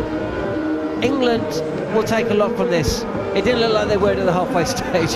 It didn't look like they would at the mid-innings break of that third T20, facing 2-2-3. But they won 2 games, and they pushed the West Indies close. And they are closer to knowing what their side is going to be. And they will feel a lot more confident than they have at times during this series. But they have fallen short this evening here on talkSPORT 2. Yeah, they have, and I think there's been a lot of positives out of this white ball. You know, a trip to the Caribbean, Rian Ahmed, the brilliance of Adil Rashid. You know, Phil Salt has been magnificent. Butler back in the runs in the last couple of games, but when you look at it, England should win the T20 series. They didn't, and fair play to the West Indies, because over the course of the 5 matches, I think the West Indies have played just about the better cricket, just about the smarter cricket. And England, I thought, was a brilliant, a valiant effort in that 19.2 overs to push the West Indies, who I thought would win that in 15 overs. And Shai Hope, he's the difference. He was the difference. We said before he walked out, when Nicholas Pooran walked out, if Pooran of Hope can have the message from a dressing room, get 40 off 40 balls, to go on and win the game for their side. Shai Hope was 18 off 29 balls, finished with 43 off 43 balls. And for me, Shai Hope's the difference in this series, because he's been absolutely magnificent, and that's why they've won this test, this T20, and win the series 3-2. Brilliant stuff, Harmy. We'll be getting more reflection and reaction from Harmy, Tudes, and also Machel and Patrick Hewitt very shortly. England bowled out in 19.3 overs, posting 132. West Indies chasing it down in 19.2 overs, with Shai Hope blazing a 6 from Chris Woakes' final over. It's wrapped up a West Indies win, and they've won by 4 wickets, and in doing so they've beaten England 3-2. Short ball, and he's entered, he's out! The 5th and final T20 match, live on talkSPORT 2, the new home of cricket. West Indies would win the series, and West Indies did win the series. Indeed, I did, and not one to... No, I won't gloat.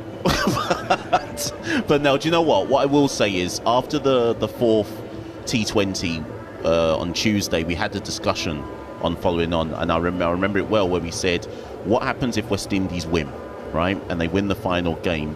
How, in sport, we're so big on narrative, and how will the narrative change now that England didn't come back and win the series? And similarly in the Caribbean, how will the narrative change now that West Indies have won the series? So I believe that some people will be very quick on the West Indian side. Some people will be very quick to say this is even more evidence of the Darren Sammy revolution. They beat India 3-2 in the summer. They beat South Africa away earlier on this year, and now they've beaten England 3-2 at home as well. And some will be quick to rush and say West Indies have to be considered one of the dark horses or favourites for the World Cup. I'm not going to go down that line, right? Similarly with England, and obviously Harmy will get into it, Will there now be an eagerness for some to go down a narrative of this is further evidence that England aren't where they should be, and so on and so forth? This almost not focusing on the fact that in the third and the fourth game England played really well. Do you see what I mean? So I'm reluctant to kind of come with a great big statement as to what does this show, but what fundamentally it should show the West Indians, and what I will focus on, is that they have shown now 3 series in a row that they can compete against teams that are deemed to be better than them. I mean, they've beaten England, they beat India, correct, and South Africa. Yeah. I mean, that's 3 pretty good teams. Yeah, I get that, and then you go, wow, is the West Indies on the up and up? But then you see the sign of the times, because in between the 4th game and the 5th game, the pick a test squad with 7 debutants going to Australia. So you just worry where the West Indies cricket's going to be at. So I don't know about you, John, or Mash, that June's a hell of a long way away in West Indies cricket.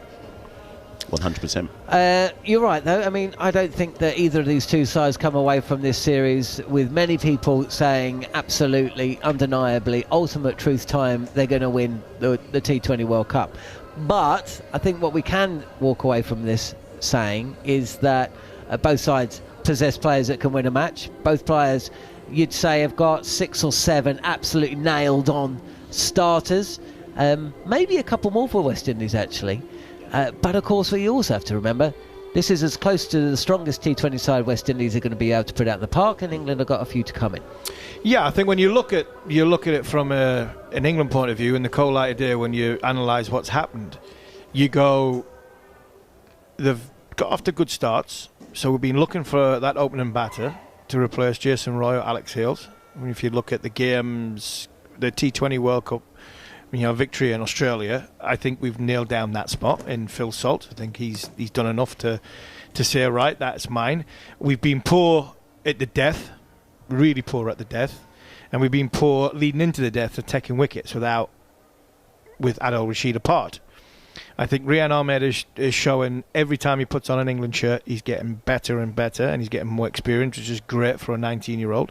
And I think the death side of it, and the number 4 spot, number 3, number 4 spot, I think, which is a key pivotal role, are players that have to come back. So the death spot, I would imagine, if Jofra Archer's bowling and playing for his school side in Barbados now, the likelihood is he's going to be fit for the World T20. So if he's going to be fit for the World T20, Mark Wood's going to be fit for the World T20, and Ben Stokes comes back into that number 4 spot, all of a sudden with Phil Salt at the top, who's probably ticked the box and got his inked into that number 1 spot, you're now looking at the areas that England have got questions over the last probably 3 weeks, which is bowling at the death, and maybe it's that man for all, that Shai Hope man for all situations in the middle. Then England haven't got to worry about that, because they've got Ben Stokes to come back, and they've got Johnny Bairstow, and they've also got Mark Wood and Jofra Archer, fingers crossed from an Archer point of view. So I don't think all's lost in this series. I think there's been a lot of positive stuff being played from both sides, and when you look at it, I think some of our key players have been put under pressure in under pressure situations. Some of them cracked, some of them have performed, and I think put that all into the melting pot. I think England now are 99% certain, without them Pakistan 3 games coming up in the summer, T20. I think Matthew Mott, Josh Bottler can go to the Caribbean and to America knowing now what their 15 is. Well, let's try and name the 15 then. I think we've both agreed that Buttler and Salt are opening. Yeah. I think we feel that Bairstow will be at 3. Yeah, before we go on, I think England have gone from looking at the players in the list to actually how are we gonna hit the World Cup, and I think that's power at the top. So 1, 2, and 3 will be the power play players, where they go ultra aggressive in the power play. They've got 2, for me, they'll have 2 players in the middle order for all situations, like what Shai Hope's done. The 6 hitting all-rounders in the middle, which served them well during the last T20 World Cup victory. And I think this is the most important thing, and this is where they've been lacked in this series. I think they need a new ball bowler who can take wickets, And one of them new bowlers has to bowl at the death, and I think that's where Archer comes into it. So I think that will be the game plan, the template that Buttler and Mott and Key and Luke Wright and the management team look to try and fill the 15 players with. I think that will be the game plan. I should say, by the way, that Moti was named player of the match today. Phil Salt was named player of the series. We are going to be looking back, and Sam Ellard, Cameron Ponsonby are going to be releasing podcasts tomorrow as well. That'll be available via the following on podcast feed. We will talk about this game as well, but we're just trying to put together our squad. So Livingston at 4. Does he retain that place at 4? No, not for me. Stokes at 4. I'm going Salt, Ington, Butler, Ington, Bairstow, Ington at 3. Agreed. Stokes at 4. Right. Brook at 5. Okay, so they're going to change things around then? Yeah, but I don't think they're changing things around. I just think they've tried somebody because that one key component is not there, which is Ben Stokes. Okay. And Livingston for me would be at 6. Okay, well, I think we're agreed there. Does Ali play? Yeah, I was about to ask that. For me, I'm looking at it's that Ali Curran role, depending on surfaces, depending on areas. I think one or the other. I'm trying to work out how I can get them both in my side, and if anything, you're basically saying it's Ali, Livingston and Curran for 2 spots in my team, with Archer, Rashid, Wood and Topley. I think Reece Topley has to play. Let's break away from this. Let's head out to the middle. Sam Ellars with Reece Topley. Like I said in the ODI series, all I need to do for my team is win games, man. And today was a different situation. Obviously, I didn't need to score at a certain rate. But the key was to stay at the end. As long as I stay at the end, I'm sure we're going to win the game. And was that your mentality throughout? I've got to just bat through here, and if I do that, we win. Yeah, we know that we got very good strikers in the team. We needed someone to really play as deep as possible, and that was my role today. From the halfway stage, the guys told me to just bat all the way to the end. As long as I do that, we're going to win the game. We've seen England in the last couple of games bat incredibly well. To restrict them to 133, how much credit do you have to give to the bowlers? And was it hard to bat out there early on? Did it look like a hard wicket to get going on? It definitely wasn't the same wicket as last game, I can tell you that for sure. It was a bit up and down, a bit too pace, and some of the balls are keeping a bit low. But I must commend the bowlers for the effort that they put in. Having to bounce back after those last 2 games, we really took a beating the last 2 games. So to see the guys come back and play the way they did, I must commend them for sure. What were the conversations over the past couple of days after a couple of defeats? What did Rodman say to the team? We had a pretty long meeting, and we discussed some specific plans, especially to Salty. We said if we couldn't let them get off in the power play, that was the main focus today, to try to restrict the power play, control the power play. And we saw that the trend was, as long as we control the power play, then we found ourselves in good stead going on for the rest of the game, and we usually come up victorious at the end of that. You've beaten England, who are the T20 World Champions. There's a T20 World Cup here in 6 months' time. A little smile on your face there. I bet you already can't wait for that. And as we know, West Indies in World Cups, you guys know how you either don't qualify or you win it, really, don't you? That's what you guys do, right? Hey, that's cheeky. But yeah, you're right, man. Anytime a World Cup is here, we're always up for the challenge, you know. It's good to see we're here. We're playing in front of our home crowd this time around. And with the way we're playing our cricket, just a few things we need to work on and shape up on. But I can see us peaking at the right time, and we're going to have a great tournament coming up in a few months. It feels like everyone in the Caribbean, though, is well and truly behind this team. Do you get that impression that, you know, people are sitting up and going, oh, hang on a minute, Russell's back, the big boys are here? Do you get that impression when you're out and about the streets? Most definitely. I'm feeling a different vibe, man. The West Indian people, they always come out and support, but I can feel a different buzz now. It seems as though they're really, really out behind us. I can feel that. I can feel as though there's a 12th man out there. And as long as we keep that same energy coming through, we're going to give them some more performances, and then we're going to win something, hopefully, in the next 6 months. You made a great impression on the English media, by the way, and England fans. We say very good player, very good man, and also very good looking as well. I don't know about the last one, but thanks, man. Thanks, buddy. And also as well, this year's over now, but you've got some exciting things personally coming up as well, don't you? Obviously, you're going to go to the IPL, we've got the World Cup, and then the big one, Yorkshire for a couple of weeks, right? Well, I'm not sure about that last one, but yeah, any opportunity that I get now, I'm very thankful. For the last few months, I've been playing well, and it's nice to see that the teams are actually looking at my progress. Happy to thank my supporters so far, people that really pushed me to the point where I am. And just want to keep growing, man. Keep growing. Final question. I know you got a lot of people to go and see. Sum up the last couple of weeks. What does this mean to you and the West Indies? It's a great step in the right direction. Something that we've been talking about a lot, but it's hard to speak, but you want to make the actions speak louder than those same words that we're speaking about. I'm just happy to see the guys growing, man. Really and truly. You can see the fight, you can see the determination, the effort, the focus that we have. The planning is great, the prep is great. We just need to continue executing more and more consistently, and we're going to be a strong, strong team. That was Shai Hope speaking with the cheeky Sam Ellard. And he says that all the journalists are talking about how good looking he is, but actually it wasn't. It was just Sam and Cameron Ponsonby on a podcast about a week ago, basically debating who was the best looking cricketer in both England and the West Indies. I mean, it's...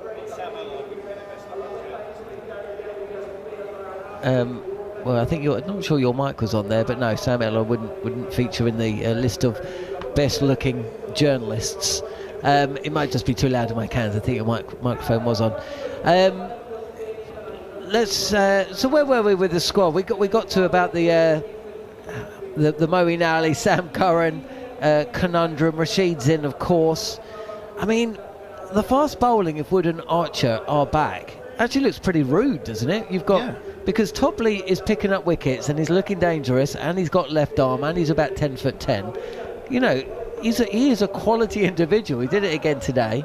Sam Curran at the death. That's where we're going to bowl him. I mean, do you bowl him there when Archer and Topley are in there? Well, you have the option to. Yeah, for me, I'd have Archer, Wood and Topley as my three seamers. I'm picking Sam Curran to bowl 2 death overs and bat at number 7. Then he's fighting with Moeen Ali for a spot. Is Moeen Ali fighting with Liam Livingstone for a spot? I think Liam Livingstone probably inks in at number 6. But when you look at the rest of it, I think Archer bowls that brilliant 2 at the start, 2 at the end, very, very well. Topley 3 at the start. You can get 1 out of him in the middle if you need to, and you have somebody like Mark Wood to come on just as the power play finishes. And then you have a Wood. I would have a Wood and Rashid combination leading into them death overs of sort of 13, 14, 15, 16 of Rashid and Wood, where you're having players trying to take liberties with 92, 93 mile an hour, and one of the best leg spinners in world cricket at this moment in time. So when you look at it like that, it's all easy on paper. The big conundrum is, can you keep Wood fit? More importantly, can you keep Archer fit? And I think another one, even more importantly, can you keep Topley fit to get them to June? Mention about how long away June is for the West Indies, but for them 3 cricketers especially, that's a long, long time away. Okay, Matt, what about you in terms of the squad and the team? West Indies as close as they can possibly be right now? I think West Indies still have some issues that they need to resolve. Namely, their opening pair it's not firing like they'd want it to fire. Across this series, I mean, King had an 82, but Carl Mayers hasn't fired. Is Johnson Charles the person to replace Carl Mayers? There's question marks there. I think the middle order from Pooran at 3, so what is it? Pooran, Hope, Powell, Rutherford. That's probably a lock at this stage. Shimron Hetmeyer is going to have to do something extraordinary to work his way back into this side. He may be in the squad, but he's certainly not in the side. Romario Shepherd is in this team when he comes back.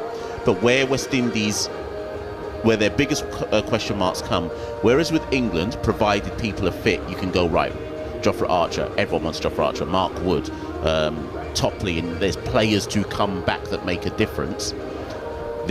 I'm worried about West Indies bowling. I think a lot hinges on, maybe even too much, hinges on Gudakesh Motie and Akil Hussain to control games.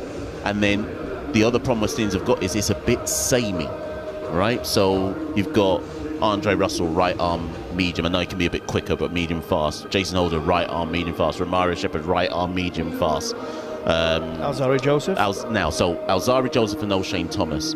West Indies need to make a decision that is it better to go in with 2 out-and-out quicks and then your cadre of medium-fast players. So they will have to make a difficult decision. Really and truly, Jason Holder, Andre Russell and Romario Shepherd, it should be 3 people fighting for 2 positions. They can't all or shouldn't all be playing in the same team. And then lastly, which I'll just end with, England have a left-arm seamer in Reece Topley. I think this West Indies attack needs a left arm seam. You have to have variety, and I think if you come under pressure like England put them under pressure in the third and the fourth T20, if you've got the same thing coming at you, it's very easy for a game to get out of control in that situation. What's Sheldon Cottrell up to? It's going to be Sheldon Cottrell or Obed McCoy, I would imagine, but neither one is in the best form. But as Harmy says, there's 7 months to go, so there's still a long time for things to get better or unravel. It'll be unravelling, won't it? But the West Indies do get up for the big events. I mean, when they play. Sam actually had it right, didn't he? Yeah, and to be fair, Darren Sammy has to take a lot of credit. When Darren Sammy got I don't know if the listeners know this, but when Darren Sammy got the head coach's job, it wasn't met with unanimous agreement in the Caribbean, unsurprisingly. Yeah, I was going to say, is anything ever met unanimously? Some people in some quarters in the media, they felt he did not have the requisite coaching credentials to be taken on a job as big as the West Indies. But if there's something that Darren Sammy does have the credentials in, it's taking a disparate collection of players from all around the region who all have their different cultural sensibilities, as we saw in 2012 and then in 2016 in the T20 World Cup. He's a good manager, and I think that's the biggest impact he's had on this West Indies team. Let's head back to the ground. Sam Elliott with the England skipper Jos Buttler. I thought it was a great effort with the ball. Obviously the wicket was different to the one the other day, obviously 260 and then only scoring 130 today. I thought, if we could have put 160 on the board, would have really challenged the West Indies, but I thought with the ball it was a great effort to take it as far as we did and stay in the game for as long as we could. Why do you think it was quite tricky out there early on for the batsmen? How did you find it early on? I think just a bit slower than the other day. Obviously a used wicket. I think it plays a little bit differently in the daytime as well to under the lights, but just a used wicket, but sometimes that's what you're presented with, and you've got to find ways to adapt, and we have to ask ourselves as a team, could we have found a way to score that extra 25 or 30 runs, which would have, I think, been a good score. There's a World Cup here in 6 months' time, so I guess 5 valuable matches for yourself and Matt Mott. What have you learned about your team? Yeah, I think learned lots. Obviously, Phil Salt's had an outstanding series at the top of the order. I think the intent that he plays with is all that we want to be as a team, and obviously the results he's had doing that, to score back-to-back hundreds and be as consistent as he has been brilliant. It's been great to have a look at Rash and Rayan bowling in the same lineup, those kind of things, and I think just gaining valuable time out here. And obviously we wanted to win the series, and it's important that we make sure we take the learnings and get better as a team. We know it's been a long year. We know it's been a tricky couple of months. Maybe this is more of a football phrase than a cricket phrase, Josh, but sometimes players can down tools and sort of almost, throw in the towel, if you like. But at 2-0 down, though, how proud are you of this group of lads after a long year to fight, not just execute their skills well, but to fight for the badge? How much does that mean for you as captain, the fight these lads have showed? Yeah, absolutely. I think that's a given in an England shirt, and it's a testament to the group. We've stayed together, we've hung tough. It's been tricky at times, but we had some new guys here as well for this trip. We've brought great energy to the team, and having guys like Freddie Flintoff around us gives a lift to everyone. So to come back from 2-0 down, if we could have won today, would have been a fantastic turnaround, but we showed a lot of strength of character. And overall, as a captain, you think you're going to come out into 2024 a better captain, a better captain, if you like, I guess? Yeah, absolutely. I think that's important. Anytime, you're always learning, I think. I still feel like my best batting is ahead of me in my career, and I feel like I can just get better and better as a captain. So lots to look forward to. But I guess the way you batted in the last couple of games in particular must fill you with a bit of confidence. Yeah, absolutely. I've batted like that for a long time in T20 cricket, so it's nice to remind myself I'm still a good player, but I always want to get better. I want to be a better player, so that's what I'll be looking to do in 2024. Okay, so getting better in 2024. That was Sam Elliott with Jos Buttler. Big thanks to Sam. He's been out there for talkSPORT for the last 3.5 weeks. It sounds like an easy gig, but he's certainly put in the yards. We're going to wrap up, gents, very briefly. Your overriding thoughts from the series, Mash? West Indies went into this T20 series needing to continue the momentum. And I guess when you have a series victory like this, it's further evidence that the journey that they're on is the right journey, and it means more people buy into what is going on. But let's see. Up next is Australia in a T20 series away. Let's see what goes on there. We haven't got rights to that one. I'm quite pleased about that, actually. Harmy, and your thoughts from a series? England lost both series. Yeah, England they lost haven't both. had a good 2023. They haven't won a great deal. George DeBell's just tweeted. I think the only thing they've won this year is a Test match against Ireland and an ODI series against the same nation. But briefly, your thoughts? Yeah, a lot of questions went into this series. I think we've had a lot of answers. Some positive, some negative. I think Matthew Mott, Josh Butler and Rob Key know their 15 going to the Caribbean and America. And I think that, for me, is positive because the roles that needed filling, I think, got filled.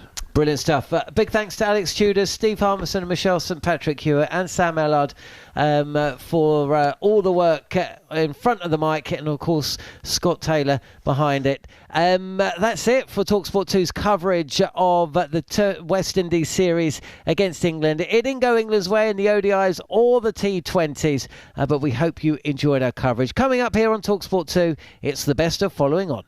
On DAB, online and via the talkSPORT app. He's gone! The fifth and final T20 match, live on talkSPORT 2.